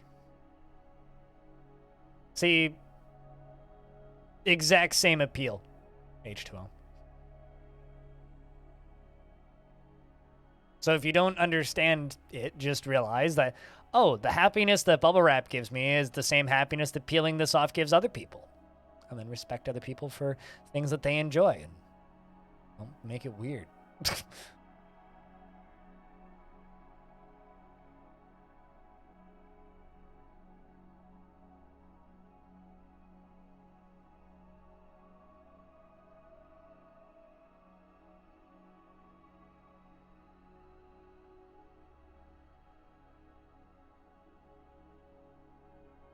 That's my take.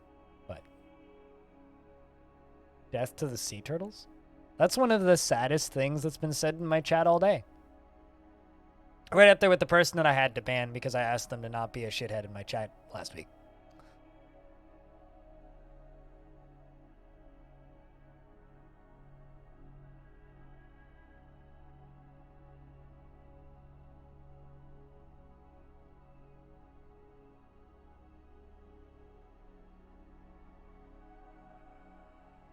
Is that a Pokemon with sunglasses? I'm trying to figure out what that emote is.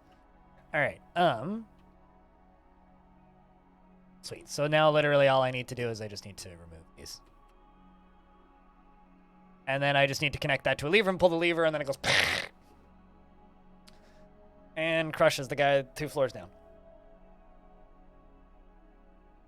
And then after that, we just clean up the mess and move on. Yeah. Yes.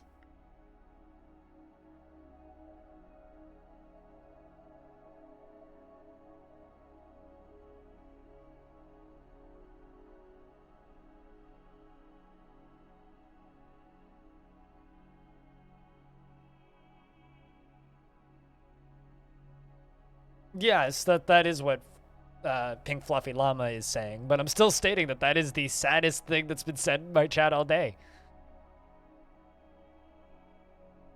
Is preaching the death of sea turtles because they like popping plastic and throwing stuff out. I'm sure you don't. I'm just simply commenting that is the saddest thing that's been said in chat all day. Have you never done the tiny sunglasses before? Because the tiny sunglasses on Tommy Wiseau is maybe the greatest emote modifier that we have.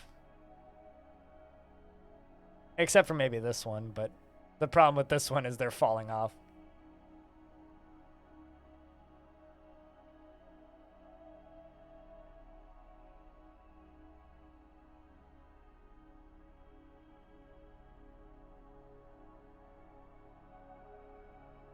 I guess I will go back to the classic internet prophet of, it's okay to not like things, just don't be a dick about it.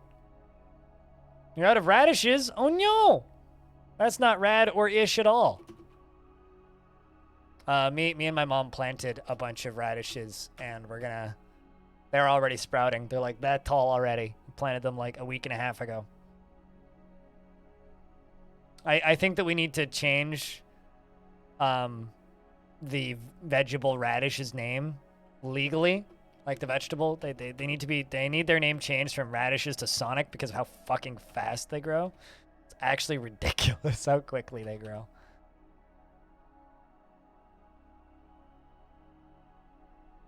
Very unrad. Unrad. I don't know why, but unrad sounds like a plugin that you'd use for some sort of voice over IP thing. Also, it's springtime, heads up, Stone.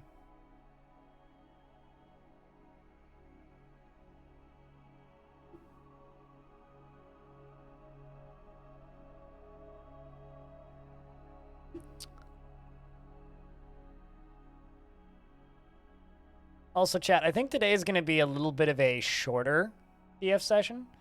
I think we'll do probably another half of a year or something, and then I'm going to do lunch.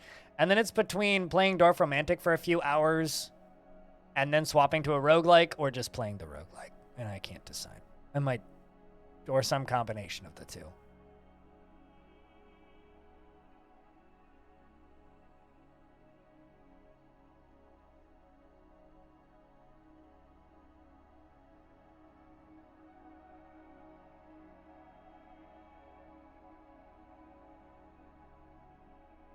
Some sea fish are toxic now to eat. Yep. You know what's not toxic? Beans. You know what's delicious? Beans. That's my take on toxic fish, I guess. I mean, I took some soup leftovers and made that last night, and it was delicious. Because I had this soup, right? I had 2 servings of soup. But then the soup that I had left over, the last serving, I made that. Oh. It was delicious. I mean, obviously, you could put anthrax in anything. Chat, good news. Oh, I only need 95 more subscribers to 10,000. Only 95? I've gotten like 15 since I turned the stream on. I just need like one video to just get a big ol' YouTube boop, and then we good to go.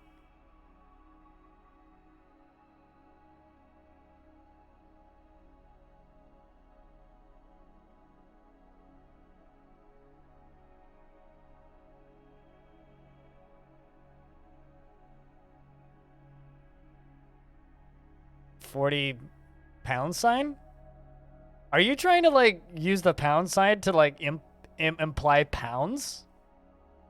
That's a really interesting way to do that. That's a lot of beans though. I have a bag of about 2 kilograms of red kidney beans.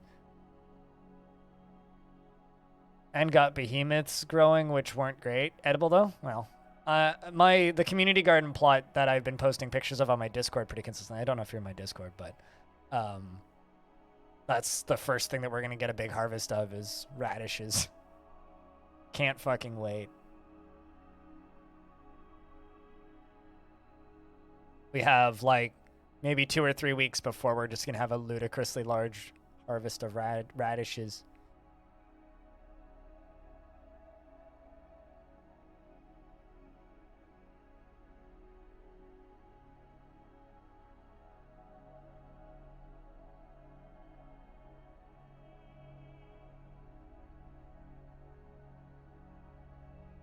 I mean, that's what a hashtag is it's a pound sign. That's actually the original name for it.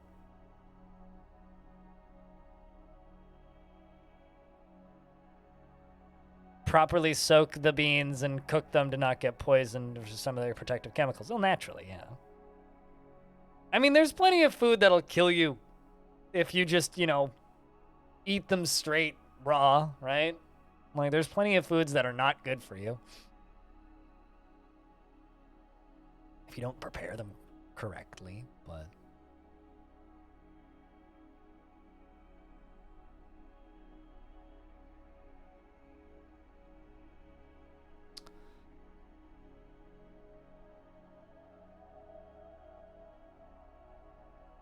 you've been growing some garlic in water for the last week and it's already huge.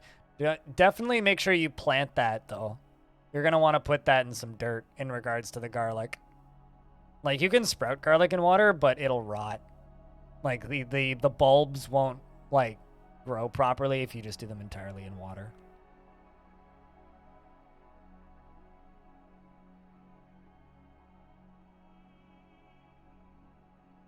I'm sorry, none of that makes any sense to me. Can you...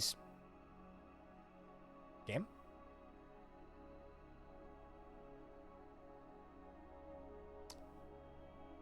Ah. The ice melted. So remember how I said that there was going to be a big mess that I'm going to have to clean up in my tavern? Well, that's why. This is fine.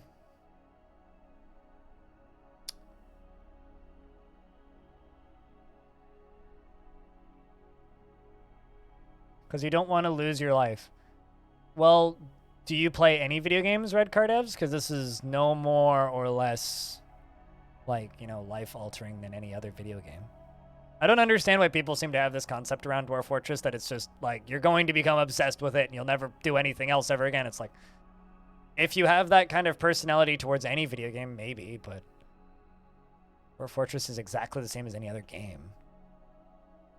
You can play it for short sessions, long sessions. Heck, you can automate it so it plays itself mostly. That's just a really odd thought to have. Not sure where people get this impression. You almost failed uni because of EU4? That seems like a very unintelligent thing to do. What's the current plan for Longdeath? To keep it from dying? Always been the plan. I don't really have any plans aside from that. And optimally not dump water all over my tavern once a year like I just did. Because I was too busy, like, dealing with a problem dwarf. Game just crashed. probably because of all the liquid physics. But it also just saved stone. You might want to delete that tribute.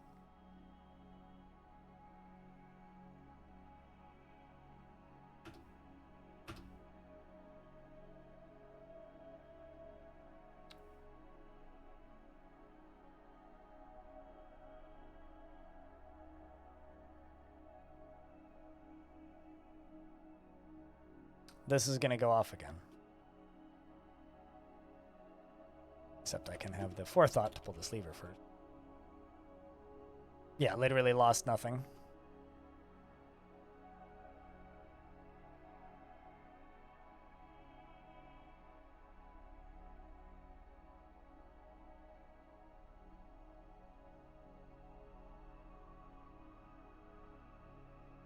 Yep.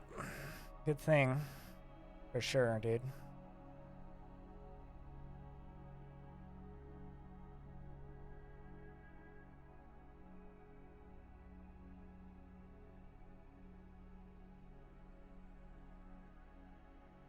Why would you say no? Oh, I see. Because some... Wait, what?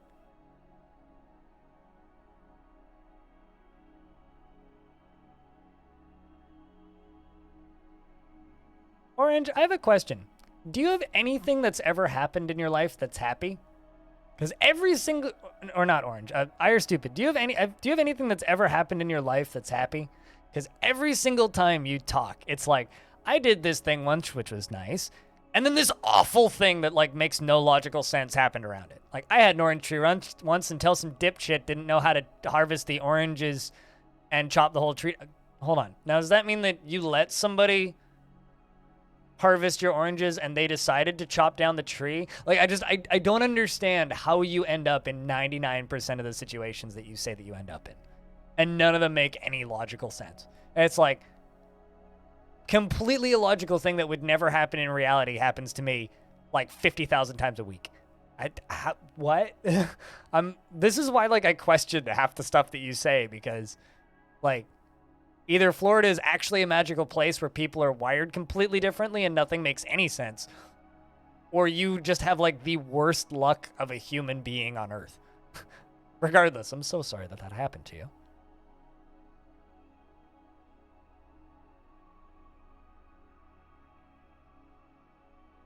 Never seen that shorthand before. Today I learned, I guess, Frog. Hey, Wisdom. What up, dude? Long time. Hope you're well. Hey, the frame rate picked up this time.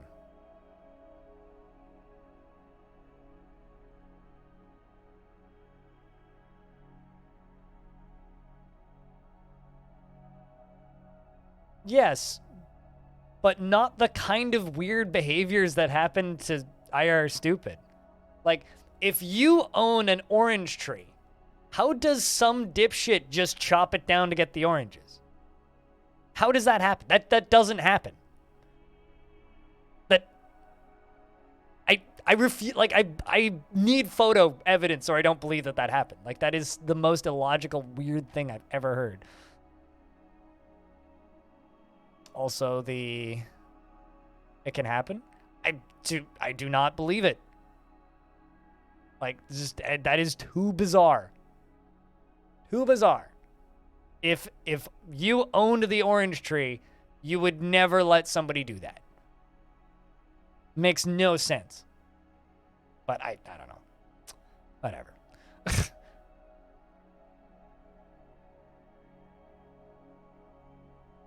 Game seems to be powering through this time, though.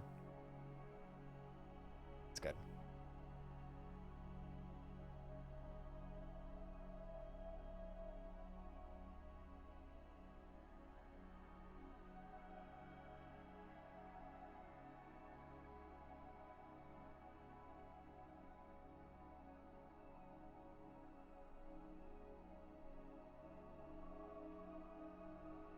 This is going to be a ton of mess to clean up, though.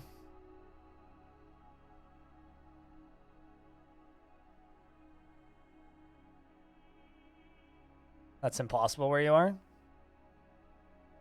Yeah, I don't know very much about cultivating trees. When the house that I grew up in we had a bunch of apple trees, which we planted and cultivated, but that's the extent of my knowledge.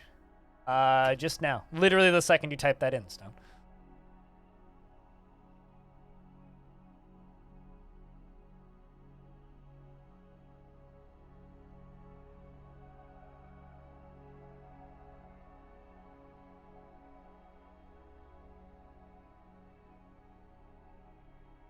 I don't know. It's just, I are stupid. Your life must just be an absolute comedy of errors. Or you refuse to share anything that happens that's happy in your life.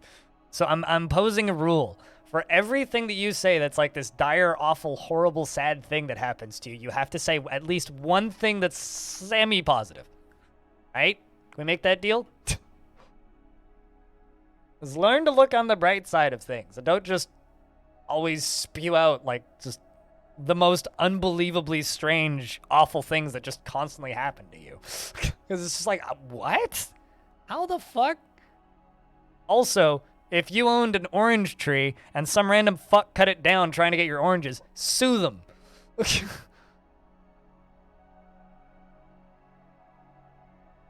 Gosh. Anyway, sorry. I'm just like in a weird tangent right now.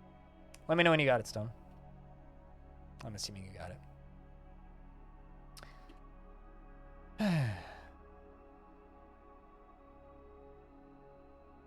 Is London even warm enough to grow pomelo? I thought that you needed like a warmer climate for that. Like further south.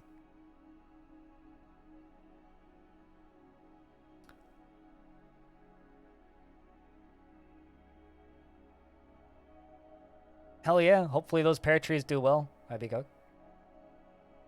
You can grow anything in a greenhouse. True. This is true. Okay, that makes a lot more sense now if you have a greenhouse. My there's a room on my Discord specifically for gardening and planting and farming stuffs. I got this growing in my parents' greenhouse. This little guy. This is it's not warm enough around here to grow these outside, but this is a ring of fire chili plant. I'm also growing a light chili plant as well. That's not as spicy. So I get to make my own chili powder this winter. I'm excited.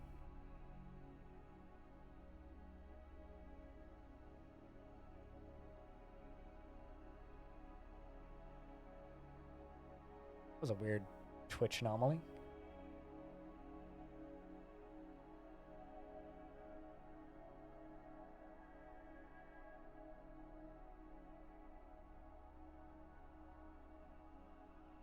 Also, this is my community garden plot. Since we're talking about gardening. Cabbage, cabbage, cabbage. Mostly cabbage. That's all cabbage. You can't see them in this photo, but all the way along here and all the way along here are tiny little radish seedlings. And then that's beets right there.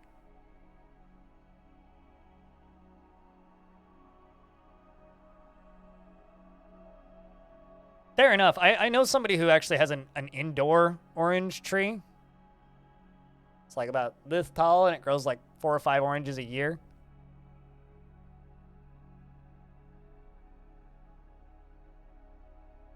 All right, let's check these. Okay, let's go pull that lever.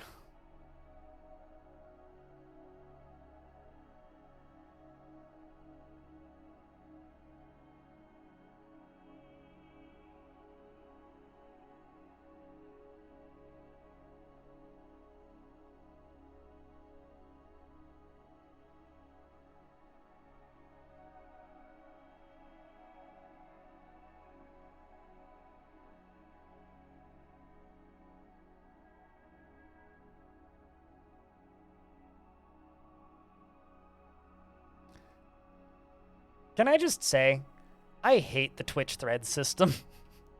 It's so much harder for me to track what's being said than just the old adding people. All right, Space Pirate. There you go.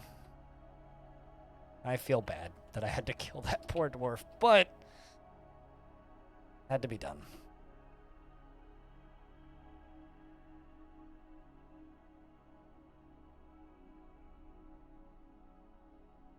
It had to be done. Can I get some F's in chat for Space Pirate? Poor dwarf.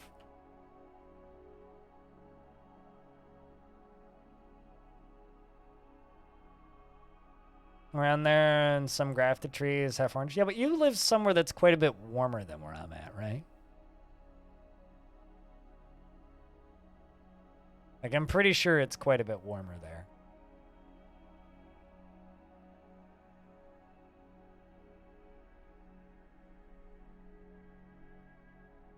And the elves have arrived to trade, which means we've made it past where we were previously, which is good.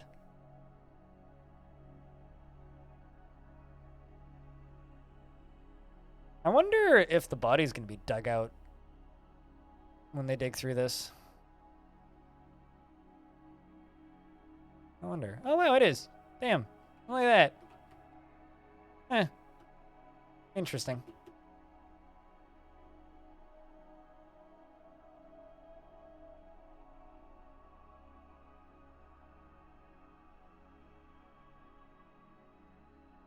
Let's say close. I know of that place because they shout it on in F1 sometimes. But yeah, no, that's fair. It's like motor racing is my only actual connection with that part of the world.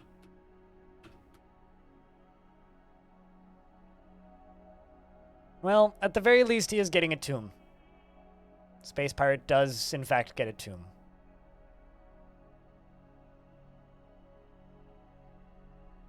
Yeah, no, it was minus 15 here like 3 weeks ago.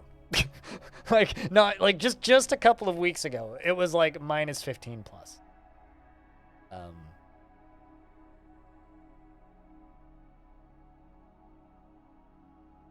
So, you know, it's warmed up a bit. We're now warmer than that.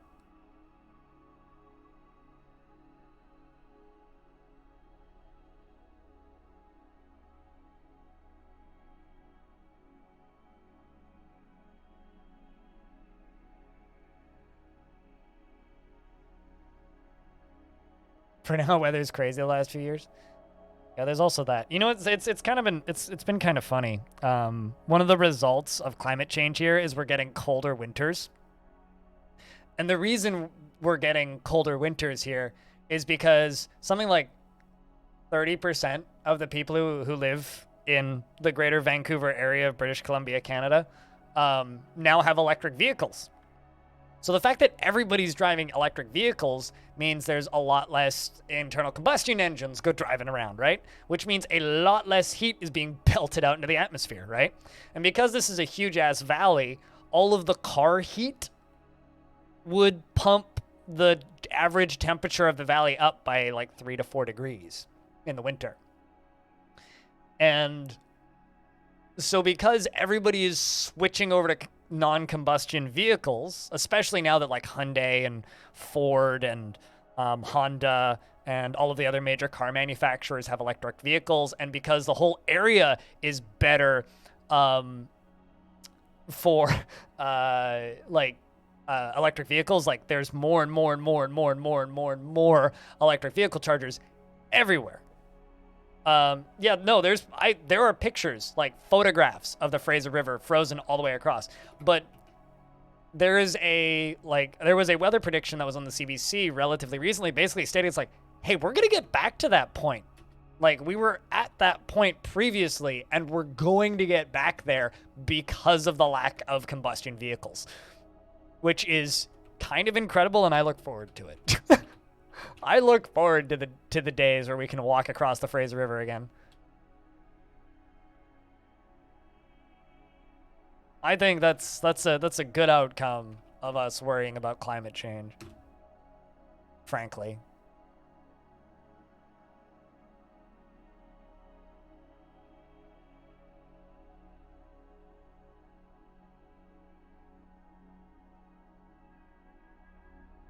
Also, this broke all my floor grates, apparently. That's cool.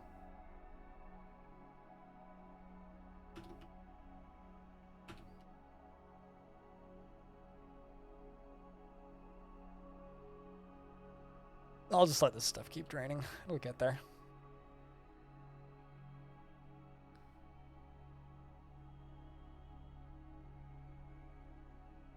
March through it to Denmark in the 1600s. I mean, to me, it just kind of shows how much heat, like, motor vehicles create, you know? That's really all it tells me. That's all it really highlights to me, is just how much heat that stuff produces. Which is a lot. You know? Kind of a lot. But Red Car devs, if you do actually have questions about DF-related things, I can talk about non-major world events and for a couple of minutes and help you with DF-related things if you want to learn how to play this game. If you don't, then feel free to just view. This fort is weird because it's not your average fort. We're trying to be the oldest fort ever made, which requires a lot of persistence and mundane boredom. Programming and watching. I get you. So currently, this fortress is apparently hype trains are off cooldown. 395 years in. We started on year 5, so this fortress is 390 years old. The oldest recorded fortress was retired at year 470. And we're getting close to surpassing that. Which is a legendary fortress called Arch Crystal, which you can actually Google and find. Made by another Vancouverite. Hey! We may have found something to make Navy a little bit happier. Just let him be a bard. Seems to enjoy being a bard. That's good. The mayor wants more low boots. Low boot.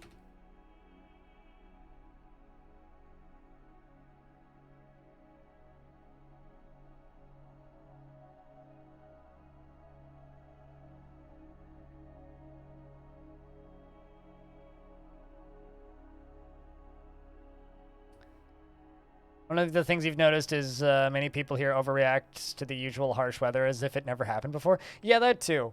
It's like, oh my god! Like, we had snow at the beginning of April. Like, it snowed, right? Like, we had snow for like a day and a half at the beginning of April. And people are just freaking out going, oh my god, it's global warming, what's going on? I'm like, did none of you guys remember 2009 when we got like 3 feet of snow over the entirety of the Fraser Valley that winter or that spring in April? It was like mid-late April. We got like a foot of snow for no fucking reason in the middle of spring. Like, this has happened before. It's going to happen again. Yay, you're actually trading. Sweet. Let's trade with these elves. What did they bring? They brought us a unicorn, a yak bull, a barn owl, a weasel, cardinal, and a bunch of random crap. Alrighty. Well, I'll take your bunch of random crap then. Look at all of those plums and apricots. We're gonna have so much plum and apricot wine. It's gonna be delicious.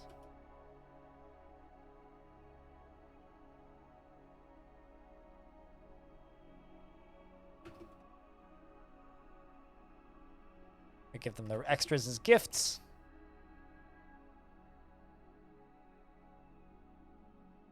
I am kind of that sort of person. Although maybe not Siberia.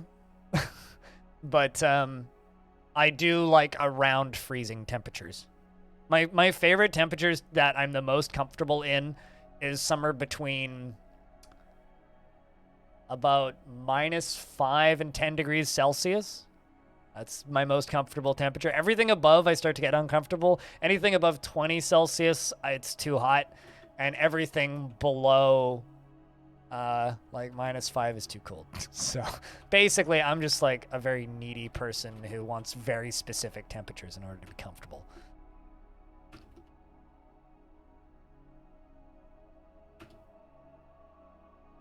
Yeah, that's basically like, hope I'll, yeah, that's very similar to parts of Canada. There's like a whole province in Canada, Saskatchewan, actually has one of the largest Ukrainian populations that isn't like in Ukraine itself, specifically because of how similar the land masses are and climate and temperature. And it's like quite like it lines up perfectly on the planet. Like that's that level north, same kind of land. It's very flat, not a lot there. I think as long as flowers don't freeze, you can plant oranges and lemon pomelo, no problem. Interesting.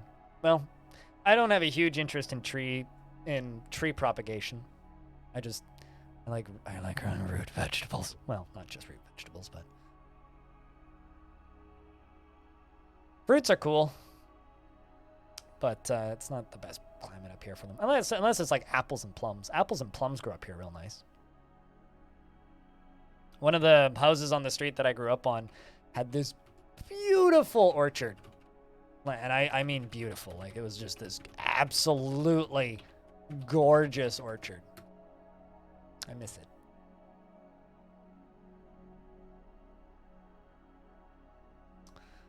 Problem is to get rid of this water, I literally have to, like, uproot all of the flooring. I kind of wish that dwarves were capable of cleaning mud off of things. To unbuild and rebuild all of the tables.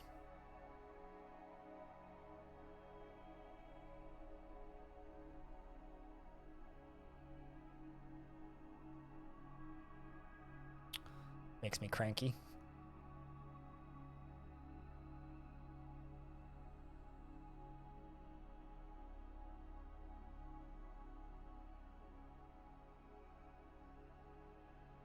You know what's kind of funny? That video that I put up the other day of how much does YouTube pay me? And I wasn't expecting to do much. It's gotten me like fucking 40 subscribers. Apparently that video is bringing in a lot of new people. That's interesting. People are weirdly interested in how much YouTube pays. Also, this comment's kind of funny. Chat, we shouldn't give this person the wrong impression, but I won't say who they were or show the comment, but you've been on my recommended a lot recently. You seem like a really friendly person. Oh no. Quick, we'll blow our cover, chat. Have to be nice.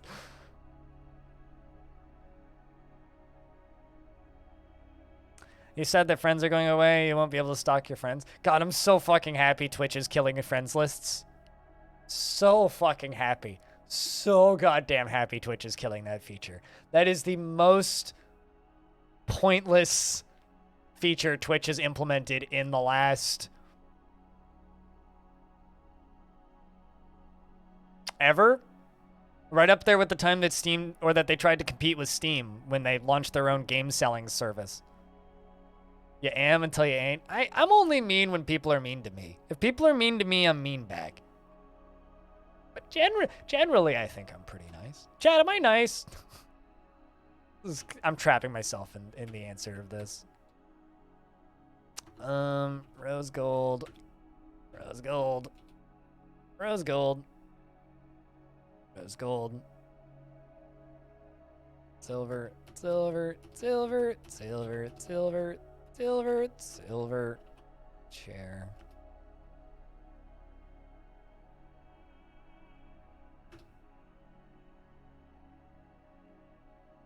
I think I put one gold one in there. That's just kind of a random assortment of thrones. You know what, screw it. We'll just put whatever's there and then we'll fix it later.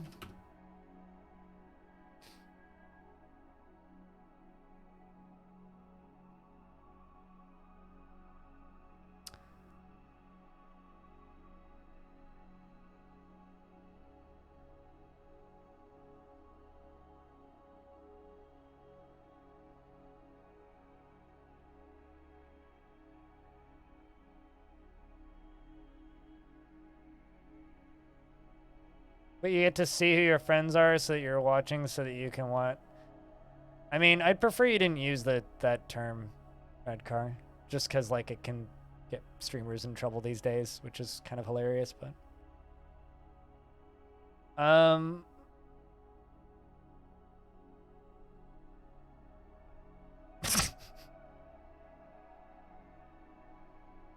It's just one of those weird analogous terms that Twitch has like added to the, yo, if you use that as an insult or like term or method of insulting another person, you could get like a temporary banned off the site. So you gotta be careful with it. It's just like you can't insult somebody on Twitch by referring to them as a virgin. If you use the term virgin as an insult as a streamer, you can get banned from the site temporarily, which is fun. sure, but also I'm in a stream team that is actually majority female, so gotta be careful with that. Then I'd just ban you from my chat.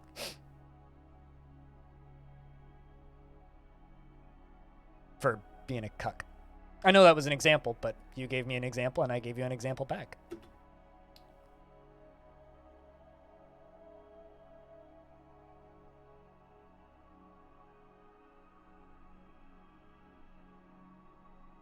Also, that's just a pathetic insult in the current year anyway.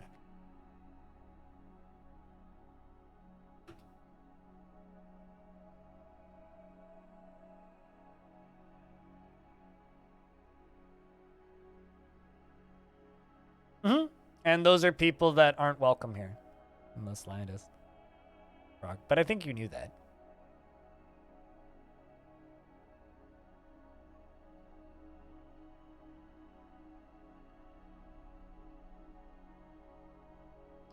In community channels like this one, if you're an asshole, you won't last here very. It's generally the way I treat things and the way I work. Be that being an ass to me or my community, you won't last very long. And that includes just being annoying. But, you know. Or disrespecting people or being sexist or whatever. And referring to women streaming as e-girls is also something I don't appreciate here. No. Even if it's meant ironically. Why did I build this out of? It's been a while. Okay.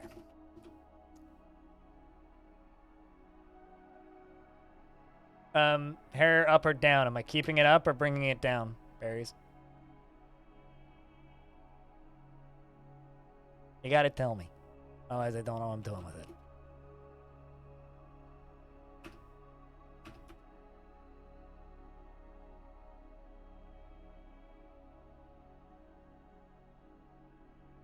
Well, think about this. Do you walk up to a woman in public and just say, refer to them as a slut? Because that's the essentially the equivalent of referring to a woman streaming on Twitch as an e-girl. It's like saying you're a slut, essentially, just for existing, which is exceptionally sexist and just kind of an asinine thing to say. If they want to self-identify as an e-girl, then fucking by all means, go nuts, right? But if you just refer to women streaming as e-girls, it's like just walking up to random women in the street and calling them a slut. Good luck not getting kicked, you know?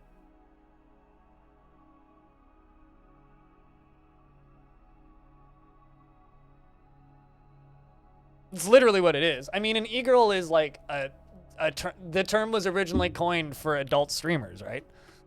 It's like calling somebody a stripper. It's like, all right, don't say that. Don't be a doofus. Some things are just mean. It's just that simple.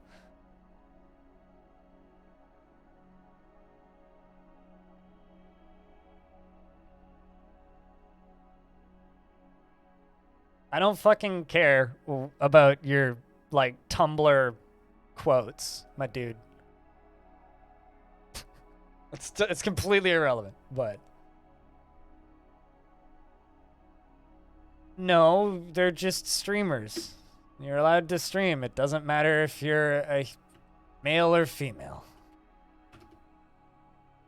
What about He-Man? That's completely unrelated and not relevant to the discussion. Diamond?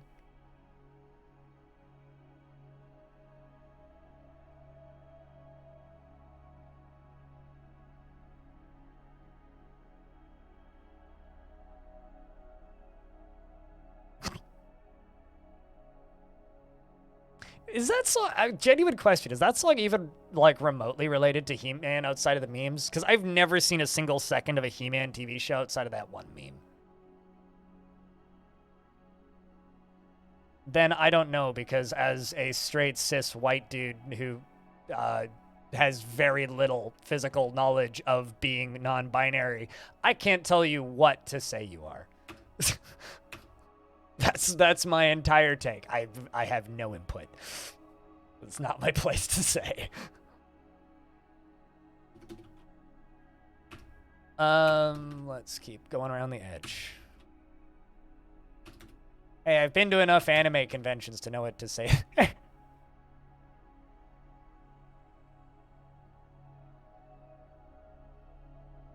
Used to watch it as a kid. Bad times. It wasn't something that was ever on. I think I had a He-Man comic. And I remember, I've this vague memory of reading a He-Man comic, but I never saw any of the TV shows. But it was like just a single, like, issue of like, it was like issue 4 or something. It was just handed to me at a library at some point, if I'm not mistaken. But that's like my extent of knowledge of He-Man, so, no. I mean, up in Canada, we didn't have the... Well, I didn't have TV, so I was behind on TV shows anyway, but the TV shows that we had at the same era were very different.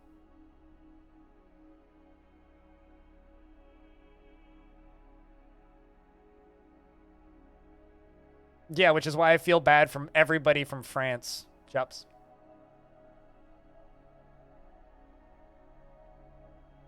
Mr. Streamer is also an old meme. And I think Pie's been around Twitch for a while, too.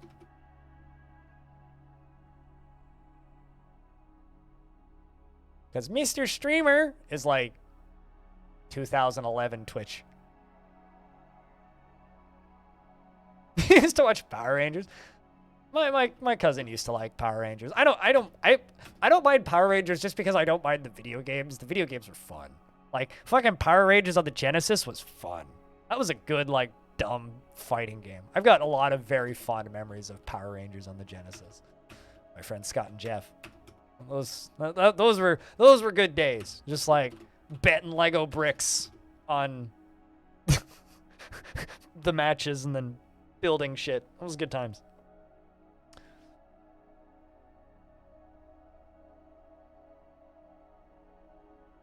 Mega Bloks, I think? They had Power Rangers? Mega Bloks? Huh. Today I learned.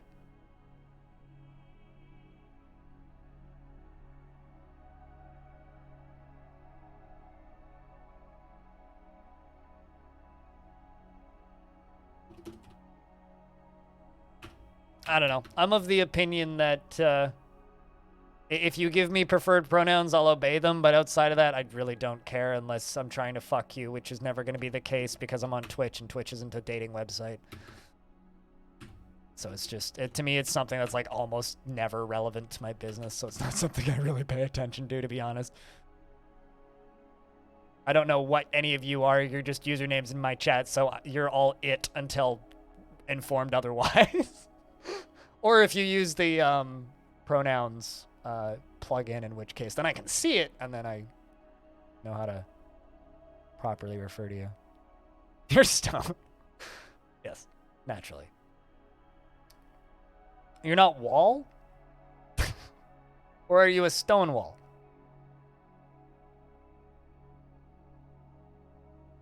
Are you, if you're looking for uptime, I don't actually think I have a command for that. You're crystal? I thought you were diamond. Crystals are not diamonds. Diamond. I've been in a couple crystal meditation shops before, and I'll have you know that crystals are not diamonds.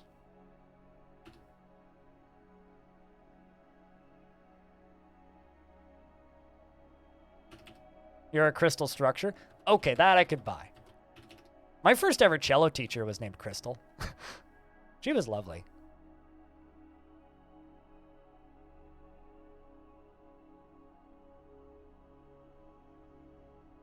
There were some really bad kid shows in Spain. I think that goes for everywhere. I mean, have you seen Peppa Pig on YouTube?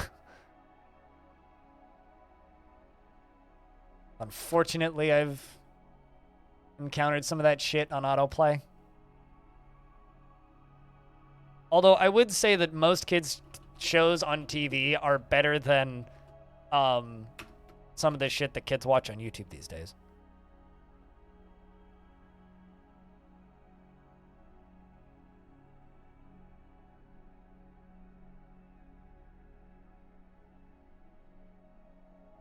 I don't even know what that is, Frog.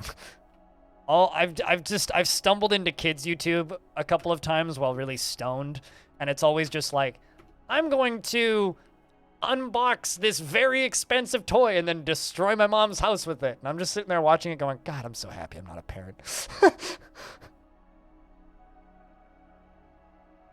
I'll pass. Red card devs.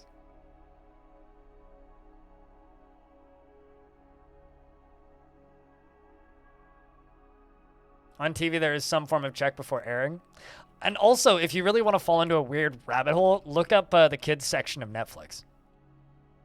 Because that thing is a never-ending, like, gushing torrent of kids' content. It's like some of the fastest content production I've ever seen is Netflix for kids. It's because your username isn't Noel Bobby. Your username is Stone. Stone.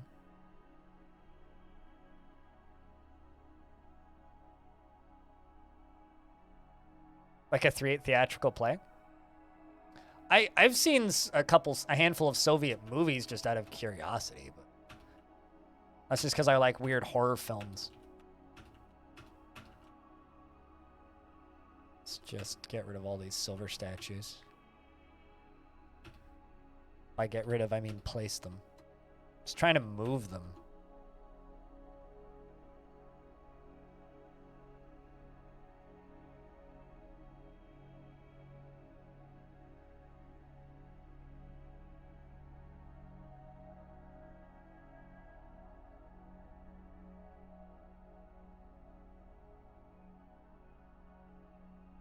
I get you, Liam. I like Czech beer. That's the only real opinion I have on stuff from the Czech Republic. Is every now and again I find import beers all the way over here.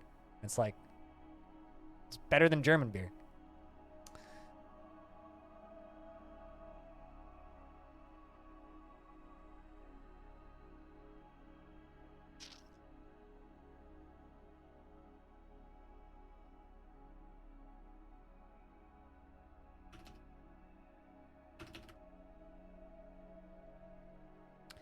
Have to literally rip up every tile, one tile at a time. Place them. I'm gonna be here for 10,000 years.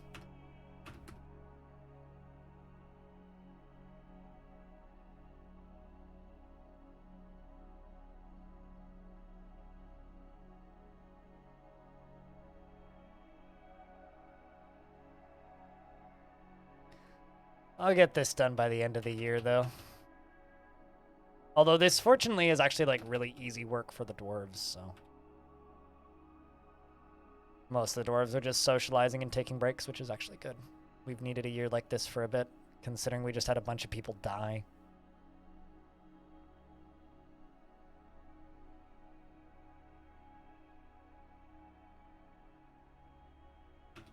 That was granite.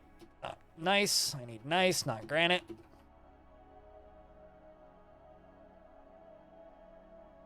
What's up, Severny? Walio.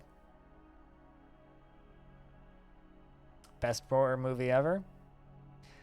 There was on the topic of strange films, I fell into a rabbit hole a little while ago because, this was a while ago, because I found a torrent that was full of, a torrent from Sweden, a natural flow of internet energy, that was full of films filmed for and in and as propaganda for North Korea.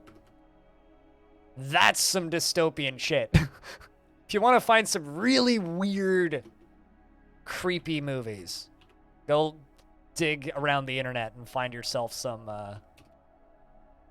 North Korean propaganda films.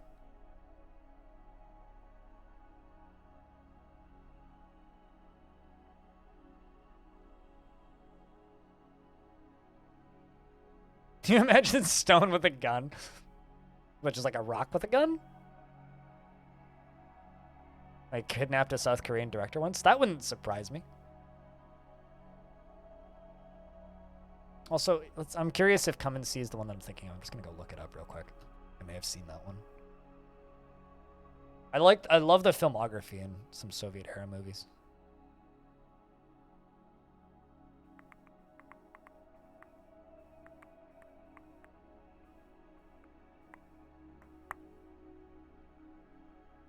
No, I have not seen this one.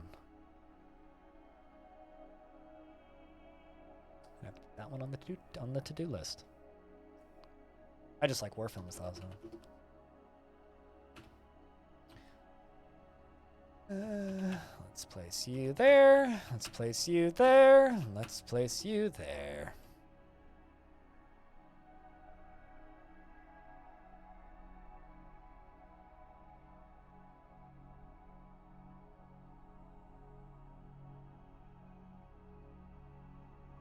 Sound design in it was mental. Gotcha. 2 years!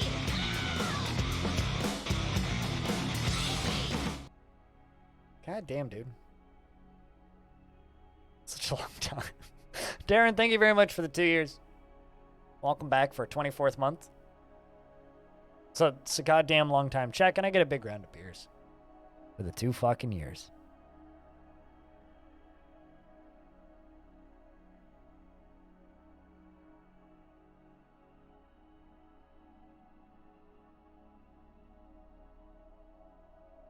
Because like I said, that is a long time. A very, very, very long time. I realize that, like, there's resubs that are longer, but, man. You only have one size of beer. We're going to need to, like, upgrade the glass to kegs.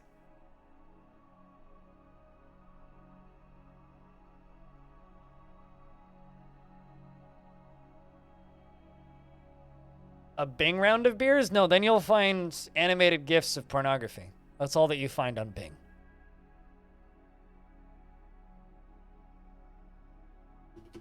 Dwarf, I don't need you to idle right there. That's bad.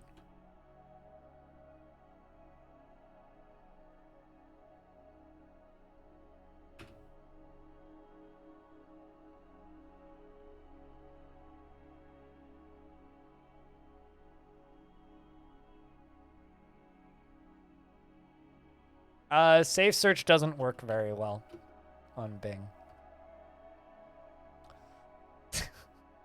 So when I got this computer and set it up at the beginning of 2020, I tried using Bing for a couple of weeks, and the only thing that's good about Bing is it has the creepiest image search I've ever seen in my life. So it's efficient, but it's really creepy. And probably the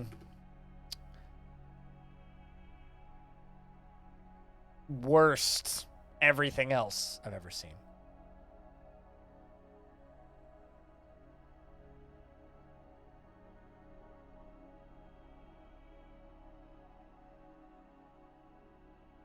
He tends to break guitars.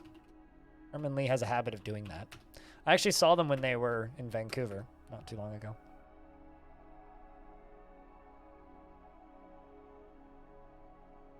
Your boss at your first developer job always told you that Bing was the best search engine for porn, but I don't know if true. He's not wrong. It's not wrong. The thing is, it's not that Bing is the best search engine for porn, right?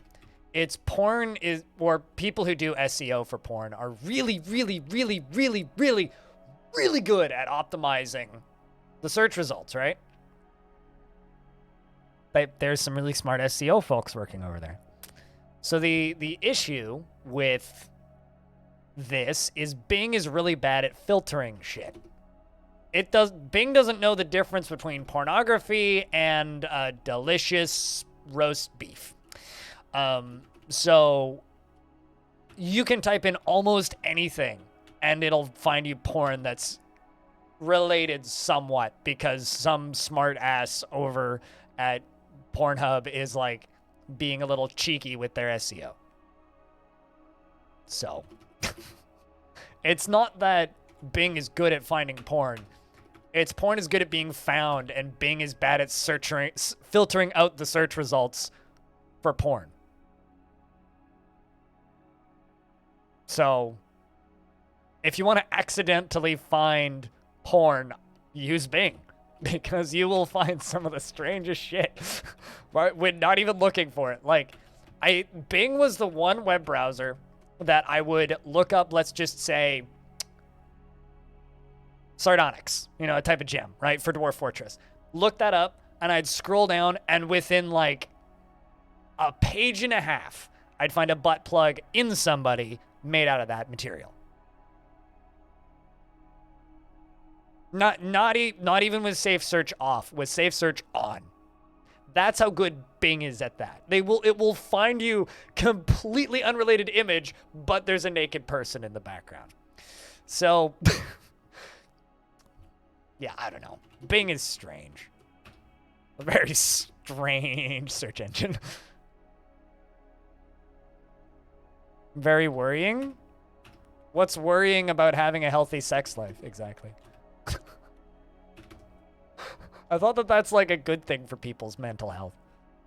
Now, if it was like illegal pornography, I'd find it worrying. But as long as it's like completely, like everybody's consenting adults, this is fine. No, the person in the image is having a healthy sex life. I was just trying to find images of sardonyx. I don't know what you're talking about. But also, I hate psychologists.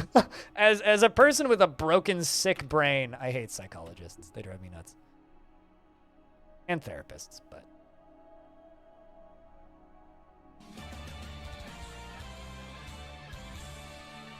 Oh, good luck. You know, their head office is in my city, right? Pink? Anyway, no, not really. Pilot. More just had Bing.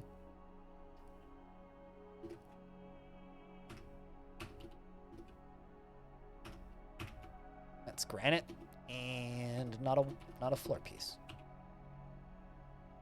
How's things, Pilot? How's work?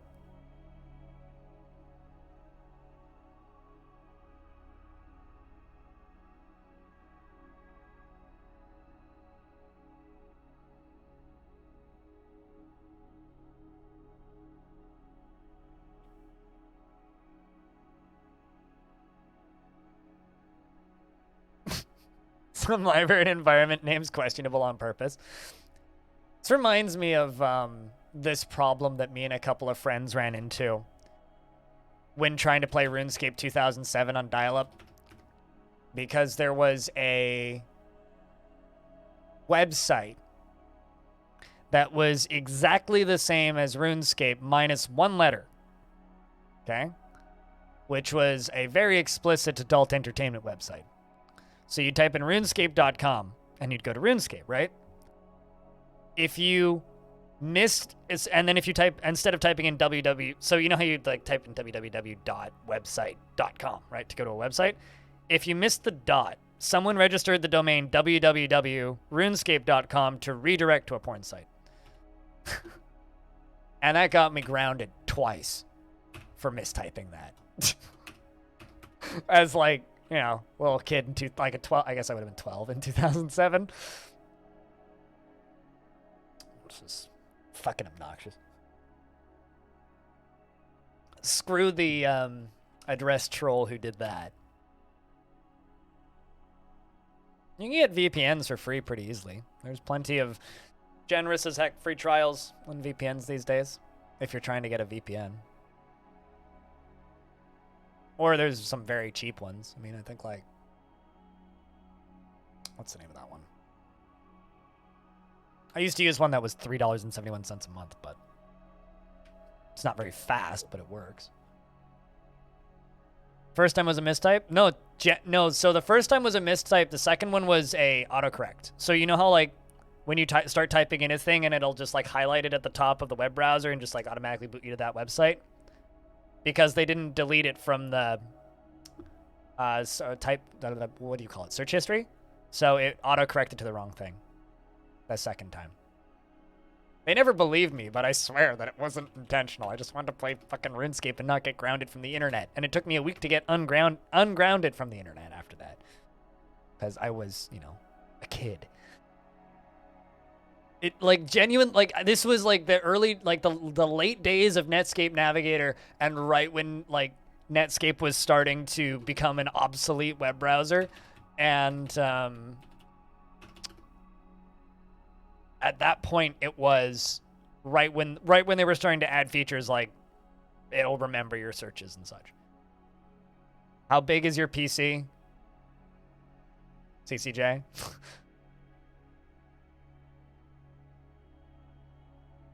I guess at the end of the day, as big as you want it to be, you could set it to 2000 if you want to go totally nuts and run at 1 frame a second. I just leave it at the default. It's probably the best, I would say. Usually the default is probably the wisest one.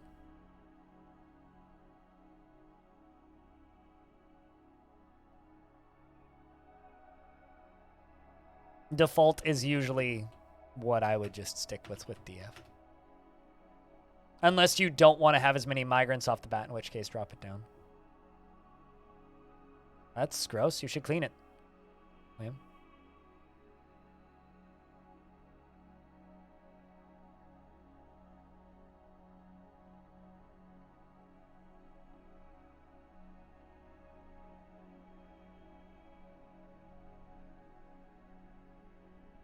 For whatever it's worth, if you use Firefox now, you're basically using Netscape, because Firefox is built on the husk of Netscape.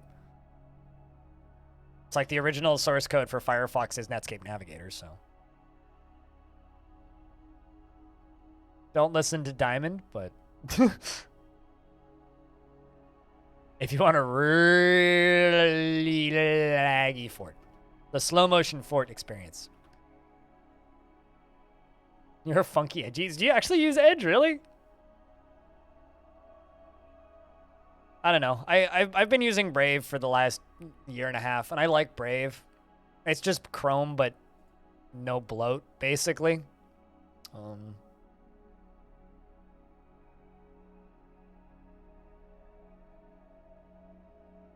Yeah, that's why I use Brave, is because it's built in, like, cookie block. Like, Brave is like one of the only web browsers I've ever felt comfortable not using my VPN for just normal ass browsing. Also, like, it's got built-in Tor browser, which is real nice.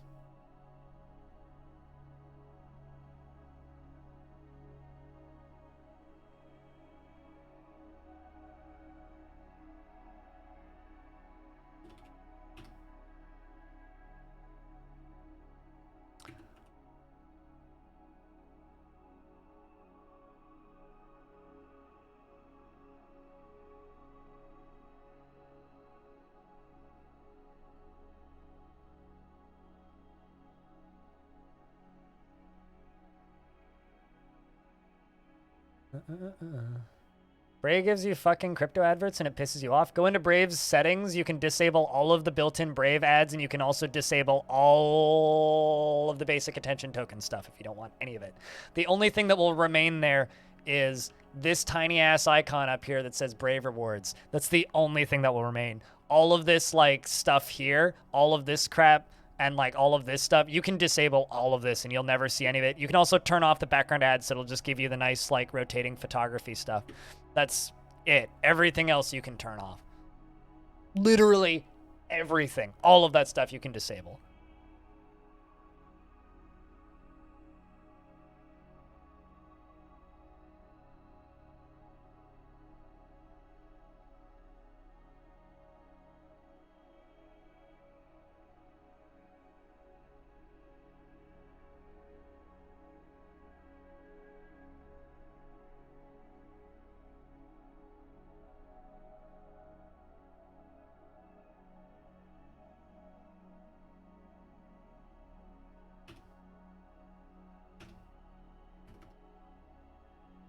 Also, to the person who's DMing me right now, I'm not going to, like, out you for DMing me.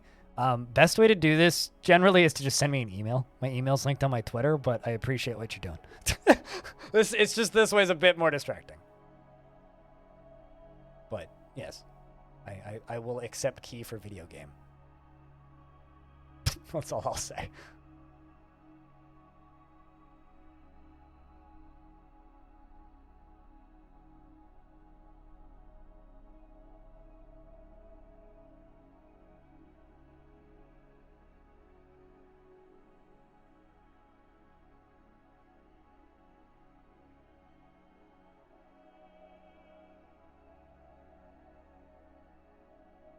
Going around the edges here.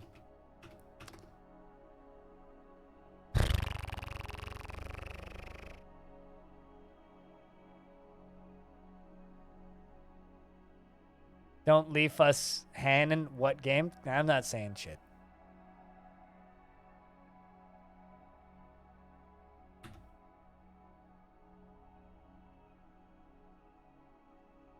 I was just giving it free video games.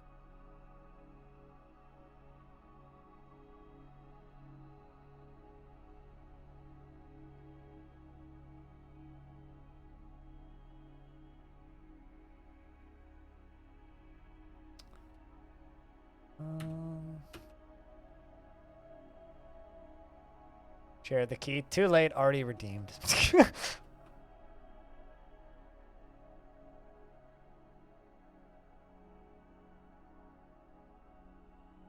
Works keeps trying to get you to use Vivaldi. I used Vivaldi. Vivaldi? Wow. I used Vivaldi for about 6 hours once, like an afternoon. Fiddled around with it.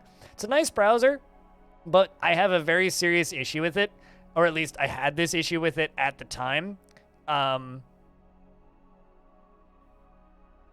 It had like it had no compatibility at the time with Chromium plugins, and I use like a dozen different plugins to make web browsers and websites more readable. So I'm visually impaired, right? I'm legally blind, and there are certain types of websites that I have to disable specific elements to be able to use them.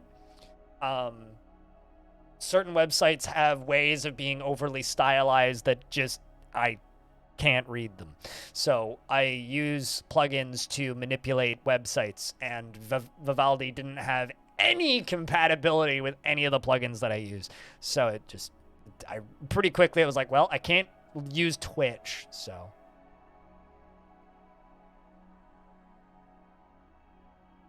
I have no idea what you're referring to, Liam.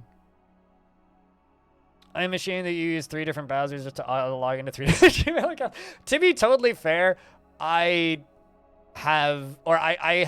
will sometimes use Edge just so that I can upload things on one YouTube account while watching videos on another YouTube account. So, because I don't really want to like fill up the recommended videos feed on my Teams account with like Kitchen Nightmares or some shit. So like I'll open up the Teams account like on Edge, but me watching Kitchen Nightmares on my main account.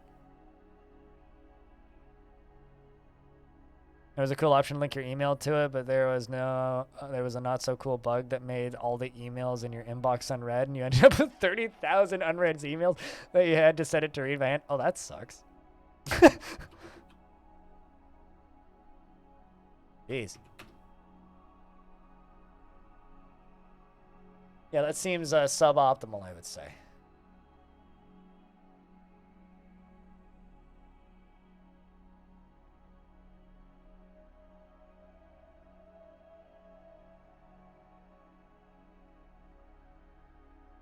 One thing you miss from Firefox is that the tab bar in Firefox goes horizontal roll when you have lots of tabs open. I feel like if you open enough tabs that feature kicks in on Firefox, you have too many tabs open and you need an intervention.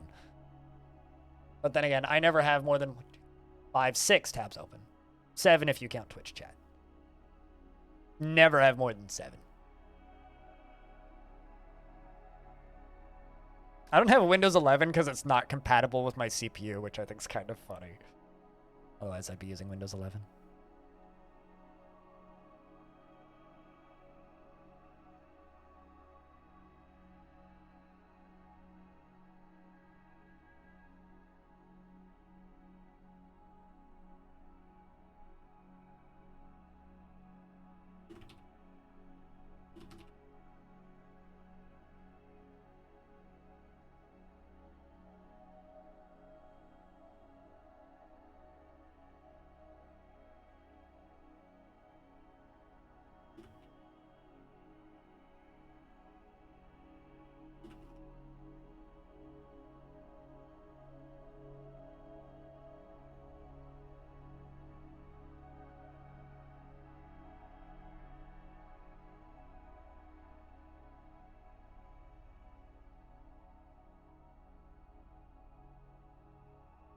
Windows 11 isn't compatible with your CPU because of the extra security bullshit that they're implementing. Oh, I know why it's not compatible. I just think it's funny. Because it's not that old of a CPU.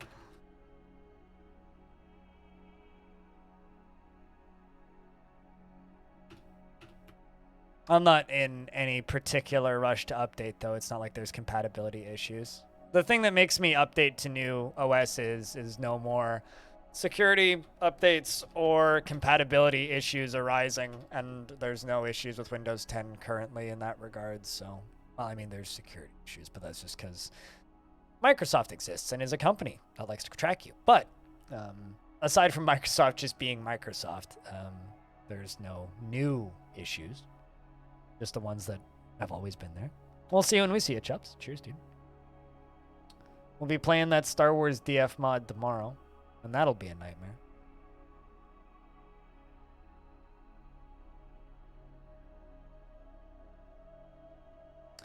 So, I have a question, Pink. Are you trying to give me an anxiety attack? Because that's what I'm going to delete that from my Discord just because that image is going to stress me out. It's nothing against you. I don't ever want to see that many tabs open again. So for me, open tabs are my to-do list. It's sort of like some people, unread emails are their to-do list. Open tabs are my to-do list. So if there's more than one tab open on my browser, I'm not finished work yet, right?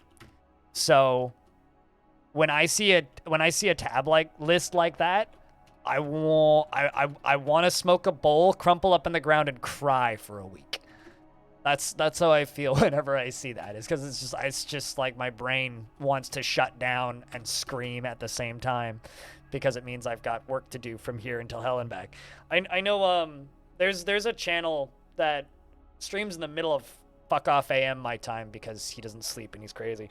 But I'll tune into his streams every now and again, but I can't watch him unless he's playing Tarkov. If he's playing anything else, he's constantly tabbing between his browser. And the reason I can't watch him is because he has, on average, about 12 to 14,000 tabs open on Firefox.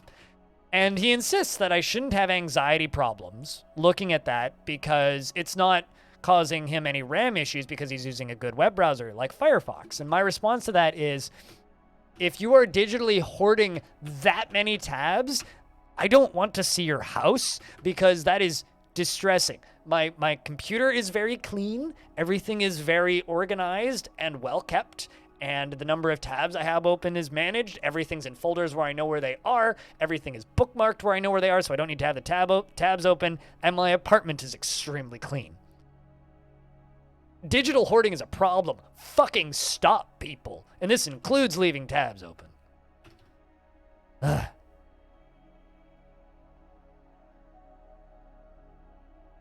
You just end up not closing them at all. That's a digital hoarding problem. It's like refusing to get rid of something because you might need it later. Refusing to close a tab because you might need it later. It's the exact same problem.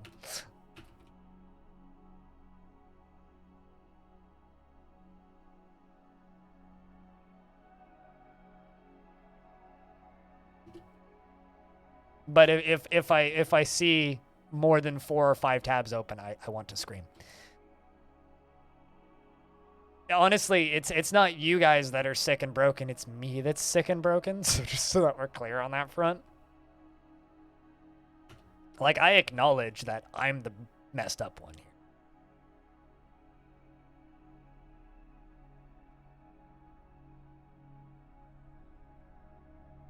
There's reasons I don't work in IT, Diamond. Well, yeah, because you're using Edge. Edge won't let you effectively set up anything because they want you to use everything exactly the way they want you to use it as inoptimally as possible. I don't know why I even continue to insult Edge. It's a fine web browser, but... You're on Chrome? Yeah, I just... That's my opinion on Chrome. I don't hate Chrome. Chrome's fine. I use it for some things sometimes. If I need an extra browser to sign into a different Google account or something, but like I just... Yeah.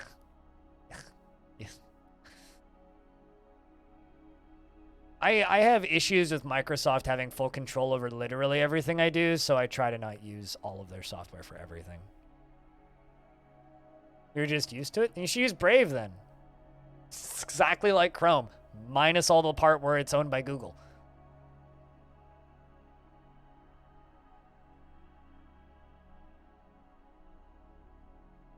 You know, when I took that one class in statistics, Darren, I learned that 22% of statistics are made up. Anyway, humans have arrived to trade. I don't know why I said 22%. Normally I say like 96%.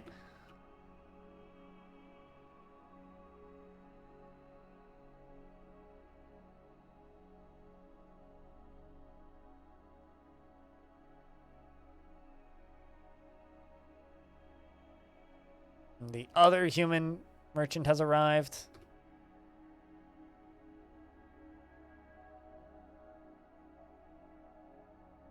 The trading begins.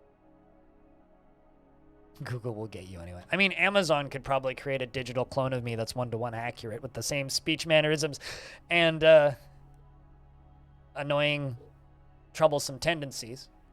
But, you know. Is what it is. It comes with the territory.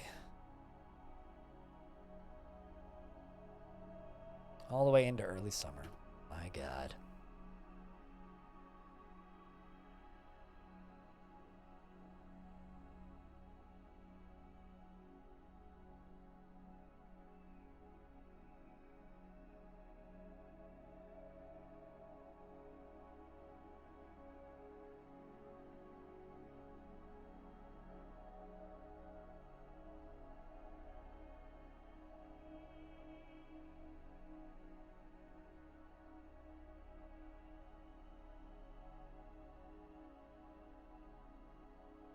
You just can't justify a 50-pound plant? Wait, what?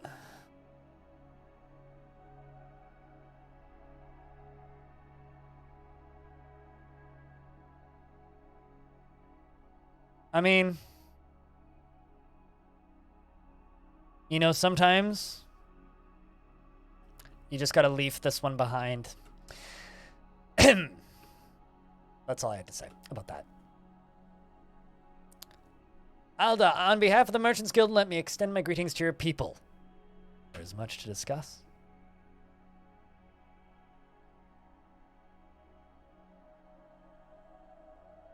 Also, when you said pound, I thought you meant like weight, not value.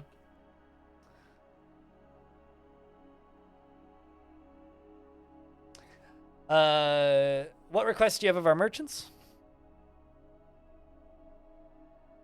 See, I would have understood that, but when you say 50-pound, it'd be like, eh? But just leave it behind and you won't miss it. I made the same pun twice. That's like against the legal agreement of dad jokes.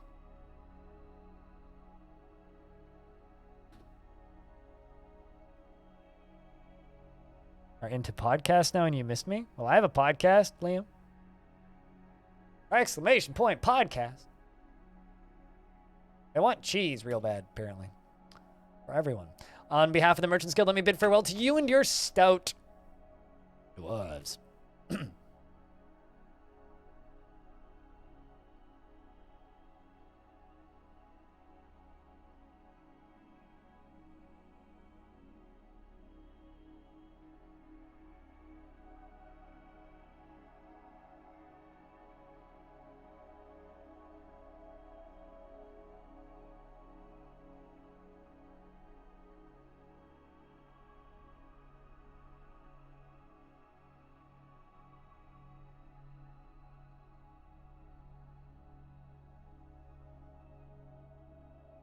You got to pay shipping from Ecuador on top of that? I would not want to import a... You know, if I can't walk to a store up the street and buy it, I'm not going to get a plant. I am not one of those people that's brave enough to import plants. Isn't that just called being a startup?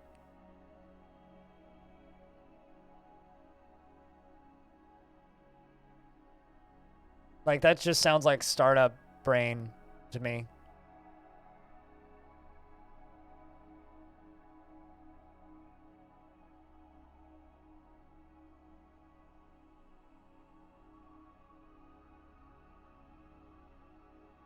Building a software division. Oh. As somebody who has a little bit of knowledge of some local manufacturing companies, I got no idea what your manufacturing is like. But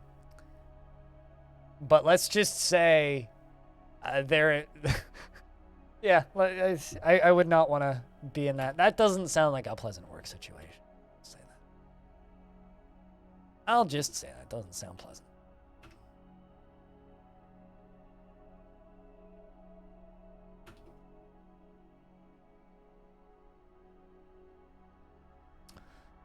Those 2 black bronze bars. Wait a little bit longer.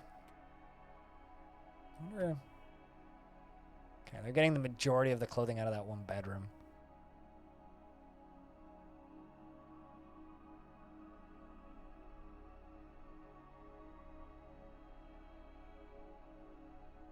Vampire orchids?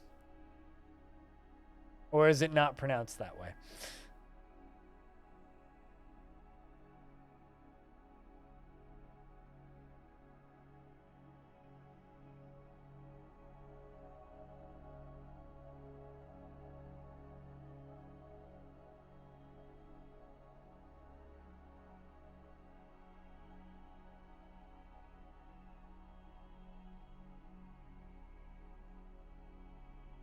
See, I'm much more into plants that I can eat instead of plants that just have pretty flowers, but that looks like an alien from Elite Dangerous. Looks like a Thargoid. I mean,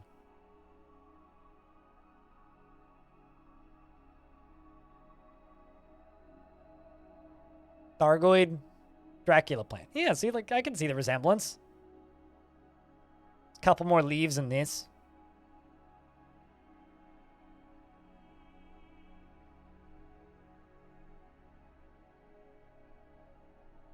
And they show up as a garnish. Yeah.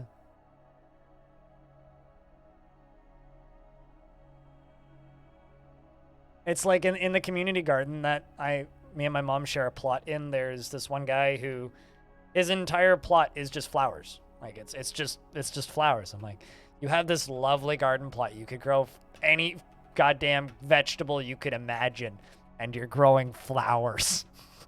Like, I you know, like you follow and do what your heart wants, but like, of all the things you could grow, it's like you could have potatoes, a year's supply of potatoes. You could, like, anything you could imagine. Instead, you decide to grow flowers.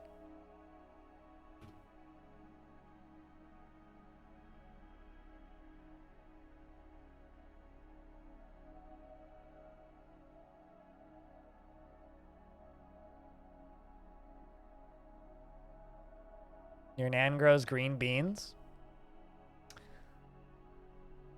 That makes sense. I mean, green beans aren't too hard to grow, but the problem with beans is, especially in a community garden, is you got to be there a lot to harvest a lot of them in a short period of time, usually.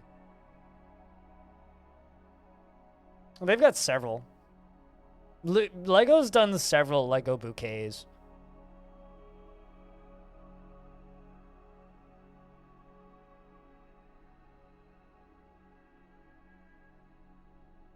She prefers a real orchid? I mean, I don't think I've shown any of my flowering plants recently, but I do have quite a few houseplants, but I'm kind of at capacity for what I can have in my apartment. Because I only have, what, 38.9 square meters? Including patio, it's 40. 41, I think.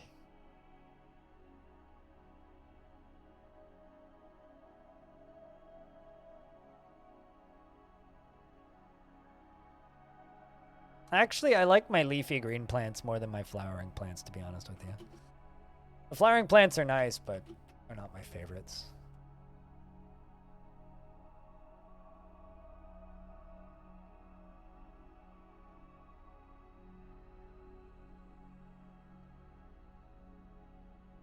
Do I know the cubic volume of my apartment? No. I have 10-foot ceilings.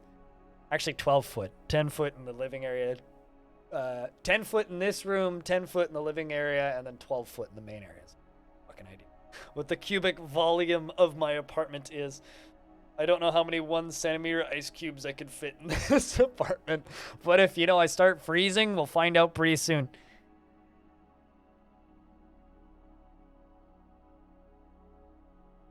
Was plants on shelf joke? If that was a joke referencing something, it went whoosh.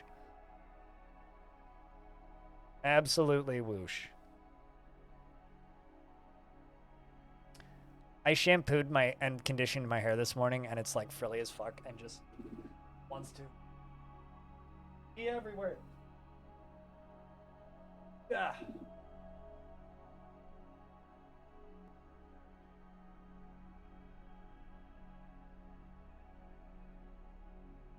God.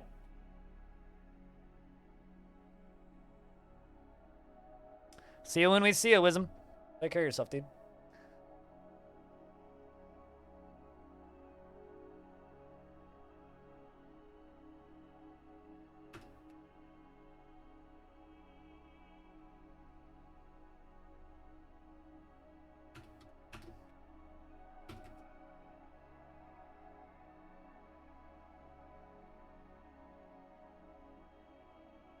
Don't even know what that is, Liam.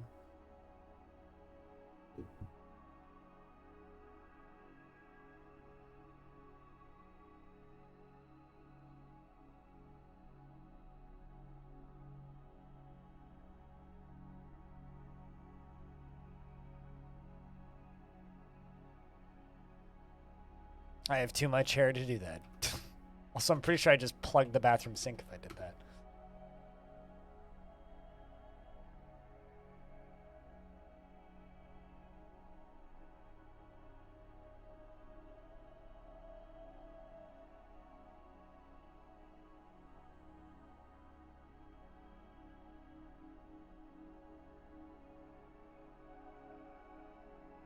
Just in the back garden, she's got a house like a fancy person? Oh, I guess. Yeah, some people still own houses. Although apparently our housing market's supposed to explode in a few months, slash maybe in the next year. So if that actually happens, there's a real possibility, maybe. A streamer here could afford a house with a few friends, but we'll see. And why would I see their website? Never even heard of it. Now you just sound like you're advertising things in my chat, Liam. Gotta put that app into production. Alrighty, best of luck.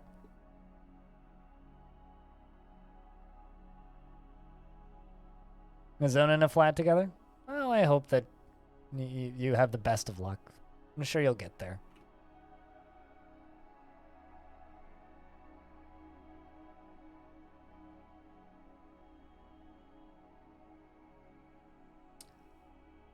God, these dwarves have so much shit to bring. Whenever dwarves die and there's just like a ton of clothing that needs to be sold, it's such a slow route. It sounds like a pyramid scheme.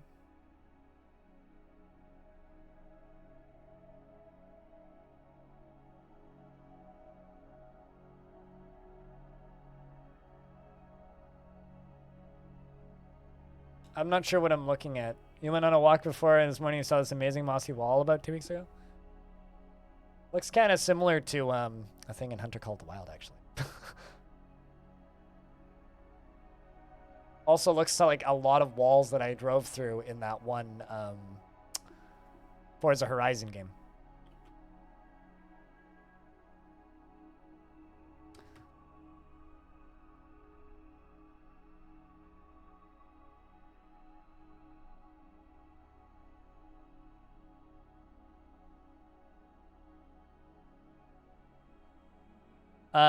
Well, you asked me if I'd seen the new website yet, implying that I knew what it was, and I said no. And then you copy-pasted their ad copy, Liam.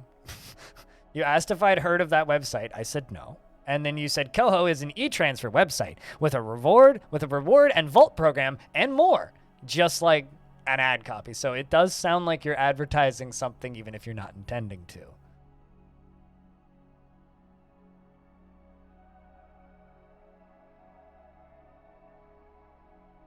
But yes, it absolutely does sound like you're advertising a thing when you write it that way. And no, I've never heard of it, and no, I'll never use it. Thanks.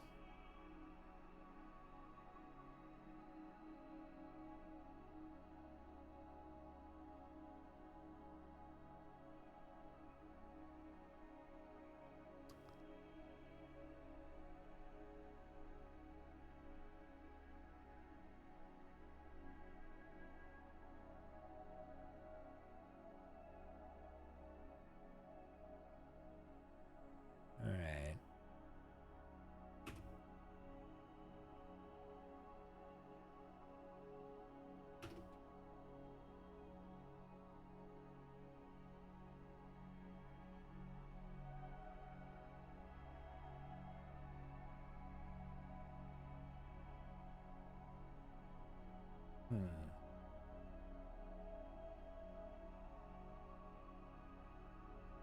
Oh, wow.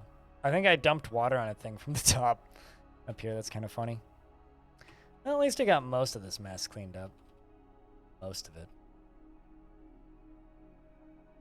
Most of it.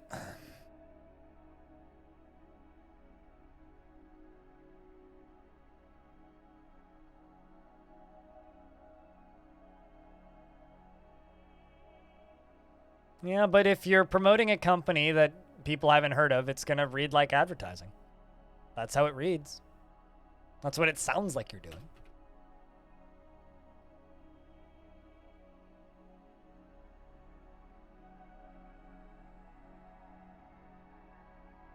But I'm glad that it brought you joy.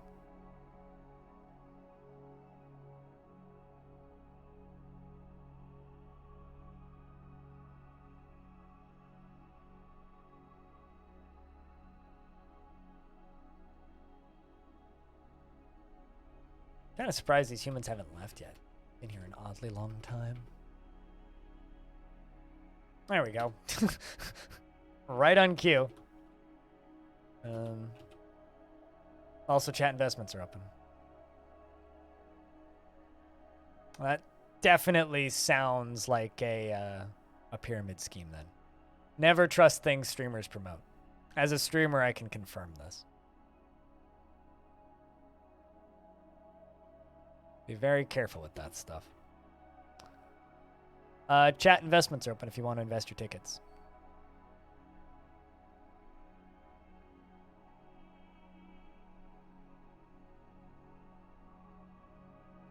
Especially third-party e-transfer services. That shit's sketch as fuck.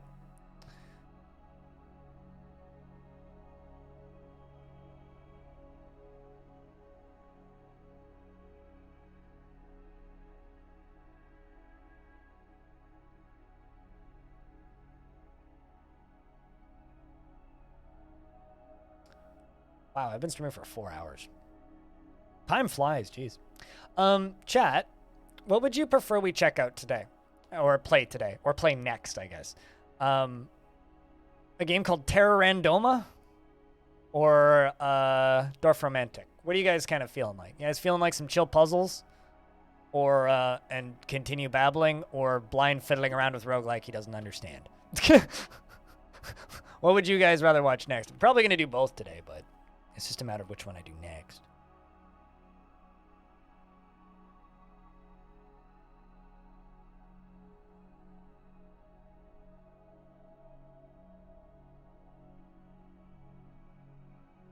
You've got stuff to do.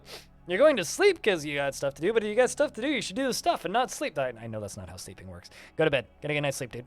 Cheers. Also, if you leave the stream up, I'll love you forever. Maybe not forever, but for the next, like, 12 hours.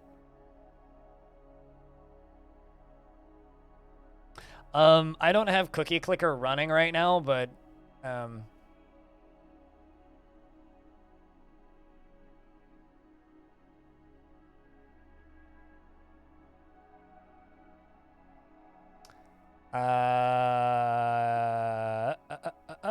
there you go. How's this? Cookies. You satisfied by the clicking of the cookie, sir?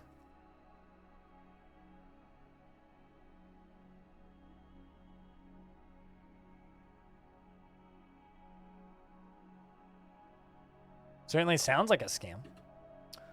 There you go. Consider your cookie clicked.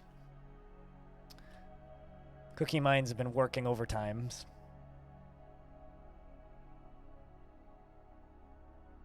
Trying stuff out sounds all right.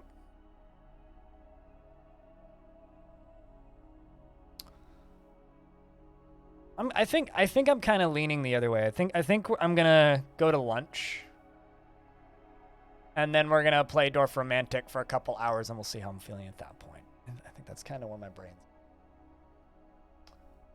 Although I'm also kind of not worried, but numbers are good today.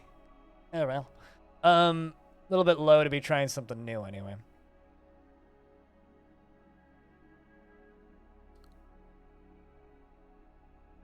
No beer, just cookie. Well, streamer's got to go get his lunch, all right, chat? So what we're going to do here is I'm going to put a marker down in the chat, and we're going to save Longdeath for the day. And I'm going to mute this in the background. The background sounds, actually, I'm just going to close it. And I'm going to say if you're done with, if you're tuning out because we're done with Dwarves, that's up to you. But of course, I'd prefer you stick around. There is more Dwarf Fortress over here on the YouTube channel than you could reasonably watch in a lifetime. I'm going to give you guys something to listen to.